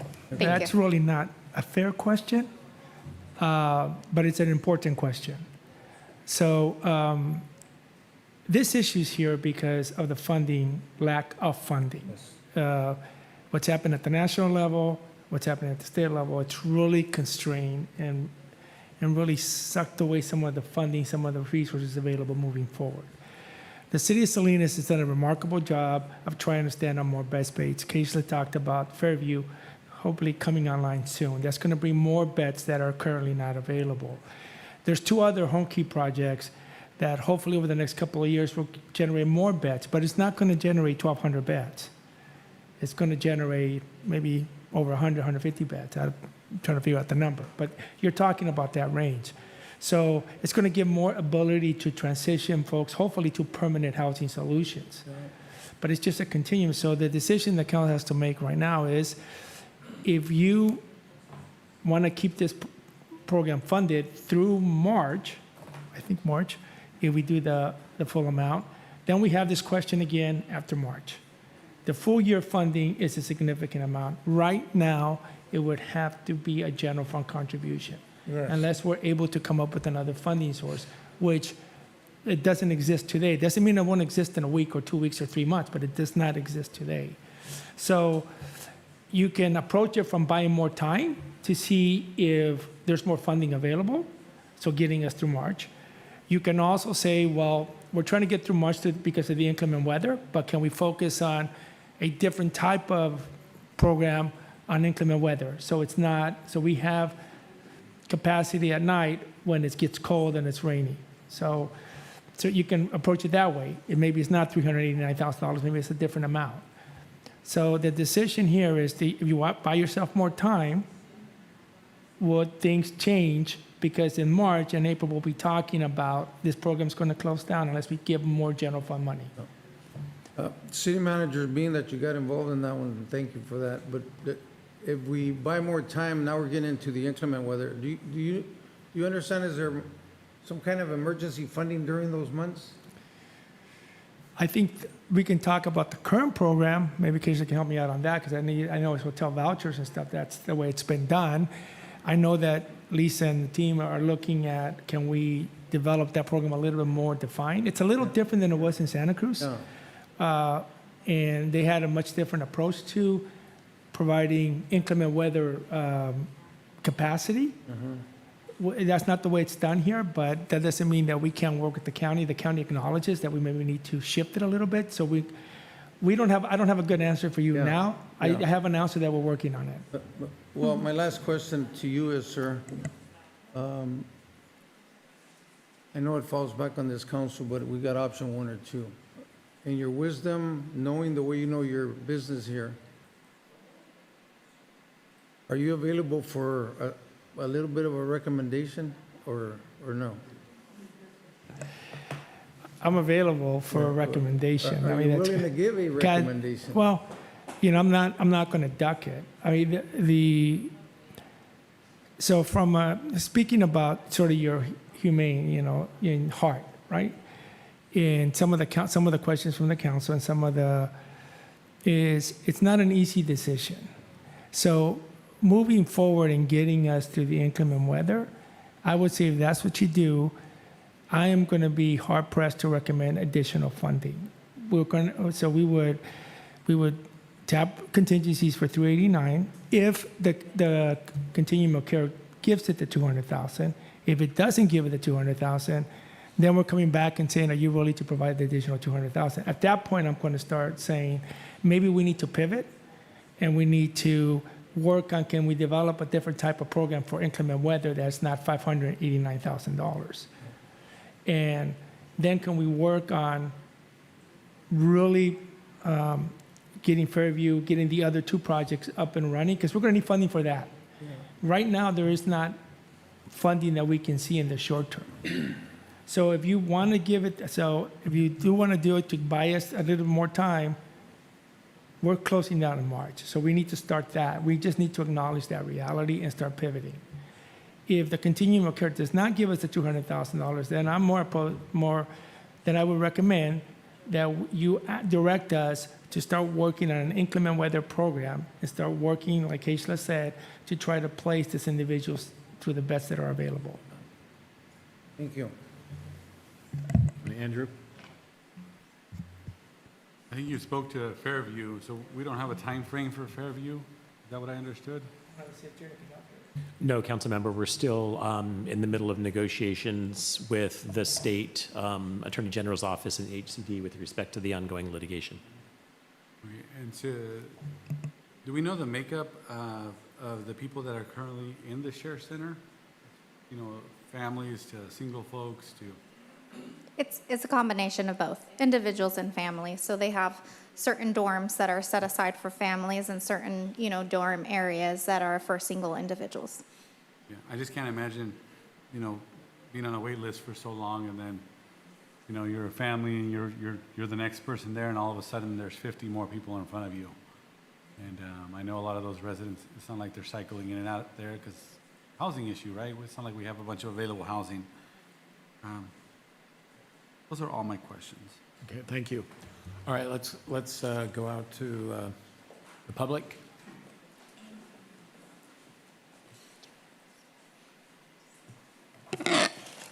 Good evening again. Name is Eric Peterson. A couple funding sources that would be easy. One is repeal the repeal and use the money that would have gone into the election. There's over $1 million there that could go to this cause. Another one is stop the counterproductive sweeps and use that money. Those sweeps do nobody any good. They just cause trouble and basically harming the homeless. We really need more to this, and the city can only do so much. It's mostly Monterey County, but it wouldn't hurt for people on city council to nudge their supervisors and say, hey, we need help. And there's been for years and years too much talk and not enough action. Thank you. Okay, thanks, Eric. Amy Price, Community Homeless Solutions. I'm not asking for a handout. We're a workhorse. None of the other programs have put as many leases for permanent supportive housing in the community as we have. They might have put in more individuals. You move a family of 8 into a house, that's 1 lease.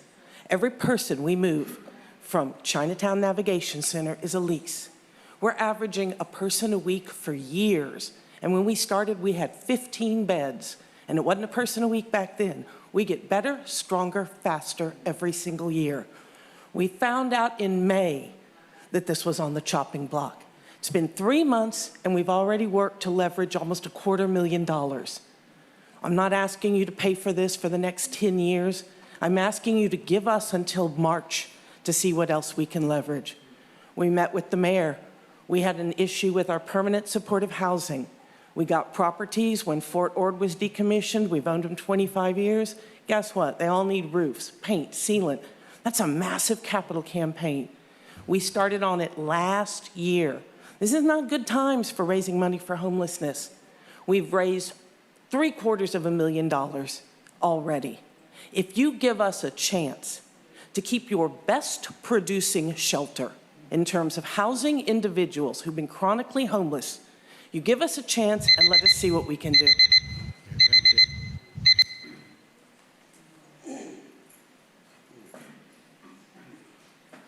Wes Weiss, Leas Monterey County Homeless Union, asking you to keep the budget flowing until March. You're not even doing a warming shelter. You're going to spend $1 million and $1.7 million on a special election. Where are you coming up with the money for this? You should spend it on people, not profits, private gain. And that's not what public service is for. It's to be a public service. When is that going to happen? Stopping the sweeps is certainly one of the biggest points. I'm going to push that people do organized space. It may not be legal, but it's going to be reasonably defensible. Okay, it's going to be curb appeal. You're not going to see a blanket of trash. You're just going to see tent and ground. You're going to see organized space. You're going to see the trash put on the curb. And those people deserve a level up. Give them a pass over. What's going to happen to these 50 people if you kick them out right now? They went from having citizenship to no citizenship. We don't care about you if you live outside. Did you pay your protection money of rent? Well, here comes the gang to come and rob you. It's a Ponzi scheme you guys play every day. You ain't got no money to help people. You'd rather keep them on life support than support life. And that's a problem. When is that actually going to come to fruition? I've been begging this for over 10 years. This is how I started. By coming to city council, prick me for a nickel, prick me for a dime. But when you start attacking people, I got to get in front of that directly. That's wrong, dude. And how are you gonna tell me, as someone that believed in you, until you just come out to be full of lies, killing people? You need to stop the sweeps. Thank you. Good evening, Luis Chavo Juarez for Building Healthy Communities. So again, confronted with opportunities. Want to recognize that these 50 residents that run this risk of being unhoused.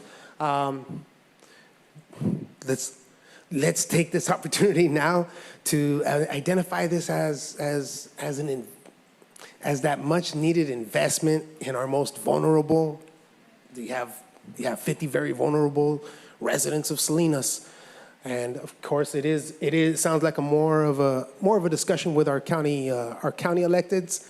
That partnership, what it can demonstrate for the rest of us as residents of Salinas, is a degree of compassion from this body right here. So let's keep this open till March, please. Thank you.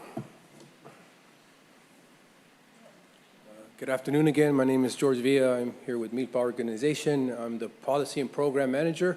I also urge you all to keep the Navigation Center open.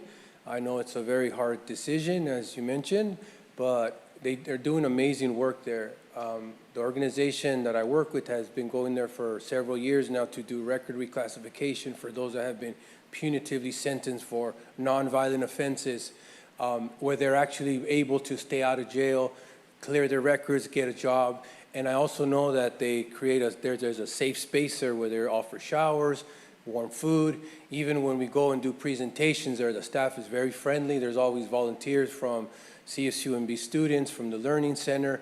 And this is an issue that is really big in Salinas. Now that the homeless are getting younger. And I overheard the other day that the Monterey County now has the highest students that are homeless or something like that. So I think this is an issue that needs to be addressed, and they do amazing work there. Thank you so much for your time. Oh. Thank you. All right, excuse me, let's see if we have anyone on Zoom. We do. My eyesight it looks like, is it Eloise again? Okay, you're on.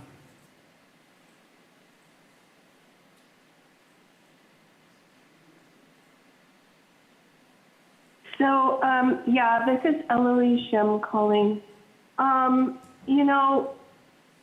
The table that I referred to, the budget, the 23-24 budget for the CDBG, the Navigation Center was supposed to be getting like about $130,000 for showers and trailer installation. I don't think that happened. I sent you all pictures of Chinatown from 2022 and 2025. And you can see the shape of Chinatown. And you can see that so many people that live there and have, like the Buddhist temple, they want to have a real neighborhood. They want to have historic structures there that are restored. And giving more money to this, even till March, is going to, I don't know, maybe you can move the homeless over to the Sherwood Recreation Center. How about that? Because I think that the people in Chinatown, the Asian people, they've paid their dues with taking care of the homeless and sacrificing their All right. neighborhood. Got it. Thank you. Carla? I think it's Carla. Thank you, Carla Lobo. I urge you to support the continuing funding of the Chinatown Navigation Center because equity demands that our unhoused neighbors receive the same dignity and access to services as any other resident of Salinas. This is not only the moral choice, but the practical one. I worked in Chinatown in 2020 with CSUMB and saw firsthand how deeply people wanted stability and community. The CNC has provided over 932 households with shelter and placed 200 households into permanent housing. Cutting funding would erase this progress and force more people back onto the streets, which is both inequitable for them and more expensive for the city through increased ER visits, policing, and crisis interventions. We also know shelters across the entire region, which includes the peninsula, are full. People calling the coordinated entry system are told they may wait months or even years. So even if they get priority, they're not guaranteed housing. Wraparound services are overloaded. If Salinas doesn't step in, the gap only widens. Expanding capacity to even 2% of the unhoused population would not just meet a moral obligation, it would save taxpayer money by reducing the cost of the costly cycle of displacement. Funding the CNC is both an equitable investment in people and a financial responsibility investment in Salinas. Again, all other shelters are completely full. There is no guarantee. And the fact that we don't even know how many people will be misplaced is very concerning. Okay, thank you. All right. Who's ever on the iPhone? You're up. Hi, this is Martha. I am an advocate and I do work regularly in Chinatown. I'm part of HERS, helping empower reentry services, and I'm actually leading a project here in the peninsula called Homeless Outreach Team. And what we're doing is we're bringing services to Chinatown and across the peninsula where we're meeting members where they're at. One of the issues that we've come across is the decrease, there's not enough beds in the shelters. And I do work with many members at the Navigation Center, and something that we've been working on lately is finding jobs. They're in fear. Many of them have no plans on what their next steps look like. I see a lot of young men out there with diagnoses that require more support. And so I definitely want to encourage to keep the Navigation Center open. There's men and women of all ages that are heavily relying on the Navigation Center. So if we don't have anywhere to put the members, for sure, please really consider keeping the navigation open until March. Thank you. Okay, thank you. All right, with that, we'll close public comment. Before we jump to final comments and action, I'm going to go ahead and I'd like to motion to appropriate the $387,000 of additional budget funding from the budget stabilization contingency with the caveat that I think it's been made very, very clear that there is a shelf life to this. But, you know, one of the things we take away from the previous conversation we had, it's time for Salinas to work together right now. And, you know, and while there, in my view, was a legitimate policy disagreement and people of goodwill may disagree, the one thing I believe about Salinas is it has a heart. And we do need, you know, we've got a 2-week decision in front of us, and now we've got potentially a 4 or 5 month runway to really think this through, because this issue is linked to all of the elements of the homeless issue. You know, because everybody is buying time because we have to come to terms with this funding issue across the board, whether it's the city or the county. But I do think one of the signals we want to send to the county is that we know we need to work together on a go-forward basis. And I'd like to think the county would appreciate that this council said, look, we know there's some there's a little uncertainty out there, but we're going to dip into the stabilization contingency fund because we're serious about trying to think long-term. We know we don't have a lot of time, but I'll tell you what, I'd rather have 4 or 5 months to think about it than 2 weeks. So I'd like to do that. The other thing I just want to throw in, I did visit the center. I was very impressed with your fervor, your passion, and I want to respect that work. But I think the time that is in front of all of us, I think we all recognize change is coming.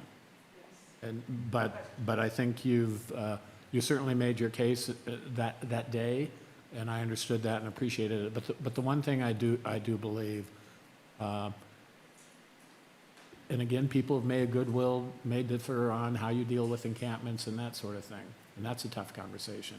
But I know this community has a heart, and I think we need to buy a little more time. So I'd like to motion we approve. I hear we have a second, and then we'll go ahead and proceed with comments before we call for the question. Andrew? Thank you. Well, I commend your work and thank you for coming to speak. I think that our budget allocation for community human services is $40,000 a year for the city of Salinas. I think that's our agreement right now. I think we may need to look at revisiting that as a larger annual contribution than just that. That'd be one of my requests. And I think it's been 2 years, and I think in May I also brought this forward, that Councilor Barrera and I brought forward at least an agenda item discussing possible sanctioned encampment or tiny home villages. So I'd like to, request that we bring that back for a discussion. I thank the mayor for making this motion. I think we're all looking for more money, and I think this council will support this item, but I think there needs to be, well, I think there already is. I wish there was more money. I would say let's direct staff to find more money, but I think that staff is already doing it. And unfortunately, with this current administration, there doesn't seem to be hopes, but we need to find, we keep hearing bring people together. I think, our collaboration with the county and the coalition is great. I just wish I could tell you where we could find more money. Thank you. Thank you. Councilmember Barrera. Yes, you know what, I think this is good government. I mean, I really like the way we're working on this issue. But you know what, a lot of times we're talking about money. We have great resources out there. And there are some people that say you need to stop the sweeps. Well, you know what, there's a big mess out there as well. It's called a health hazard. If we can figure out ways how to deal, Mayor, with the unhoused that choose to live in tents, whether it's a choice or not, I don't know, but there's got to be a way of how we can keep these areas clean as well. Because for those of you that are critical of government, you're just hurting people. Well, you know what? If somebody dies out there because of a health hazard, guess who you're going to come to? Over here, and you're going to criticize us. You're going to criticize us whether we do or we don't. And I think the assistant city manager is bringing us to a good place, Ms. Lisa, where we're not really focused on going after how do we work with these folks that choose to live outdoors, again, for whatever reason.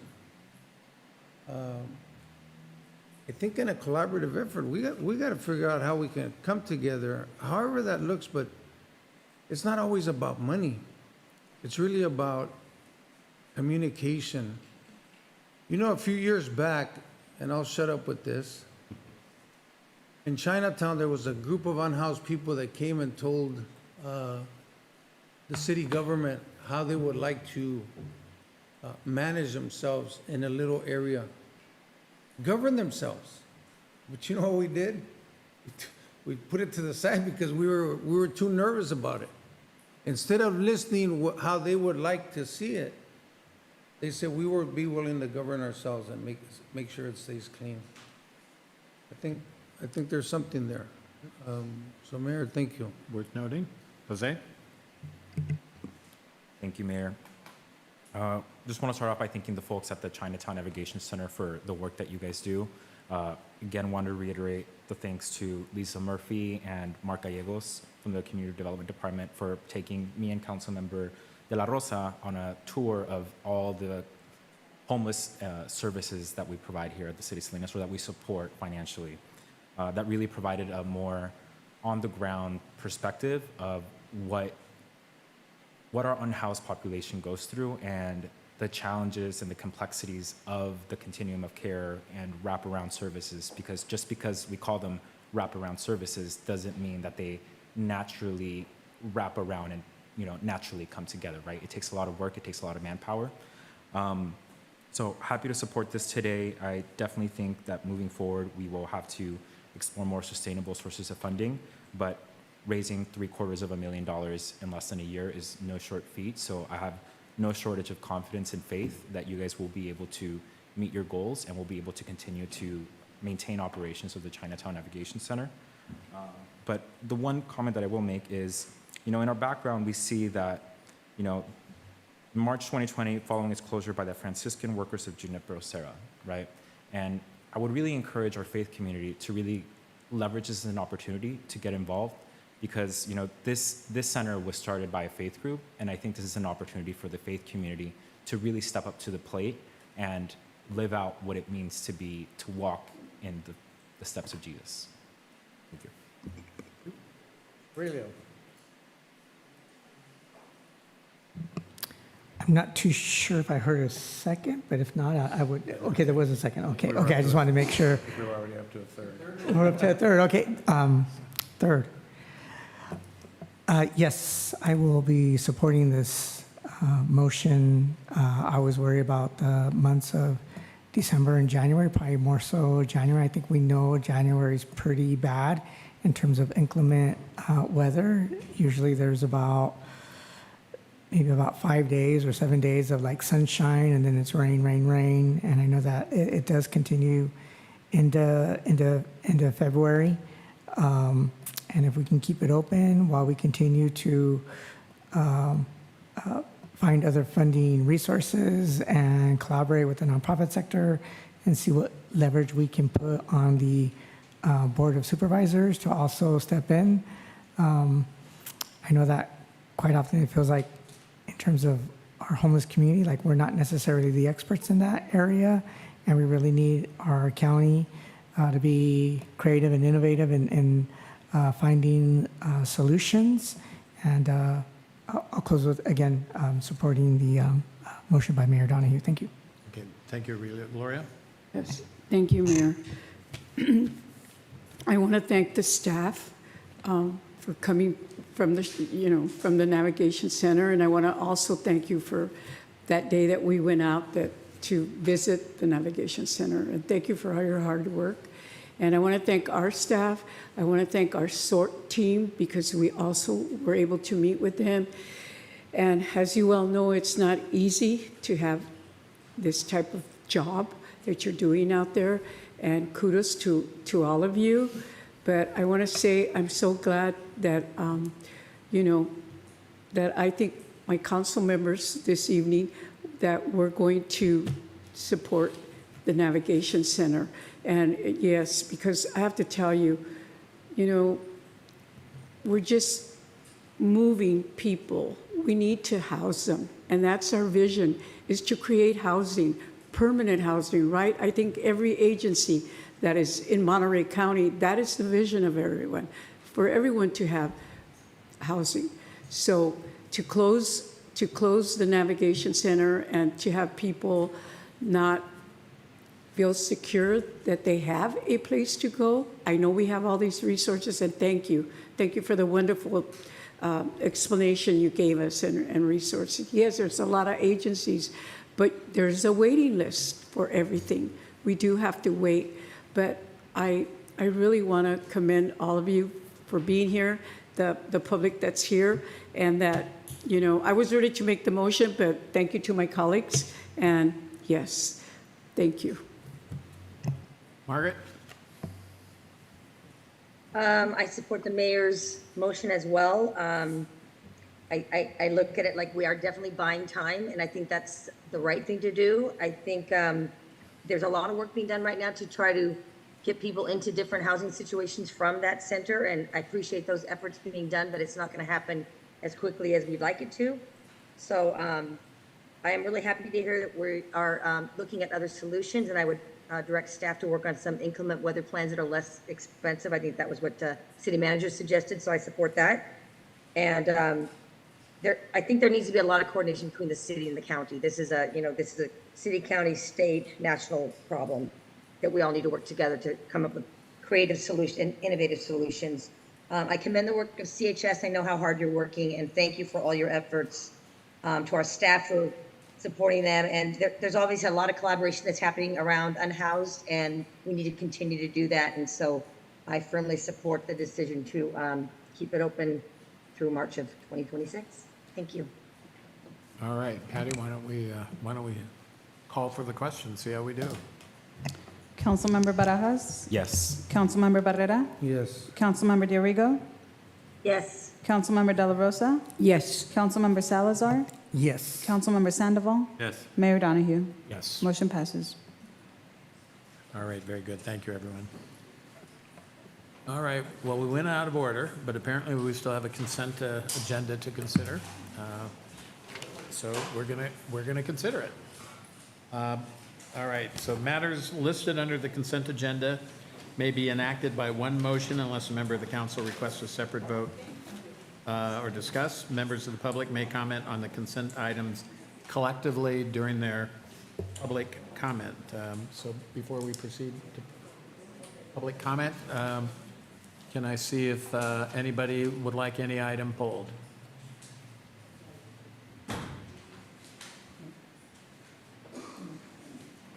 Okay.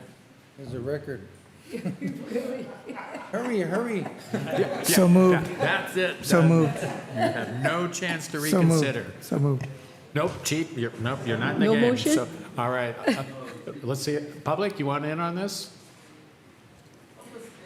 Well, Anyone zooming on this? It's okay. no. No. Seeing none? Good. All right. Okay. Is there a motion? I'd like to approve? make a motion to approve the agenda. Second. Is there a second? All right. So this is speed government now. All those, let's call for the question.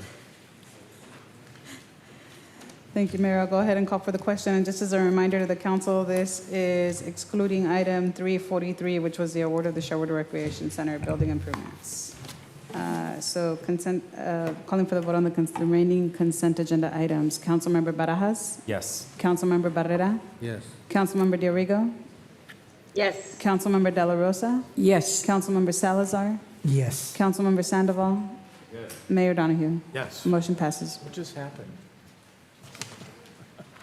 All right. Yeah, don't question it. All right, very good. Well done, council.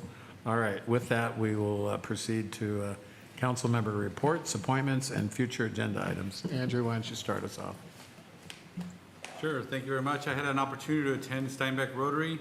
I heard the great presentation from Ciclovia highlighting their leadership skills, all the amazing work they're doing, and the positive impact they're having on students. I'm excited to have signed up to volunteer. I encourage my fellow colleagues, I know they're looking for a lot of adult volunteers. We just want to highlight this is the only youth-led community event on this scale, so let's continue to support them. I had an opportunity to visit the Gill basketball season kickoff. We got to talk to some of their players and actually ran into some old friends from other cities as well. I attended the PAL car show. What a great community event, lots of people out there.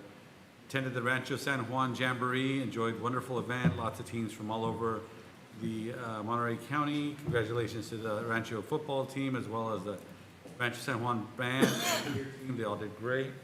Attended the Ensign Park grand opening, ribbon cutting. It was great. I mean, a huge community response to that park. In case you haven't seen me, go down the slide. Feel free to check out my video. Guelaguetza celebration put on by Victor Garcia and Sandy Santos. Another amazing event. I don't know how many thousands of people, but it was a great cultural festival. Got to eat some good food, talk to some vendors. I attended the Hometown Humor 1-year anniversary at XL Pub House. This is a year of them putting on comedy shows, some which are free, and they are having something called 831 Day, which they're going to be having at Portobello's. A free comedy show during lunchtime, so go check it out. Got a chance to visit Grub and Hub, Hot August Nights, another great community event. Northridge Night Market is coming up tomorrow night. Come check it out. Lots of vendors. I love how this event creates so many opportunities for so many small vendors. And I know they're working on getting this to become a weekly tradition, so hopefully we can support that effort. And they're also starting to invite nonprofits. Attended the Salinas Valley Solid Waste Authority, participated in their strategic planning session. Also, one of the things that came up for discussion is that our agency, Salinas Valley Solid Waste, is not included in the emergency response coordinating team that happens when there's an emergency. So I'd like to support as they move forward with those discussions. They have a lot of valuable equipment that could help clear some roads and just great structure.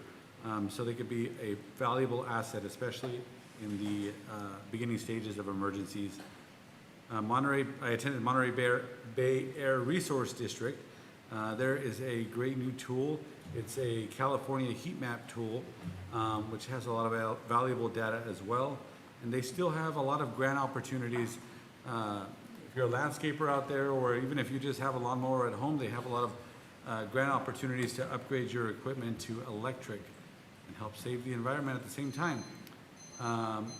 Unfortunately, the Housing and Land Use Committee was canceled due to lack of business, and I continue to just raise concern about the Mayor's Housing Committee, which meets behind closed doors. This committee should be made public.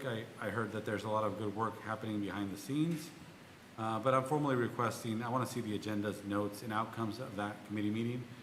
And then upcoming events, September 2nd, the council will receive an invitation. We're going to be recognizing Little League again this year for their amazing work, and that'll be sent out shortly as soon as we have everything confirmed. I'll be attending September 7th, the Food and Fly at the airport, so check out that great event.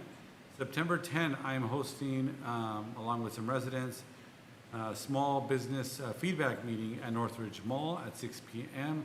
I'll make sure and include the council in that invitation. September 17th, we're also hosting a special events feedback meeting in order to find out what some of the struggles for special events are in the city of Salinas.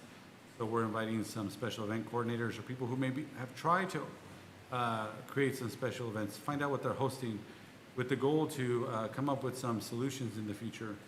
And also I'll be hosting a movie night. Thank you to Cameron Elementary School, Grocery Outlet, and a couple of other sponsors.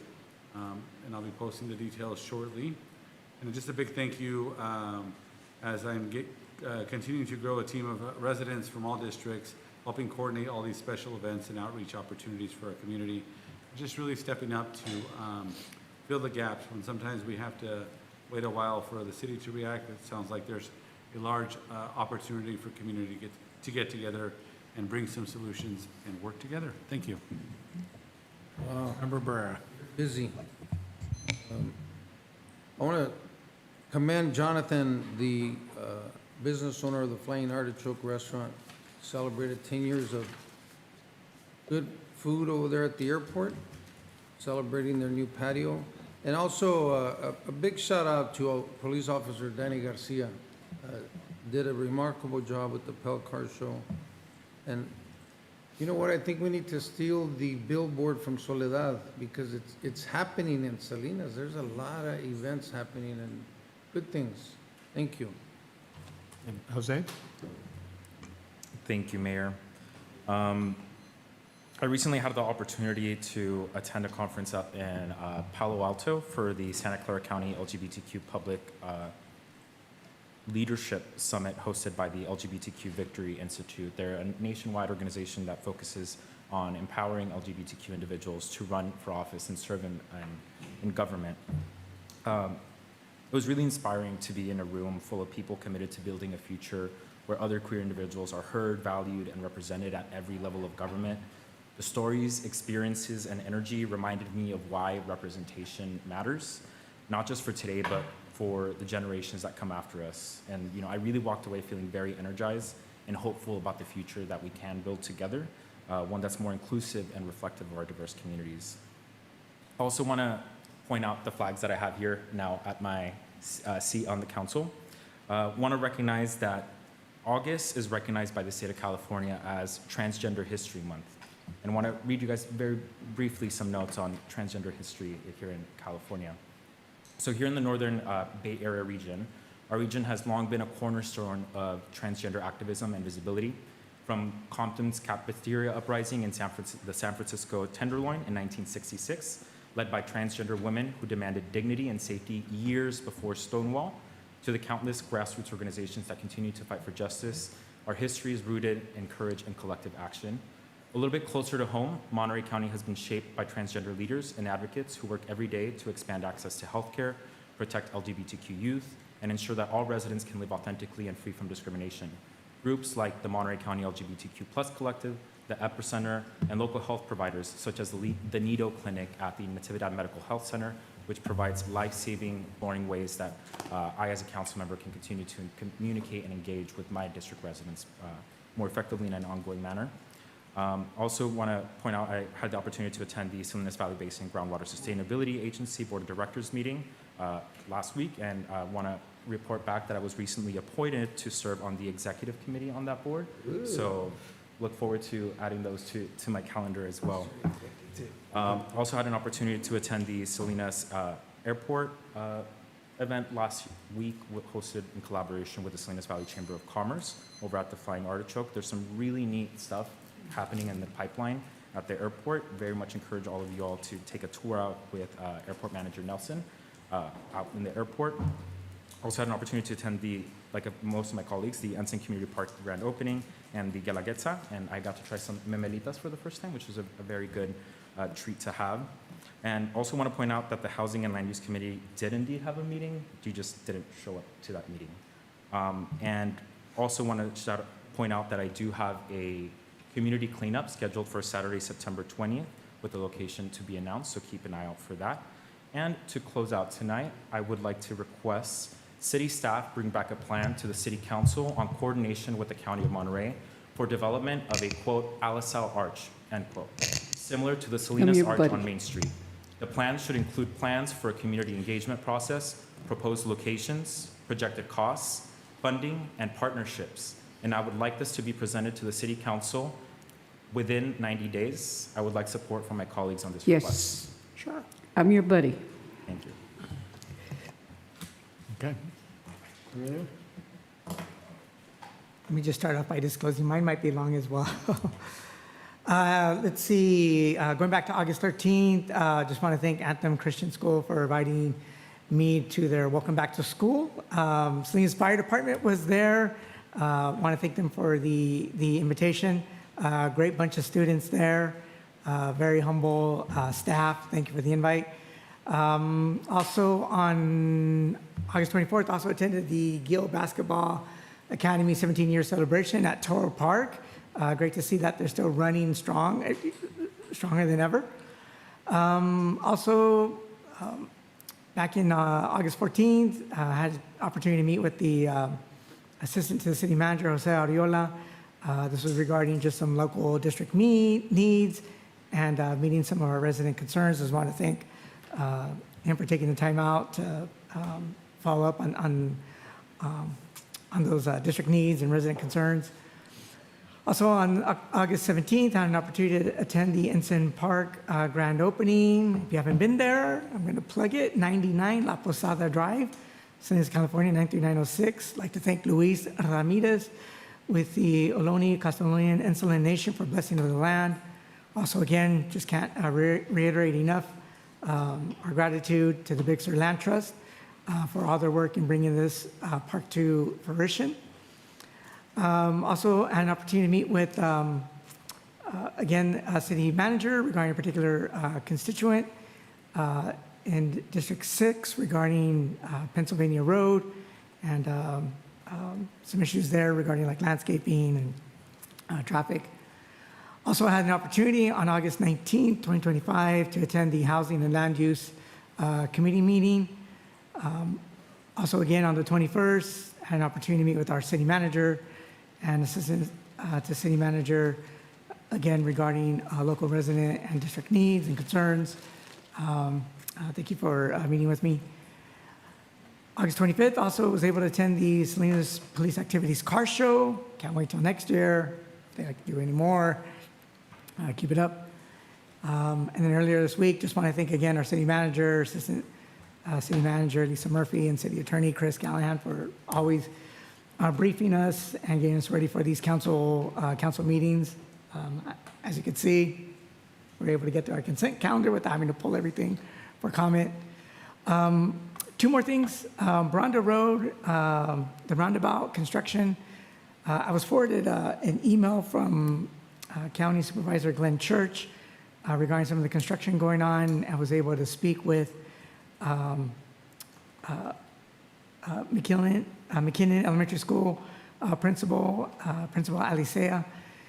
And so as you know, we've got some construction going on, and what they pointed out was that several traffic signs were removed. We really need those traffic signs to go back, and these are the ones that let drivers know that there's a school in the area with so many children in that area. I think it's really important that we make sure those signs go back up. They also communicated the need for maybe a temporary sign regarding a no left turn as they're addressing traffic. Some of the construction material, like some of the very large construction material, as well as in construction equipment is out there. And so children's curiosity seems to be like, oh, they want to go take a look at it. So we really need some fencing to go up and around that area. Last thing that we want is a liability. And then also, I know that their staff have been really working hard on just helping children cross. So I'm not too sure what we might be able to do in terms of pedestrian or student crossing. If there's anything we can do in that area, that would be great. And then lastly, just want to announce, it's not Salinas, it's Marina, but I'd like to announce that the Veteran Transition Center will be hosting their Salute to Veterans Jamboree on Tuesday, November 11th, 2025, from 11 a.m. to 4 p.m. at the Veterans Transition Center over at 220 12th Street in Marina. And if there are any other veteran activities going on, open to the invitations. Thank you. Thank you, Gloria. Well, on our break, and I just want to say this to everyone, COVID is going around, okay? So I had COVID, so I was off like for 2.5 weeks. And so I will now tell you what I did after I recovered. I attended Noche Bohemia. I attended Jacob's Heart, and that was put on by a baseball, I think it was called the Bobby Sox, and also Victor Cervantes with Street Life. He collaborated with them, and they put that on at the Storm where the baseball is at. They did that, and like a lot of you, I attended the Ensign Park, which was a beautiful celebration and a beautiful day, and a lot of the community that showed up. And I want to thank our staff, our city manager, Kristen Lundquist. That wow, it's just a beautiful park. And also Cristo Rey, the church, St. Mary's, all the churches are having their festivals. And I did attend Cristo Rey's festival, and I know the mayor attended St. Mary's. But those are really brings the community. It brings the community out, and it brings them together.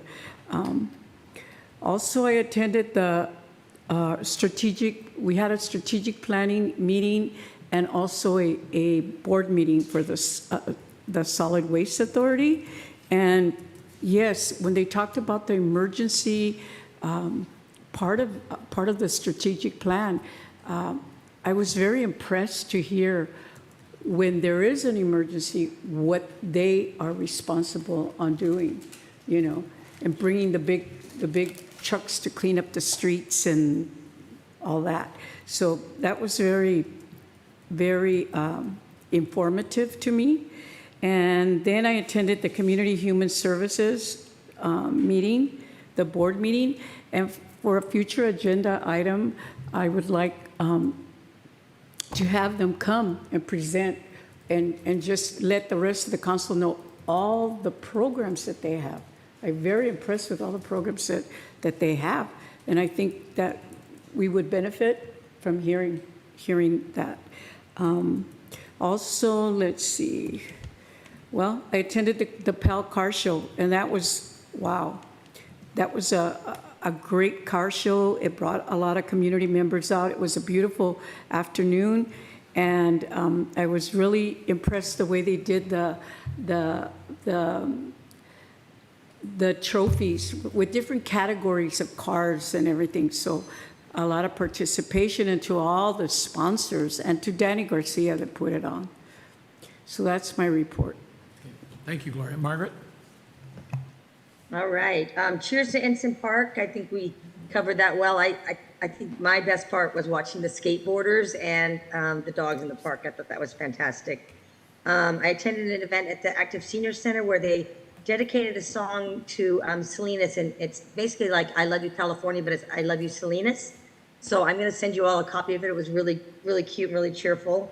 And I'm happy to have that center in my district. It's really wonderful and very, very well attended. I was able to sponsor the Femicil, the female soccer team at this complex this weekend. They were really grateful. That's really great seeing these young women out there carrying it up for soccer. So I'm happy to be part of that group. Probably the most exciting thing was the District 3 trash removal that we had on a Saturday. It was in conjunction with the City of Salinas and the Republic Services. Extremely well organized, hundreds of cars coming through, loaded with everything you can imagine. And I even got to operate the little, the trash thing that, gobbles up couches and, very large pieces of equipment. And that was really impressive. So my residents are very grateful for that. And I know that you'll all be getting that opportunity as well in your district coming up soon.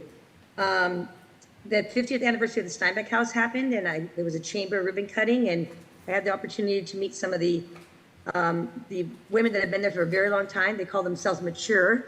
And my mom was one of the original women in the Valley Guild. So I've signed up to volunteer there a couple times a month to support that wonderful restaurant. So I encourage you all to go there. You don't have to make a reservation. They have walk-ins now, so it's great. Happy to see the changes that are happening at 1 Main Street with Hartnell College coming in, and a lot of that good stuff to come. I want to thank the Chamber of Commerce for really rising up the visibility of local businesses and really giving them kudos for the work that they've done, either anniversaries or grand openings, et cetera. So I think Colleen Bailey, you've really stepped it up, and I appreciate your efforts very much. One of the things I'm working on in my district is a memorial bench for those who have lost a child, either before birth or after birth. Many of you know my story. I lost my daughter at 6.5 weeks to SIDS. I had a mother confront me and ask if we could put something together, a special place where parents would come and celebrate the life of their child. And so I'm working on that right now, and I hope that they'll have a buddy that will help me support that effort. I'd like to put a bench somewhere within the city, the District 3 area, hopefully at one of our beautiful parks. And we're going to be continuing to work on that and get some grant funding to have a bench put there for parents to come and sit. We're working on a holiday parade of lights, actively got a committee going, so that's going to happen. And Relay for Life event is this Thursday in the Salinas City Center. And the Veterans event is going to be happening as well. I know, Aurelio, you mentioned something at the Veterans Transition Center. Our goal is we won't be having a parade this year, unfortunately, but we're going to have an event that will honor veterans. Then there'll be lots of different things in the city where people can go and visit different veterans activities. And let's see, C Monterey's annual meeting is this Thursday. I'll be attending that. And because that's just not a safe practice. I think that's about it. I'm sorry I couldn't be there with you tonight, but happy to participate by Zoom. And I think it was a very productive evening. I thank you all for respect that we all paid to each other. That's it. Okay, thank you, Margaret. Well, the council clearly has been busy.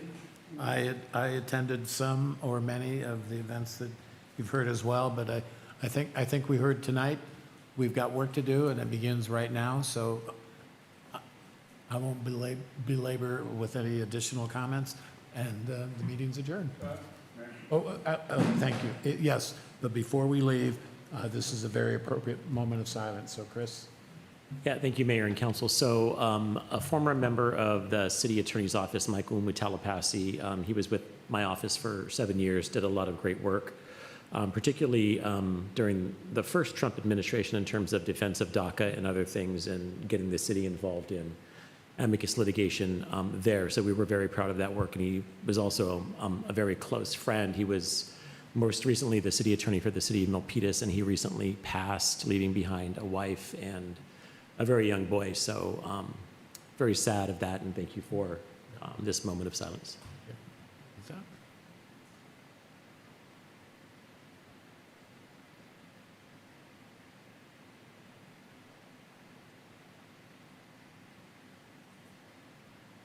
Thank you, and Andrew, thank you for bringing that to our attention. Okay, thank you, everyone.